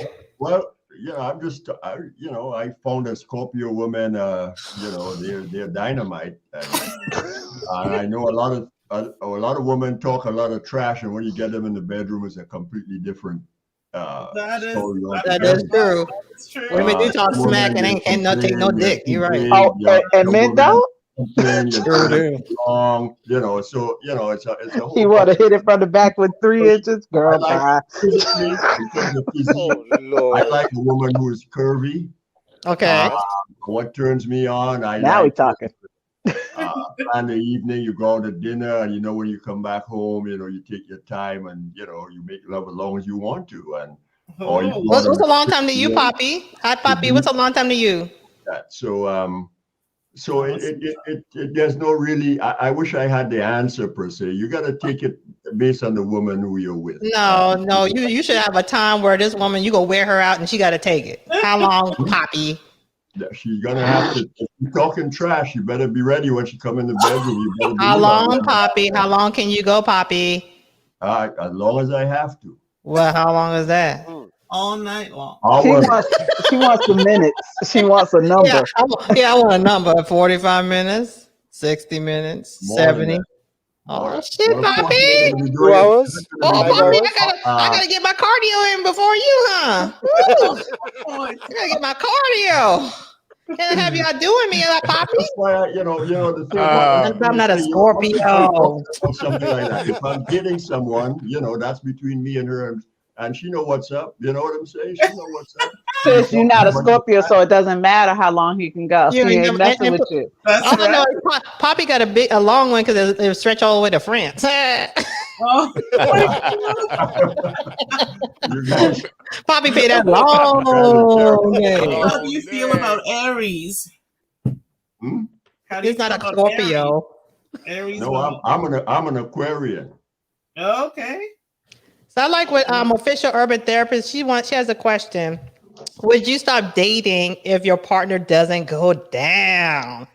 Ooh. Yeah, because he's childish. Yeah. We're gonna have this conversation in advance, long before the clothes come off. I need to understand where we are, that we're on the same page sexually as far as what's required. And don't get me wrong, that's not required all the time, but dang it, you need to. You got to do it sometimes, doggone it. I mean, my thing is, I'm doing my part. I'm not big on getting ate out, but I do want it as a form of submission. But it's really not. I want to pound. I want to get pounded. I ain't got time for that. Oh yeah, please understand. The pounding is way more important. Right? Yeah. You can go cover. Listen, you can go cover up no bullshit with no goody pussy, and that's what we not gonna do. We gonna get to the meat of things, okay? Nah, like guys. Hey, listen. I would say this for young men out here, man. Y'all need to stop. I wouldn't say stop watching porn. Definitely watch porn if you want to. But definitely read some of these Kama Sutra books, man. Learn how to really. Back on that book, boy. Listen. Hold on. What the fuck said? You get yours because I got mine. I'm gonna beat his behind. Boy, he need his ass whooped. I wish I would run into a dude like, you got yours. Like, boy. Oh, I'll be such a bitch. I'll be a bitch for real. That's get you stabbed. That's get you stabbed. I'm just saying. Yeah, I'm a Leo. Roll over on me if you want. Go to sleep and act like you did your job when you didn't. Okay. Oh, you be staring at that fool like, why is he snoring? Like, oh my God, are you kidding me? You be staring at him with a knife in your hand. Dude, shout out DJ Quick Uncle. Hey, y'all gotta learn how to control your nut. Learn how to please her, man. That's literally what it is. And I would say it's just attention and focus, man. That's it. If you want a good sexual time, capture her mind. That's literally how it is. And you do all this stuff. That is true. It don't make you a simp. It literally makes you as a man it separates you as a man who knows how to pay attention to a woman. That's what it is. That really is. And that's something that if she would have leave you, but do y'all keep maintaining that? Do y'all care to maintain that? Y'all don't care to maintain it. And if he have a hook, the man God. really have to want it though. He really have to like really understand it. So that's what goes back to the selfishness I was talking about, right? A lot of guys go into it to just take what's theirs, and vice versa. So it's one thing when you understand that, hey, you got to be a giver, then like just you got to learn how to give, bro. You just know how to take something out of it, then you'll be fine. You know how to be given, please her body, understand your woman's body. So then it's harder for another guy to go out and do that. Because if you know how to do that, well, she's not going to be like feeling frustrated or feeling inadequate because you're not doing what you need to be doing. That's it. You can please in other aspects, learn how to eat it out, learn how to, kiss the right spots, learn how to rub. Are you going to do that with a part of your, because I know you're going to be talking to men and stuff. Are you going to talk to them about how to please women too? Because a lot of men just don't.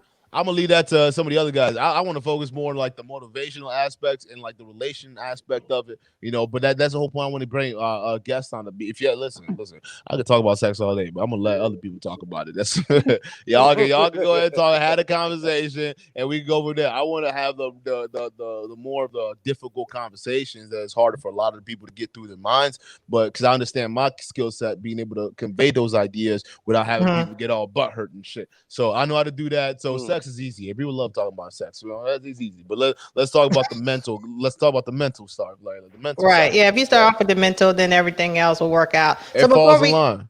So before we close, how do y'all feel about that situation where what's that dating coach who said that Black women are just so difficult and that's why she gave up on us, yada yada yada? Like, do all y'all men agree with her? Or? About April Mason? Yeah. I wonder somebody named Pope who did that before. I can't remember her name. Yeah, Rebecca. Seen that on Rebecca. YouTube. I mean, Rebecca Pope. Yeah.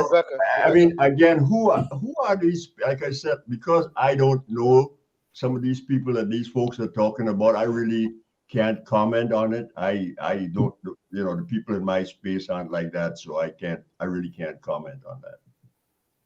Okay. I don't know like of the type of which they speak. But that's the thing, though. You are right now in a space where that's good. The fact that you're not even seeing that around Joe Element, that's good. The problem is a lot of these young guys out there. This is kind of what is out there right now, and they don't understand how to be, how to suss out the good ones from the bad ones and how to put out the right energy to make sure the right one attracts them, right? So that's the problem. A lot of guys don't know how to do that, so they'll go after the first attention they get from a female. So that's the thing. When you get older, a lot of times when you've been through enough bullshit, guys are supposed to do that when they're young. When you're in your 20s, that's what you're supposed to do. As you get older, of course, you become more discriminating. Exactly. That's when your standards. That's when your standards go up, because it's like, all right, I ain't trying to mess with y'all. Like, I'm not listening. I used to date hood chicks. I ain't dating hood chicks no more. I'm not doing it. I ain't got time for that problem. I ain't got time to invite that kind of energy. But there's so much fun. You know what I'm saying? There's so much fun, but I gotta figure out it's a balance here. I think a lot of this stuff is cultural. You go to Europe and the women in France are trying to kill you with lingerie and perfume. You go to Italy, same thing. Women are really always seductive, trying to seduce men a lot. And in some of the private conversations I've had, they look at women from the U.S. like they're completely insane. They don't understand women from the U.S. at all. I shared something with my friend privately, sent her some stuff over the phone, and I was so shocked when she told me she shared it with people in the office. I said, girl, are you trying to get fired? And she laughed. She said, no, the people in France, they're not like that, and remember they tried to bring Me Too in France, and the women in France say, get that crap up out of here. This man has to be, if a man is interested in you, you got to let it be known. Now, once you tell him no, if he keeps persisting and he's becoming a sex pest, then that's a different story. But it's okay for a man to take initiative. So again, like I said, and then even culturally, remember, again, growing up in the Caribbean, again, I've seen women, if a guy gets too aggressive with a woman, she'd slap him, and in publicly, and then the other men would laugh at him, and he's gotta take it, because if he puts his hand on the woman, touches her while she's walking, and she's dressed sexy and stuff like that, there's a certain limit. So there's certain cultural norms that people have in different places, and I don't know what's going on in the U.S. You can say I mean, but you kind of, I said you kind of answered your question, because it's like your cultural norms, but that's the problem. U.S. doesn't have a culture, right? It's a little melting pot trying to build something, but doesn't understand it. All these other places, they're coming from age-old institutions where they kind of had their stuff structured, right? If you go to some of these European places, they've had infrastructures that have stood the test of time, right? That are still out there. You come in here, you're looking at a 200-year-old country, you know, kind of like a melting pot. Everyone doing their own thing. Yeah. So there's not a solid a structure where we can say, okay, our ancestors or our tradition used to do this. No, there's a bunch of little traditions here, and what a lot of people are doing right now is trying to figure out where their tribe is or where they fit in, because there's so many different clogs and niches over here. That's a problem. But I mean, it ain't really nothing to do about that, but just to really help guys understand how to be men and help women understand how to be women again, instead of all these crazy ass ideas that you're hearing from these crazy ass women.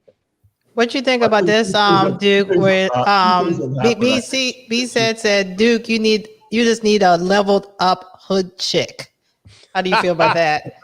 Hey, listen. You know, a hood chick that leveled up, whatever that means, Zach. I guess a hood chick with a good job or something like that. Listen, but there's still gonna be that drama. Listen, hey, if she come through, we'll see. We'll figure it out. We'll take a look. She looks good. See, he's still open to it. I figured. Hey, listen. This is how I like to live my life. I'm an open individual. Right. Acceptive of different things that come to me. That's just how right. That's all y'all guys roll. Well, who is speaking now?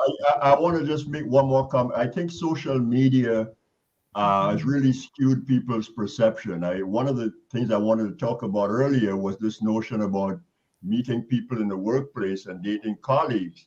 Now, it has always been a standard practice in many corporations that if you are seriously dating someone in the same department as you, one of you would have to transfer out, or sometimes even leave the company.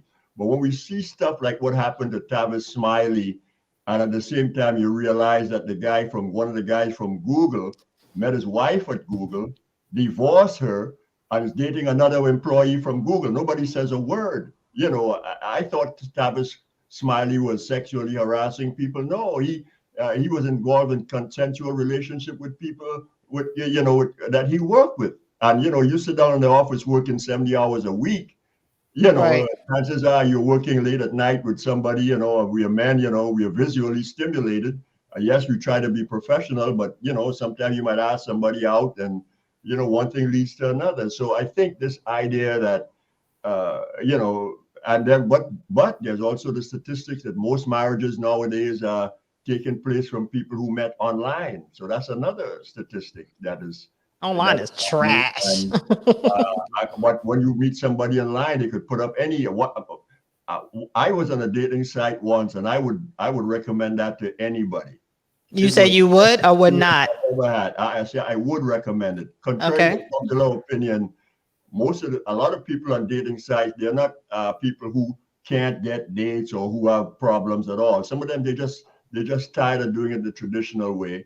Or I don't have time. Try something new, and some of these people. Again, you got to go through a lot of shit before you find somebody. You ain't never lie. I agree with that. Even like how we said earlier, when guys DM girls, it takes a lot of that pressure off of having to actually go up and approach her, right? It takes away the anxiety, approach anxiety, all that stuff goes away, because now you got this buffer, and now it's like, she don't want it. Let me swipe left. Oh, oops. That always happens. It always does. All right. So Trash Can Wave is being really nasty today, by the way. I've been listening to the conversation here, and again, many channels on YouTube, and I wish I was as confident as some people who seem to have the answer. I don't know the answer.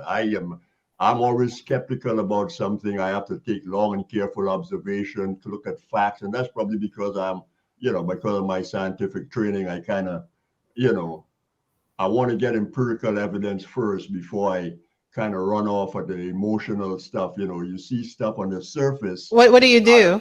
Penetrate. What do you do for work that's empirical?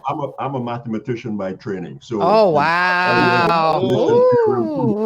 So unless I can distill it down to its common core, I don't speak until I can do that. I got to get the common core. that is irrefutable when I go into a debate. So we have to have a basis to start with. If we start doing feelings, I'll always lose that battle. I don't challenge anybody on feelings. If you feel a certain way, I'm not going to challenge you on it. Right. I feel what's the point? Why should you subrogate your feelings over for mine? Why is my feelings superior to yours? But if we have a facts, a set of definitions that we all agree on, and we have a body of facts, right? Then we got something going. Then we can say go through point by point, bullet by bullet, and then just either accept or refute it. And at the end of the day, we'll see where they are. But you making love sound so technical. Love's supposed to just, it's not supposed to be that technical. You making love into like a math equation. No. I'm not that way in my personal relationship. I'm talking about in terms of how you engage, people. In my personal relationship, people think that's why I'm saying I try not to let people know what I do for a living or what I do, so they think I'm just a clown. I tell my friends, I say I'm the biggest asshole in my family. Everybody, I'm dead serious. You can't tell members of my family anything. They never say, "Oh my God, I never thought about that." You're right. I never saw it that way. No matter what you tell them, they got a better idea and another way to do it. True. Only smart people do that, right? It means that nothing I say. And of course, in the long run, you know what happens, right? You come right back to what you said in the beginning. But I mean, that's so. Do you really plan on ever getting married, or you just want a life partner? Well, this is the current situation I'm in. The young lady wants to get married, but because of again, she is in France and I'm here. Where is here? Are you in the States or where are you? I'm in the UK right now, but okay, gotcha. But there's some other. But I'm a hired gun. I go where if I make more money someplace else, I pack up my bags and I go. And so we have to kind of figure out where we want to be. She's fortunate in that she had two grandparents who died and left her property, so money and all of that stuff is not an issue. I got my own stuff, so that's not an issue. So why don't y'all get married and just be with each other? Well, how long y'all been dating, first of all? Oh, you don't want to know. Yeah, I do.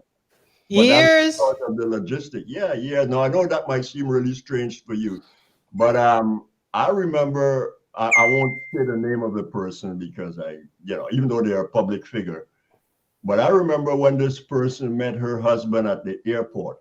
At the time, of course, they weren't married, and they live in different states, and they were married for like 5 years, commuter marriage in different states. And today, this woman has a big time position, and her husband is finally able to leave where he is and move where she is. Okay. So long distance relationships can happen if you meet the right person. It's not something it's not something I planned going into. When we met, we weren't both in this situation. We were closer to each other. But life evolved where I got this position and she got a position, and it just so happens that that's where it's at right now. Mike, you see what Adrian is saying? Yes. So what do you have to say? We have a love match? What's going on here? All I can tell her is go to my YouTube channel. I'm gonna beat you to it. Adrian, I'm gonna beat you to it. I'm just joking. That's fine. I ain't no hater. Listen, Mike said bring it on. YouTube channel. That's Big Time Drum, and go to the description, and you will see my email. Shoot me an email, and we take it from there. That's all. Adrian, you hear that? Because Adrian said, "Big Mike, I think we could help each other out. You seem like the type of man who would having ego, whatever that word is. What's that word? Egalitarian. And respectful. What's an egalitarian? What does that mean? Egalitarian. Equal, sharing. Okay.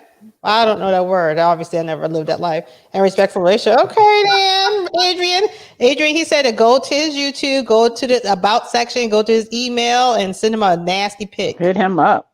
He did not say send him a nasty pic.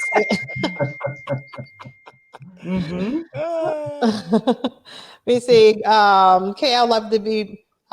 okay, I'll have to be married to her. She would have to be loyal. So Trash Can Wave, you don't eat no coochie. Is that what Trash Can Wave is saying, Kay? He's saying he does not eat coochie outside of a very serious relationship / marriage. But he's never not been eating married. randoms. So he's not see real chick. No, they so he ain't trying to eat no coochie. What the funk was trying to come up, but I'm not sure what's going on.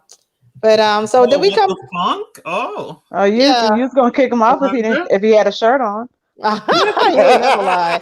Do not come here with no shirt on, please. I mean, he already set the precedence for it, so don't do it now. Don't switch up now. So have we decided, ladies? Do we know what we want? I mean, so CJOJ, do you know what you want? Because you're engaged, but you know. I know what I want, but and I think I got what I want. Okay. How long you been dating? 3 years. Okay. You need to close the deal. How were you 20s, 30s, 40s? 33. Oh yeah. I need to close that deal now. Come on now. Yeah. So but what I'm saying is that what I hear from the guys, like when we describe the relationships, it sounds like we want the same thing. But when they say what they want, it sounds very different. Like they're like, do you know what I mean? Like, but when we get down to it and we describe, okay, what does it look like? How do we share things? It sounds the same. But when they say what they want by themselves, it doesn't, it doesn't seem to match. I'm sorry. So one more time now. For example, what I don't understand when you say it doesn't seem to match. I don't understand that. Well, okay. What they say versus what they want. Yeah, but that's what we said about the women. So I don't exactly. So then there's something is getting missing in the lost in translation between us. Yeah, right. Exactly. Communication. Back to what I said from the beginning. Communication is key. Absolutely. Yeah.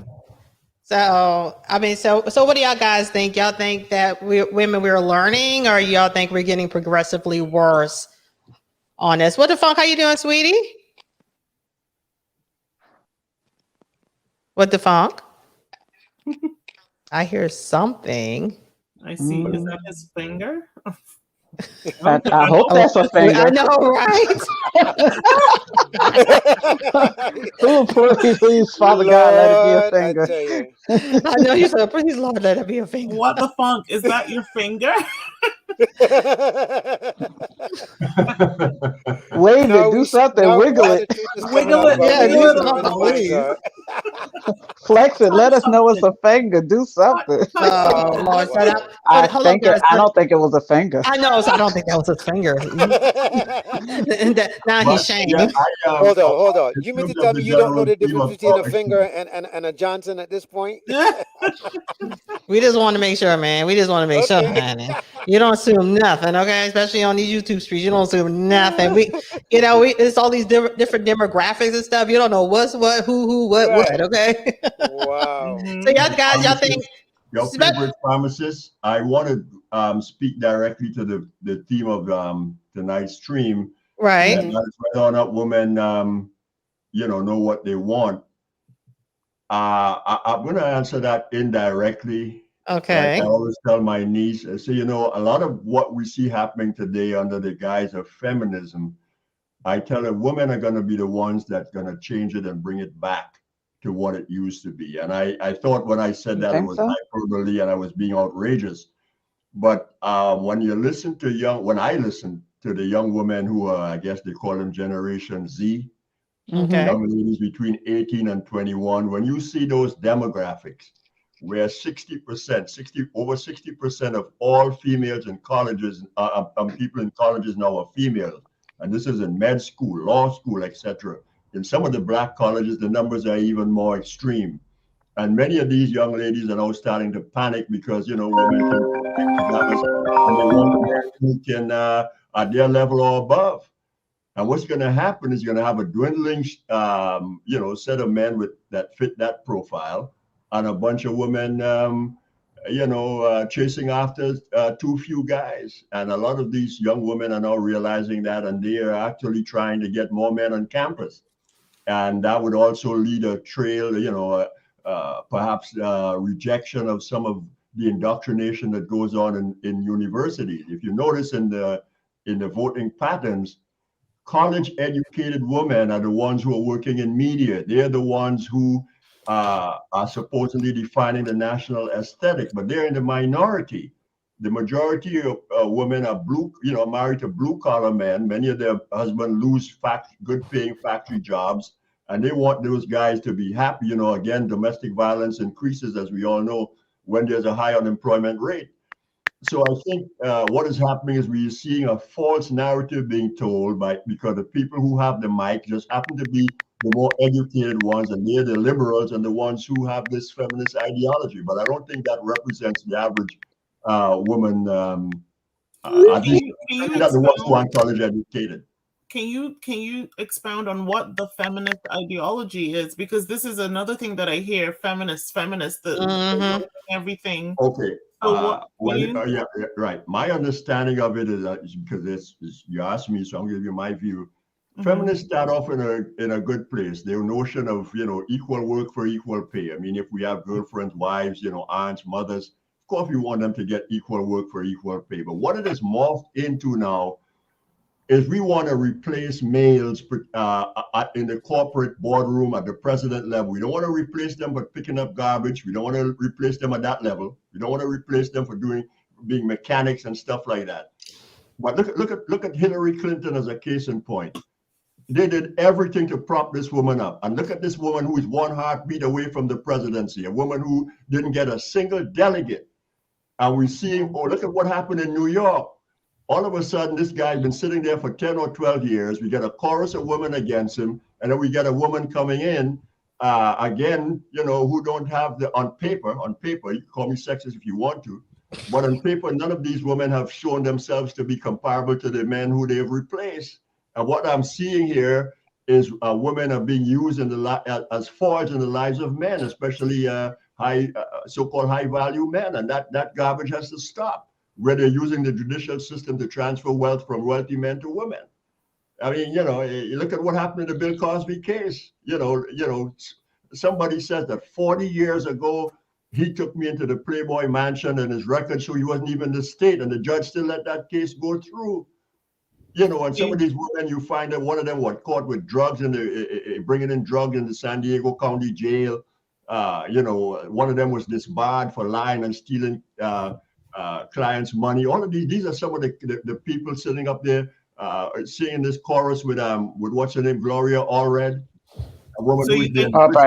So you think the pendulum? Let me come back to the original because So you think the pendulum has swung too far, essentially?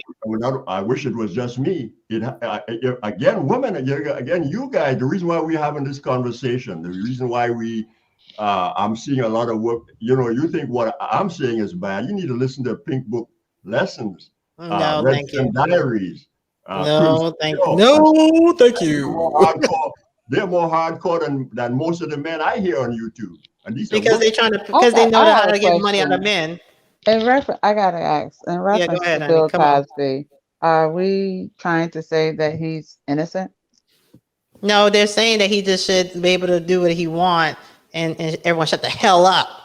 So let me ask you this, just because I just gotta know.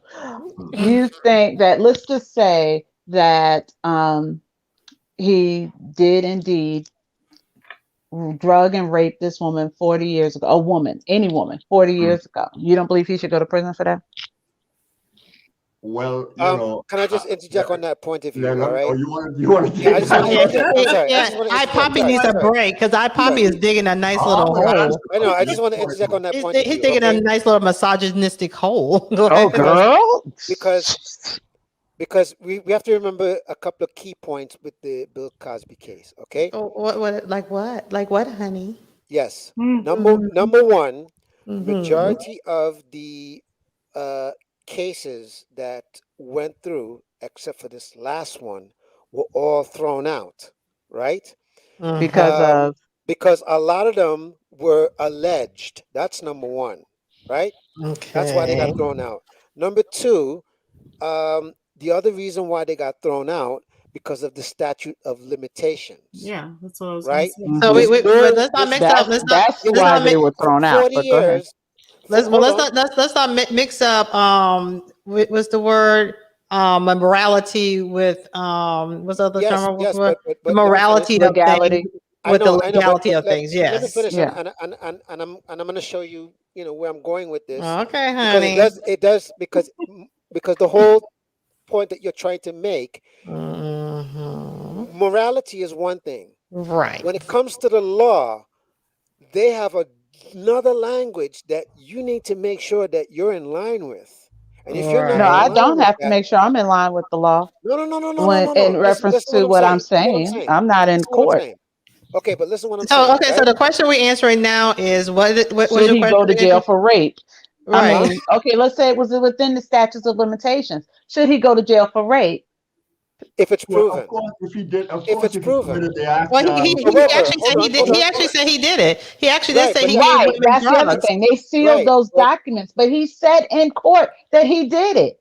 Yes, that's he yes, did. but hold absolutely on, not true, and you know that. What You he know he was did not say charged that. with was Yes, he He did. said he but hold never on. gave drugs to people without their knowledge and consent. But hold on. That's a completely different Let's be statement. clear, right?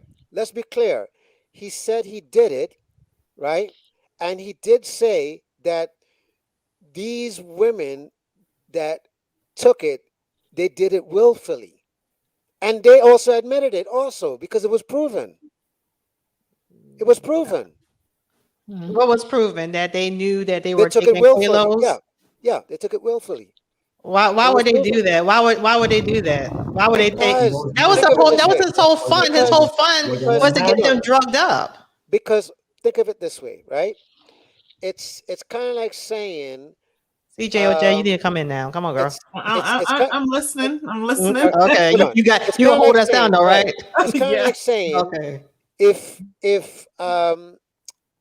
you saw your favorite star, right? And Mm-hmm. your favorite star is someone that you want to be around and da da da da da. And he's saying, yeah, you could be around me. However, I'm going to give you this. I'm not making you take it. I'm just saying, hey, you want to be around me, you got to take this. And because that's your favorite star, you're thinking, well, shoot, if I took it, I get to be around you. Even though his purpose might not be what you think it is, right? And isn't But that the crime? but hold on. But, Oh, CJ, you sexy girl. You hold on, one sexy girl. Ooh, I want to hold on, marry you now, hold on. girl. Oh, Sorry, go ahead. Go ahead. Hold tight. Yeah. CJ, slap that right on down, quick, fast, in a hurry. No, but hold Sorry, go on. Oh ahead. yeah, But okay. again, watch this. Two totally different things. In Mm-hmm. the eyes of the law, they don't see necessarily the morality. What they're seeing in the eyes of the law is what's written in terms of how they see what's right and what's wrong. Okay? And what you can actually be charged with and what you can't charge them So, with. so Right? how does So that fit let's with say the I take example? a drug willingly Right. and then I wake up full of penis I didn't agree to. Right, exactly. I mean, so but did he get her to sign a contract and say, "I'm gonna give you these Quaaludes, and you No. gonna pass out, and I'm gonna have some No. dick in you"? I mean, that wasn't a part of the deal, was it? You No. Come get on, Quaaludes and guys. dick. But I that's mean, right. don't But get me wrong. that's We the point. all was very disappointed Yes. that our favorite America's Yes, favorite but dad went to jail. But come on, right is right, is No, I wrong wasn't is disappointed he that's the went wrong. to point that I'm jail. Yeah, right. But that's the point that I'm making I is agree that I the agree with law, you. because remember what he was charged with wasn't rape. It wasn't rape. It Because in was the the eyes of the law, they're giving saying, look, the if you took this drug willingly, knowing what this drug is about, and he goes ahead and he has sex with you, well, you can't call that rape because you already knew what the deal Hold was. on. You no, do no, realize no, we no, can Come call it no, You already rape on, knew what if the come you're deal in was. it no. with, hold on, I hold I on. think wanna If we're in the act of having sex and I tell you to stop and you don't, it's rape at that point. You That's do correct. realize by law That's that's correct. That's so how correct. is it that if you gave me a drug that makes me unconscious and I wake up and you done been all up in my business, how is that not rape? Because the Because I drug that didn't you're agree to it. taking, I hold was on, not hold on, hold on, conscious. hold on, How hold could on, I agree to and it? was she hold even on, hold on. asked? So with all due respect, I think knew the type of drug that that does not still mean he could just jump up in it. with all due respect, yes, I knew the drug that he was taking. They probably, you know what? Sometimes you take drugs just to party. You know, you don't take drugs just to get fucked. You know that, right? I take ecstasy. I don't mean I want to be raped.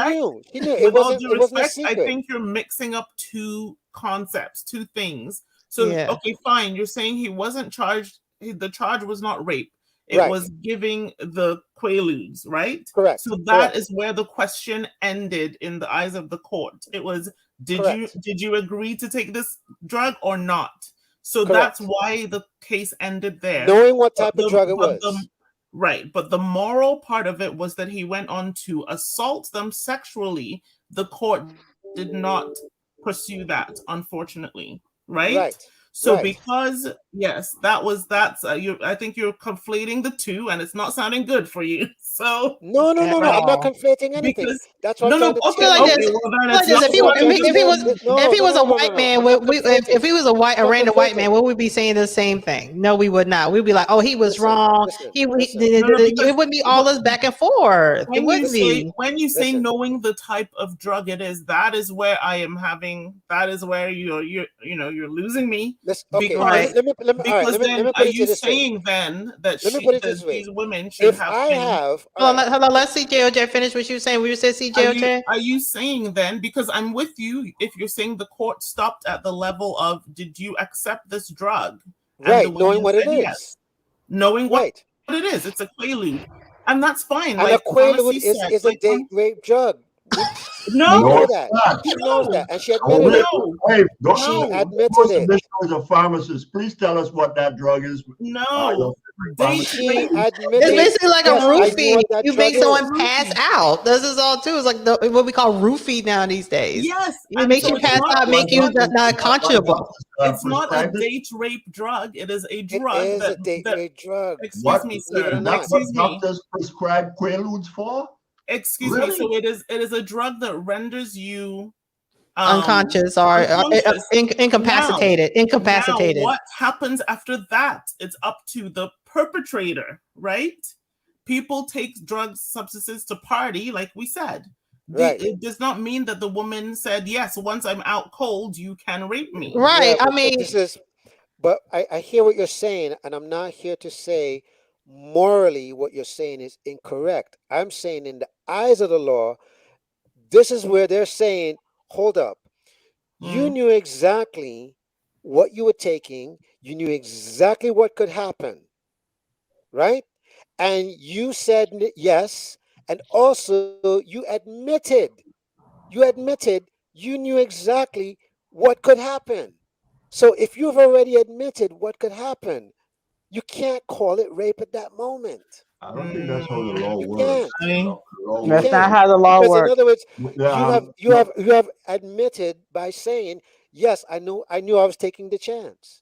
That's just like a murderer coming to you and say, I have this knife and I'm going to kill you. And then you get killed, but you didn't die, and you can't say nothing about it. Like, but you know what the knife was for. You know what the knife was for.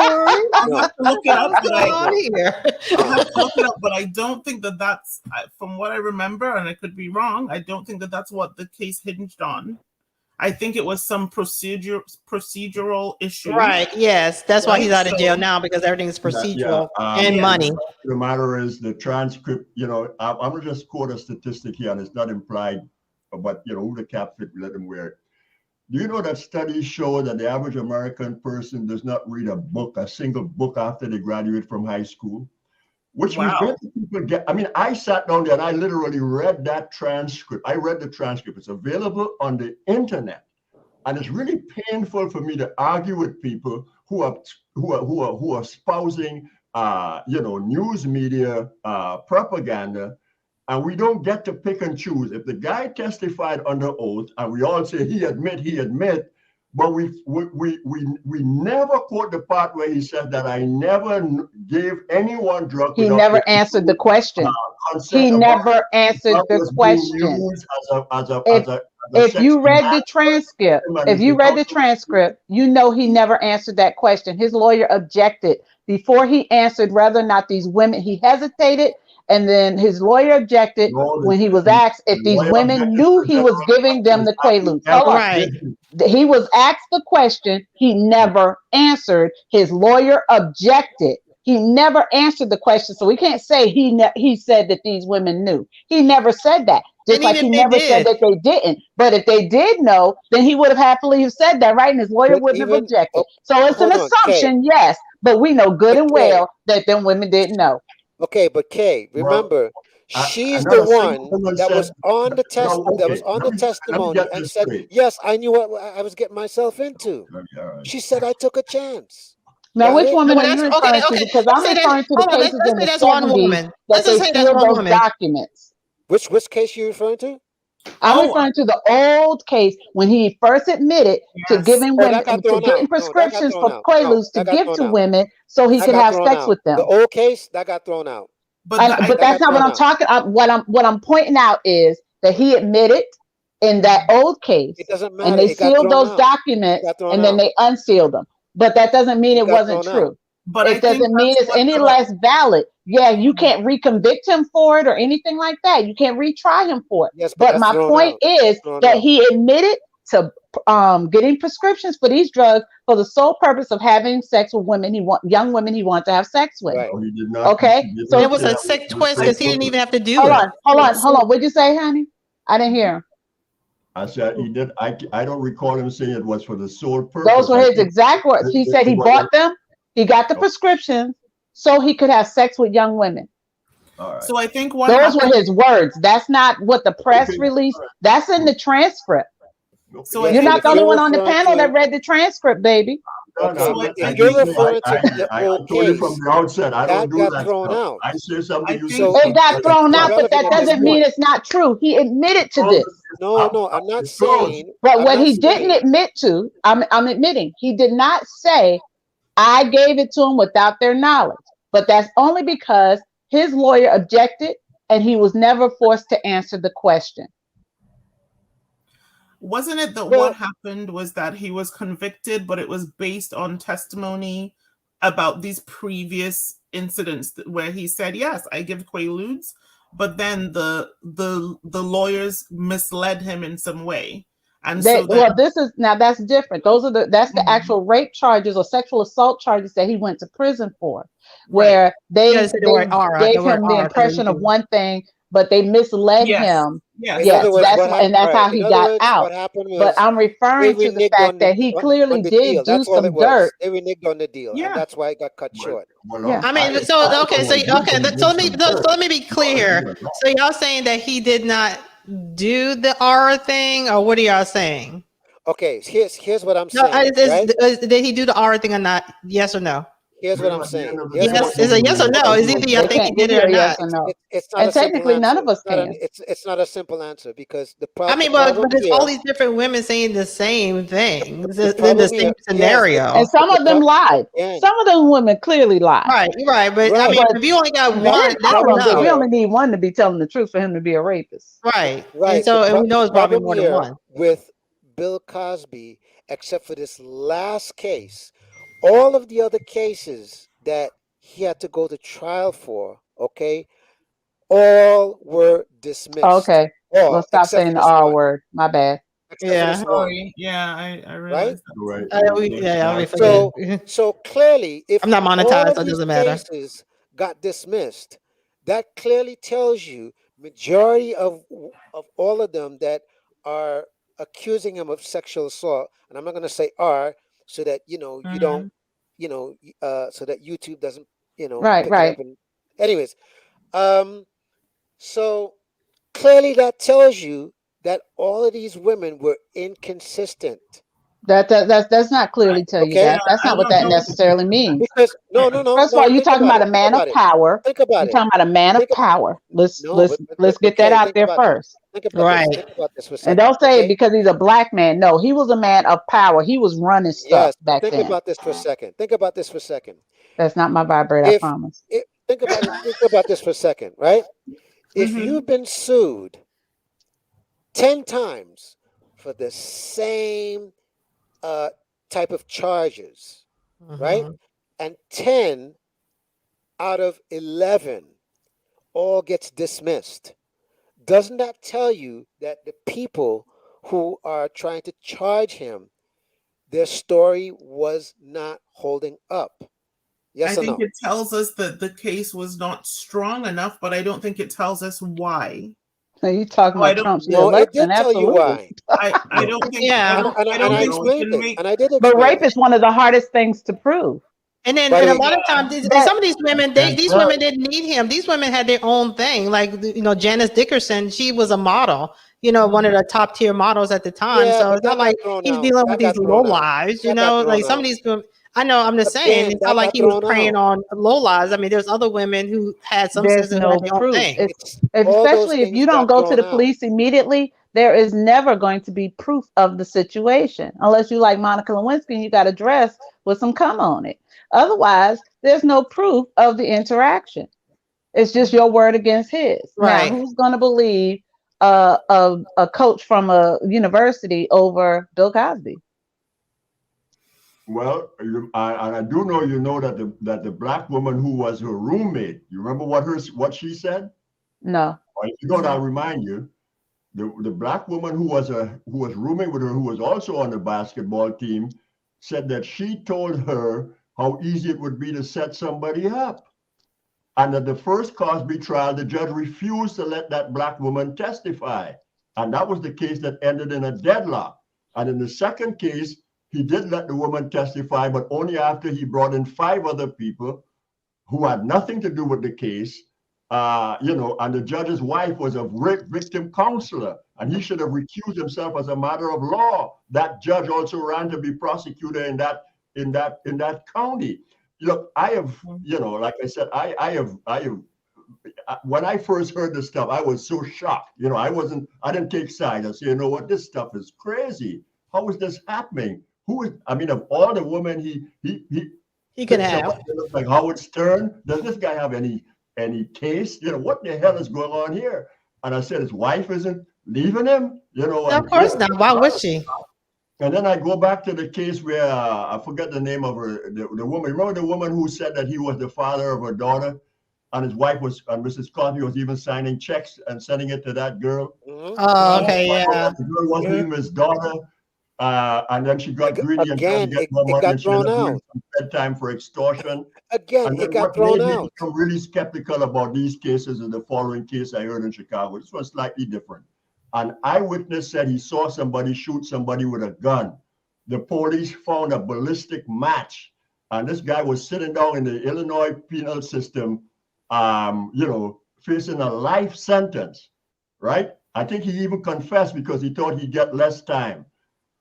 And it was somebody in the penal system who was on death row who confessed to this crime. In other words, the guy failed a polygraph. So an eyewitness said they saw him shoot the gun. Are we talking about Bill Cosby though? Ballistic. You can't get more proof of guilt than that. Come to find out that this guy did not commit that crime, and it took somebody else who confessed to it and gave specific details that only the perpetrator would know. When I hear, how many people were complaining? Probably one person versus Bill Cosby had like a slew of people. I follow the Innocence Project. There's a guy who did 25 years in the Colorado penitentiary, and here's the evidence used against him. A woman said that she was raped and pointed him out and said that his face came to her in a dream. That was the evidence used, and this black guy did 25 years. I mean, well, we know the judicial system doesn't tilt right. I get it. Trust me, no one wants to blame Bill Cosby. Trust me, we all heartbroken, but what it is what it is. I mean, okay, so back to the original question. Y'all trying to say he did not do it? Well, I can't. Y'all saying all this stuff. They're saying he shouldn't be in jail for whatever he did or didn't do. I am not here to say which way or the other, right? Why not? Y'all do all the defending. No, and that's why I said there's the moral side of it and there's the law side of it. Okay. Okay, so I'm not here to say which way or the other. What about you, iPuppy? Pet Charles, iPuppy. Yeah, You know I call you iPuppy. Again, like you said, this is a painful situation for me to contemplate for any one of a whole bunch of reasons. And I hate being an equipoise because I can't say he did and I can't say he didn't.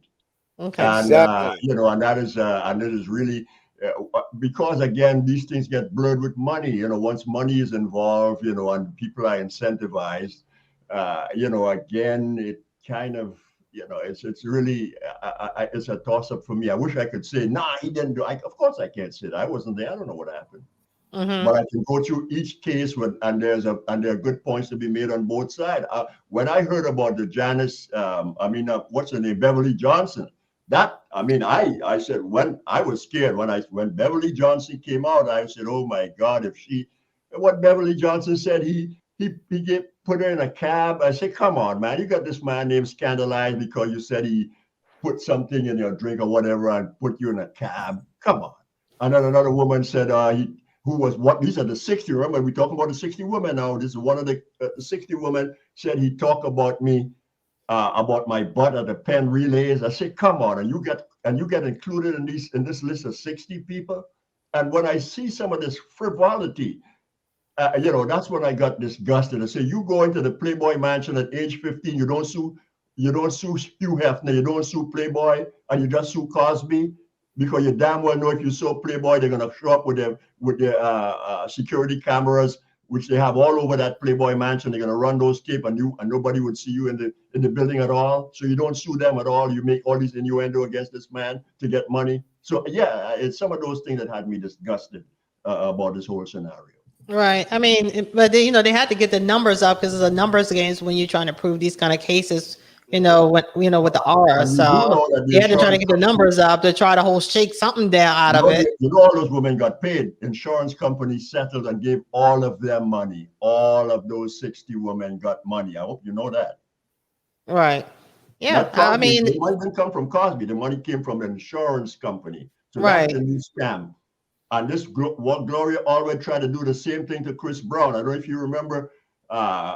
Chris Brown had a party at his. Somebody had a party at his house. Somebody had a party, and some woman claimed that she got raped, and she did not claim. Don't say the word. Say sexual assault. In the house during this party, and they sued Chris Brown. Right. Yeah, because he's the one with the pockets. Go after, what's his name, Tigger or whatever it is, with some 14-year-old, the same entrapment, 14-year-old white girl. Pretended to be, over age limit, set and initiated a text with Tigger or whatever his name is, and the only way he got out of that case is because the girl did something somewhere showing that she was gonna lie about her age and set him up. I mean, when you hear all of these things, and I won't even go into the Brian Banks. Look at the Brian Banks case. This guy sat up in there in the prime of his life, with a lost a scholarship and everything. The woman gets just to show how guilty he was, the accuser got $2 million, right? I mean, you don't get more proof than that. Come to find out it was totally false. And under the law, the woman should get the same time. And what happens?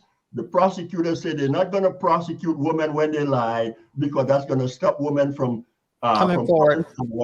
And then they turn around and use the statistics that women aren't lying as proof that when they make the allegation is true. It's because of these political situations. There's so many reasons why I take the position that I take about pure skepticism on any of these cases. Yeah, I mean, it's definitely disparities against our people in this judicial system. I mean, that's not a secret. But y'all boy is guilty. But on that note, I gotta go to bed. If that's what you, like I told you, you feel he's guilty. What am I gonna say? You know what I'm saying? I'm skeptical. And that's it. There's no. I'm not. If me and you knew each other personally as friends or whatever, we wouldn't even talk about that. That would, you'd say that. I'll say I feel he is, and not. At least I wouldn't talk about it anymore. So we won't be arguing about it. Oh, so we get cuddle time now. Is that what you're saying, that Poppy? You want some cuddle time with Tish? No, I'm just saying how I when you doing your cuddle session. If you are in my or something, and you have an opinion about something, and I differ from you, We don't argue about it. I usually just express my opinion. I mean, we did good though. We all y'all said what y'all said, and us women we said what we said, and we cool. So this was actually beautiful. I mean, because as women, we feel strongly about this. Like Kay feels strongly, CJ, I feel strongly, but you know, we heard y'all bullshit. We heard y'all what y'all had to say. We cool with it. Wow. Bullshit, y'all talking. You think we didn't put up with your bullshit for the whole 3 hours and something? This guy's a multi-millionaire. He's 85 years old. He's gonna die soon, probably. You know, and he gonna live until he's 100. He doing good, and also he ain't blind either. So y'all can't deny that. He act like he can't see. He can see real good. He does have he's legally blind. That's different from being blind. Right, but he acting like he doing all this and act like he got a hold on to somebody. Boy, bye. He just trying to drum up the drama. An actor, come on. Yeah, he doing a hell of a job too. He's a comedian. What do you expect? He's a comedian. But y'all, you're making me laugh now. Come on. But yeah, Kay reminded me. I'm supposed to be doing my cuddle session, so y'all need to remind me. So I'm gonna go to a Cuddlist. Have you ever heard of Cuddlist? Big Drum and iPoppy. So it's like you go to a Cuddlist, and there are professionals that you go and you lay down with them, and they hold you and cuddle with you, and you pay them by the hour. No way. I know. Right after the rape conversation. Oh, sorry. After the sexual assault conversation, we're gonna go right into talking about paying somebody to lay down with us and hope that's all they do. Okay. Well, they're professionals. They're professional. They're not supposed to get a boner. Oh, okay. So yeah, doctors aren't supposed to be fingering their patients either during the tap. But let's say if I get a guy cuddler, then he would automatically get a pillow and put it between my butt and his wiener. But he's gonna hold me. So I want a guy. So I'm gonna actually film it and I'm gonna live stream it. So y'all look out for that. Okay, so can I ask you? All right, let me ask you this question since you went there. All right. Okay. Tell me, what would be the difference between you hiring a professional cuddler versus you just getting a sugar boy? What's the difference? Because the sugar boy, I'm about to give up some sugar, and I may not want to give up any sugar. The whole point of a cuddler is for you to relax and for some. Sugar boys, you're just giving them money. Hold on, no. You know, a cuddler, and you get to get the benefits. A cuddler. A cuddler is a professional, and a fuckboy is not a professional. Okay, so are you saying you can pay him just to cuddle her? So hold on. It's called. Look it up. It's actually. You said what now? Are you serious, or are you just joking? Oh, I'm dead serious. It's actually called. Dead serious. It's called a cuddlist. It's a cuddlist, and they professionals, and it's a profession. And they get paid They get paid $80 an hour, but you have to at least be with them for an hour and a half minimum. So how much is that? Like 80 plus 40 is what, 120? So I would pay them $120 just for them to hold me for 90 minutes. And I tell them, if I want to, I tell them how my day is going, what I want in my life, stuff like that. And I'm a live stream it. Would that not be cool? Would y'all not love to watch that? That'd be like so cool. By the way, there's a YouTuber that already did that. Oh, really? There's a YouTuber that already did that, by the way. Wow. Yeah, yeah, I saw it. It was boring, but oh well. Yeah, we're gonna have to. I wouldn't live stream it. I would chop it up and whatnot. Nobody want to watch you lay down for an hour and a half. Me, I don't see the point of you paying somebody to cuddle when you just said that you still mess around with your ex. So you might as well just pay your ex the same money and just cuddle with him. Well, she can't be open and honest with him. But anyway, you don't need to talk. You just want to cuddle, right? Pharmacist Kevin Samuel did say winter is coming, so that's the beauty of these cuddlers, right? You don't have to talk. It's not about having sex. Nobody wants. No, she'll be back. All right. She does that sometimes, but it's not about having sex with somebody or anything. It's literally about being in a controlled environment where you can just let all of the stress and the troubles and whatever out to someone who will like soothe you and just offer you a warm, cuddly place to lay your head while you talk about these things. Literally. Versus being with, like, let's say an ex or somebody you are currently having sex with or whatever the case may be, you're not going to have that same relaxed mind to really let go of all that stuff because your guard is still going to be partially up. That's the whole point of it. Now, I personally ain't going to do it, but that's the point of it. A stranger cuddling you for an hour. I guess I'm just looking at it like it's just like going to a psychiatrist. You don't want someone that you know personally to be that person that you release to. Yeah, because you feel judged and everything. You're not going to feel like you can be yourself and just say what's on your mind. Yes, for me, it's just the physical contact part. Because like with a psychiatrist, you know, the biggest benefit is that they are completely unbiased. Right. So their opinion is not necessarily going to be personal. As a matter of fact, a lot of what they're going to be telling you, you know, it's pretty much where you're answering your own questions. Okay. Now, the only thing with a cuddler, you know, it's kind of on the fence there because, you know, you a cuddler, sorry, with a cuddlist, you're kind of on the fence there because you're like, well, wait a minute. What if I hired a sugar baby and she can do the same exact thing? What you know about sugar babies? You sound like you've had a sugar baby before. I'm just asking for a friend. But then what's the difference? I mean, so then what? So then why hire But then why hire the sugar baby when you could just hire the cuddlist? Like sugar babies cost more. Well, there you go. But that's my point is, if the sugar baby can do the same thing of the cuddlist, what's the difference? Well, again, the sugar baby's more expensive, so why would we take that route? Why not? And they're not as soothing. But who's to say that the sugar baby's more expensive? The cuddlist is a professional. Okay. How much is a sugar baby? How much is a sugar baby? I don't know. Don't act like you don't know. You know. I don't know. Sugar baby. You know. I'll have to look this up. I've never heard of this cuddlist. I'm curious about this. People going to cuddle and total strangers for money. I mean, you know. Charles, just gone down there in the basement, grab one of the women you got down there, and tell her to cuddle with you. Oh God. The comments were saying you got some women in the basement. So. Oh wow. I didn't get all right. So you didn't let them all out? Is that what you said? I didn't get all right. So funny. Where did Tish go? I have no idea. She's still over there trying to get her life together. She struggles streaming. Very much so. We're here and she's not. She mentioned going to bed, but I don't think she'd leave us here. Yeah, I don't think so because I can't close this out. I have zero access. I think the pharmacist might be having connection problems. But I don't know what's going on with her Wi-Fi because I noticed this happened before.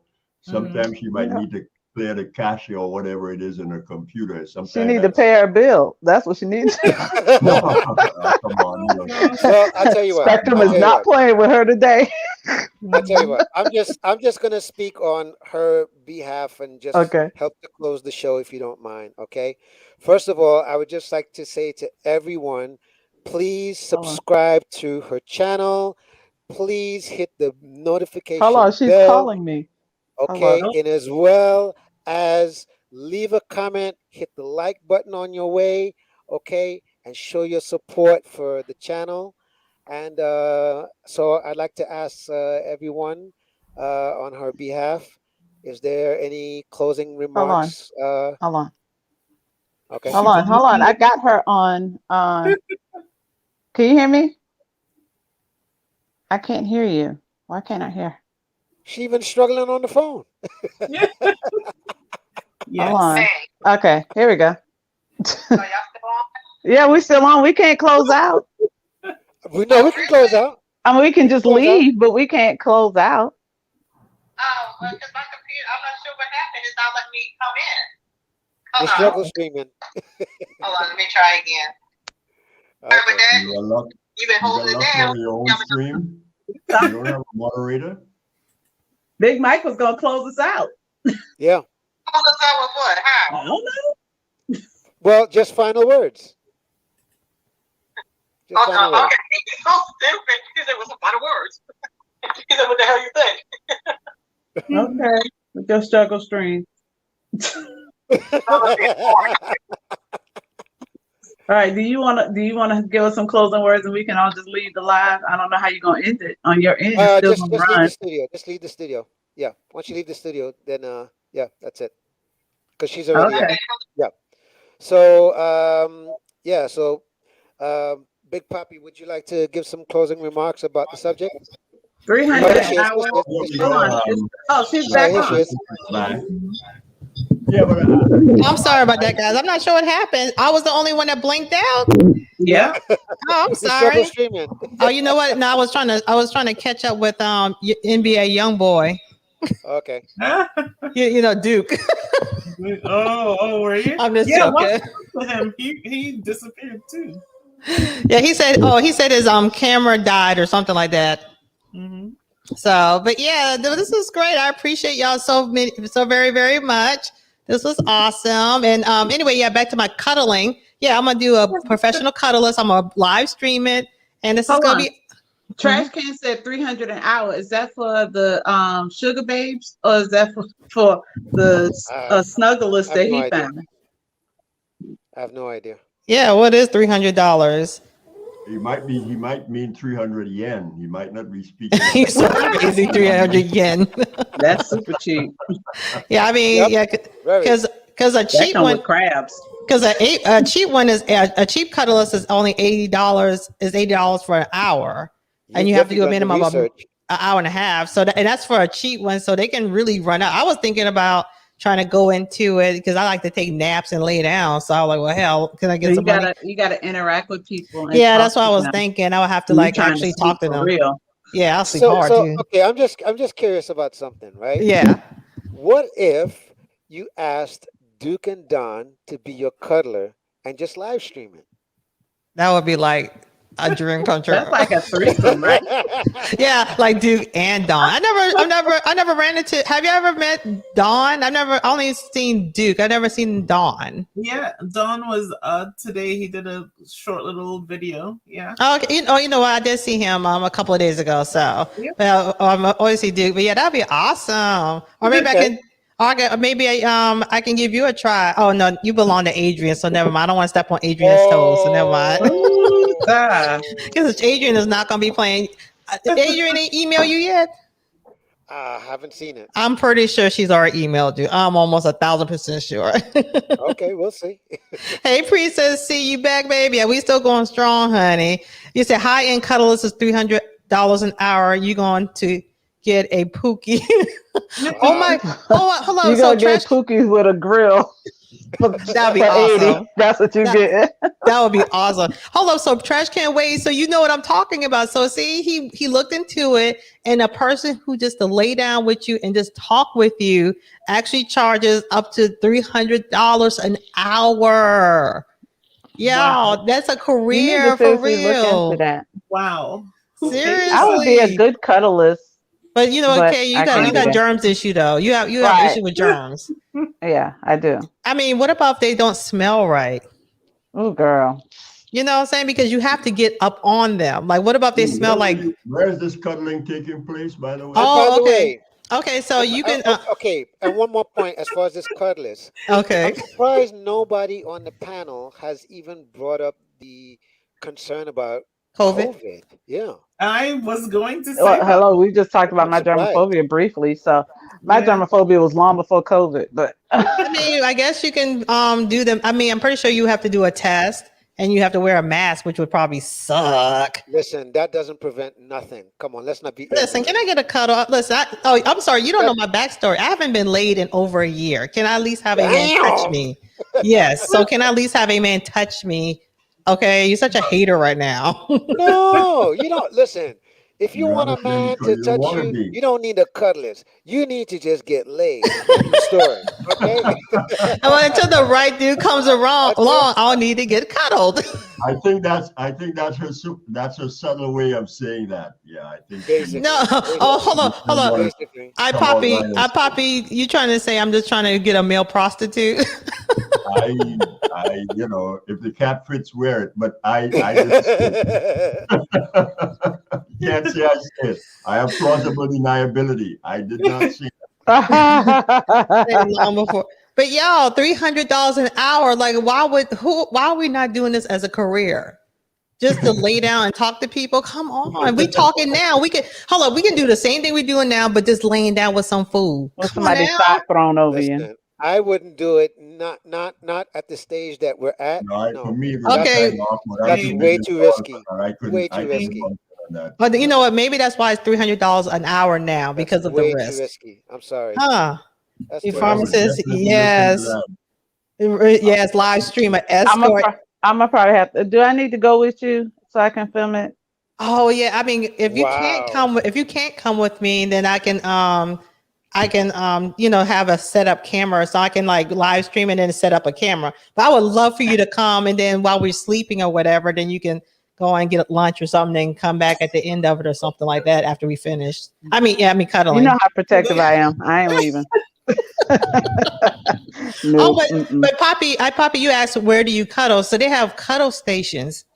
So either they can come to your home, you can go to their home, or they have like actually like if you go to a nail salon or a hair salon, and it's like little offices for so it's like that. So the ones in Charlotte, you go to like a actual cuddling place. But y'all Google it, look it up on YouTube. It's some really people interesting. that have their own private business, they have little huts and stuff like that. Right. They have a cuddle hut. Yeah. Fascinating. I'm definitely going to look into that. Well, now don't look into it. Wait for me to live stream it because I'm a live stream within the net. Whenever I've seen it on YouTube already. Oh, you have? Okay, so you know about it. Yeah. Okay, so whenever Kate comes back to town, but to be honest, from what I've seen on YouTube, the 90% of the people that do the cuddling, it's not the age range that you think it is. It's actually old people. Yeah, older people. Oh yeah, I've seen it. But they have the ones in Charlotte are young girls. Yeah. Because the ones Tish, who are do you care if he's black or white? Huh? I would like a black male cuddlist, please. I want to make this as dicey as possible.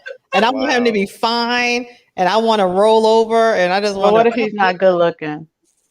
Well, that'd be fine. As long as he's black and a male with a penis. That'd be so funny. Let me get something straight. So if a guy like Poppy showed up to your door, you're okay with that? If he's a professional cuddlist, yeah. All right. If he's a professional, yeah, that's his job. It's his job to cuddle me. Now, by the way, what if it's a woman? That's fine. That's her job to cuddle me. Okay. Her preference is a male. But my preference is a male. But if an old white woman comes and she's supposed to cuddle, usually the older ones are the best at cuddling because they really want to know what's going on because they ain't got nothing going on themselves. I'm joking. Wow. But when the next time, figured out. I've already researched. I'm going to do it. I'm just waiting for a good opportunity. So the next time Kay comes into our area, then I'm gonna make an arrangement, and then we're gonna do the cuddle thing. Okay. And we're gonna live stream it. And let's go towards the third weekend in November. I'm free. Okay, so the third weekend. Okay, so the third weekend in November, we're gonna do the cuddling. Kay is gonna live stream it for me, and we're gonna live stream it, and maybe Kay will join us. Maybe we can do like a 4-way cuddle. The way my germophobia is set up. Or would it be a 3-way? Yeah, a 3-way cuddle. Yeah. You guys gonna have a slumber party? Yeah, I'm paying for a week slumber party. That's funny, but yeah, that'd be the bomb. Actually, that'd be funny. All right, and y'all better have me at 1,000 views on this. I'm playing myself. I certainly would. I certainly would. You certainly get your 4,000 hours just from me watching that. True. Wow. I would like, Kasha, are you looking it up now? Are you looking to see what the possibilities are? Oh, yeah. I'm looking into it. Oh, no, I thought you was looking at now to see who's actually working. But it's mostly women though. In my area, it's usually the young white women. So like they have some older white women, but it's usually the young girls. They into it. $300 an hour. Sis, you need to break into that field. I'm telling you right now. And then I the can be a personal certification. bodyguard. I roll with you for your appointments. And then the I'm always certification. packing. I know, right? The certification isn't that hard or anything. It's really, and the thing is, it's not like a state kind of certification. Like anyone can do it. You just have to pass the test and get with a cuddling group. You just can't. It's hard to do it on yourself. You know, I can't just get my cuddling license and go by myself because no one would know me. You have to be with like a group of other cuddlists. You need someone to I funnel you some would clients. assume you'd have to get with some sort of agency. Right, exactly. Yeah. Right, and it's called the Cuddlist Agency. It's like in Charlotte's called the Cuddlist. That's the name of the agency. You know, you could just be anyone, just touching people. Wow. Coming with a dick first with a dildo. I'm here to cuddle. Oh boy! I'm gonna come with a big one in my pants. Make this shit really weird. Okay. I wasn't ready. Well, I have to go. Oh my gosh. Anyway. But anyway, guys, so I appreciate y'all. Thank you so much, Kay, as usual. Thank you so much, Mike. You have been awesome. You've been with me at the beginning, so I appreciate it. Thank you so much, iPoppy, our pet Charles, but you know you my iPoppy. And of course, CJOJ. I appreciate you so much coming from Duke and Dawn and coming over here. I know it's not as fun as the guys, but you know, hopefully we kept you pretty entertained. No, it was awesome. Thank you. And W with the funk. Sorry, you couldn't last. I mean, with your connectivity. That didn't come out right. Well, you know, we saw that little pinky Sorry, you thing, couldn't last. so we don't know what that was about. And thank you so much, Mr. Duke of Duke of Dawn, for coming to check us out and give us all the words of wisdom. And everyone, Princess C, thank you so much. Trash Can Ways, you were a riot tonight. Always. As always. But he was even though you was trying to holler at Adrian tonight. It's okay. Oh yeah, thank you, Adrian. Hope I'm gonna beat you to your man. Don't get mad. Come on. Thank you, Unique View. Thank you, the official urban therapist. This is your first time. Thank you so much. Excuse me. Uh-oh. Who else? I know I got COVID going to a cuddlist. What the phone? Thank you, Adrian. Drock. I'm not who Drock is, but thank you so much for checking us out. Who else was here tonight, Kay? Who else was? I don't know, but you know, eventually your audience is going to be too big for you to say goodnight to everybody. You can say folks as a whole. Somehow, the lead attorney names off all his music people, so I can at least start to try. Oh yeah! Oh my goodness! He that's what his focus. People were doing that. Everybody was saying hi, and they were driving by with their pickup truck, and you know, it was looked so strange to me. Right. So if I missed anyone, I am so sorry because it doesn't let me see about so far with the comments. But either way, I love y'all so much. I appreciate it. Kay loves y'all. Appreciate it. And free Bill Cosby. Good night. That is not the hotness. Up on your platform, and I enjoyed myself. All right, thank you, iPoppy. Appreciate it. By the way, I would just like to say once again, everybody, please subscribe to your favorite pharmacist channel. Hit that notification bell. I subscribe comment, share the video with everyone. And as always, one love. All right, and Big Drum, make sure to check out Big Drum. What's it called? Big Drum Drum. He has a channel as well. What about you, Pet Charles? You have a channel? I guess not. CJOJ, do you have a channel? No. Okay, well, just come check us out then. All right, then. Yes. All right, see y'all later. Y'all think about me cuddling tonight. Bye. Bye. Bye. Good night.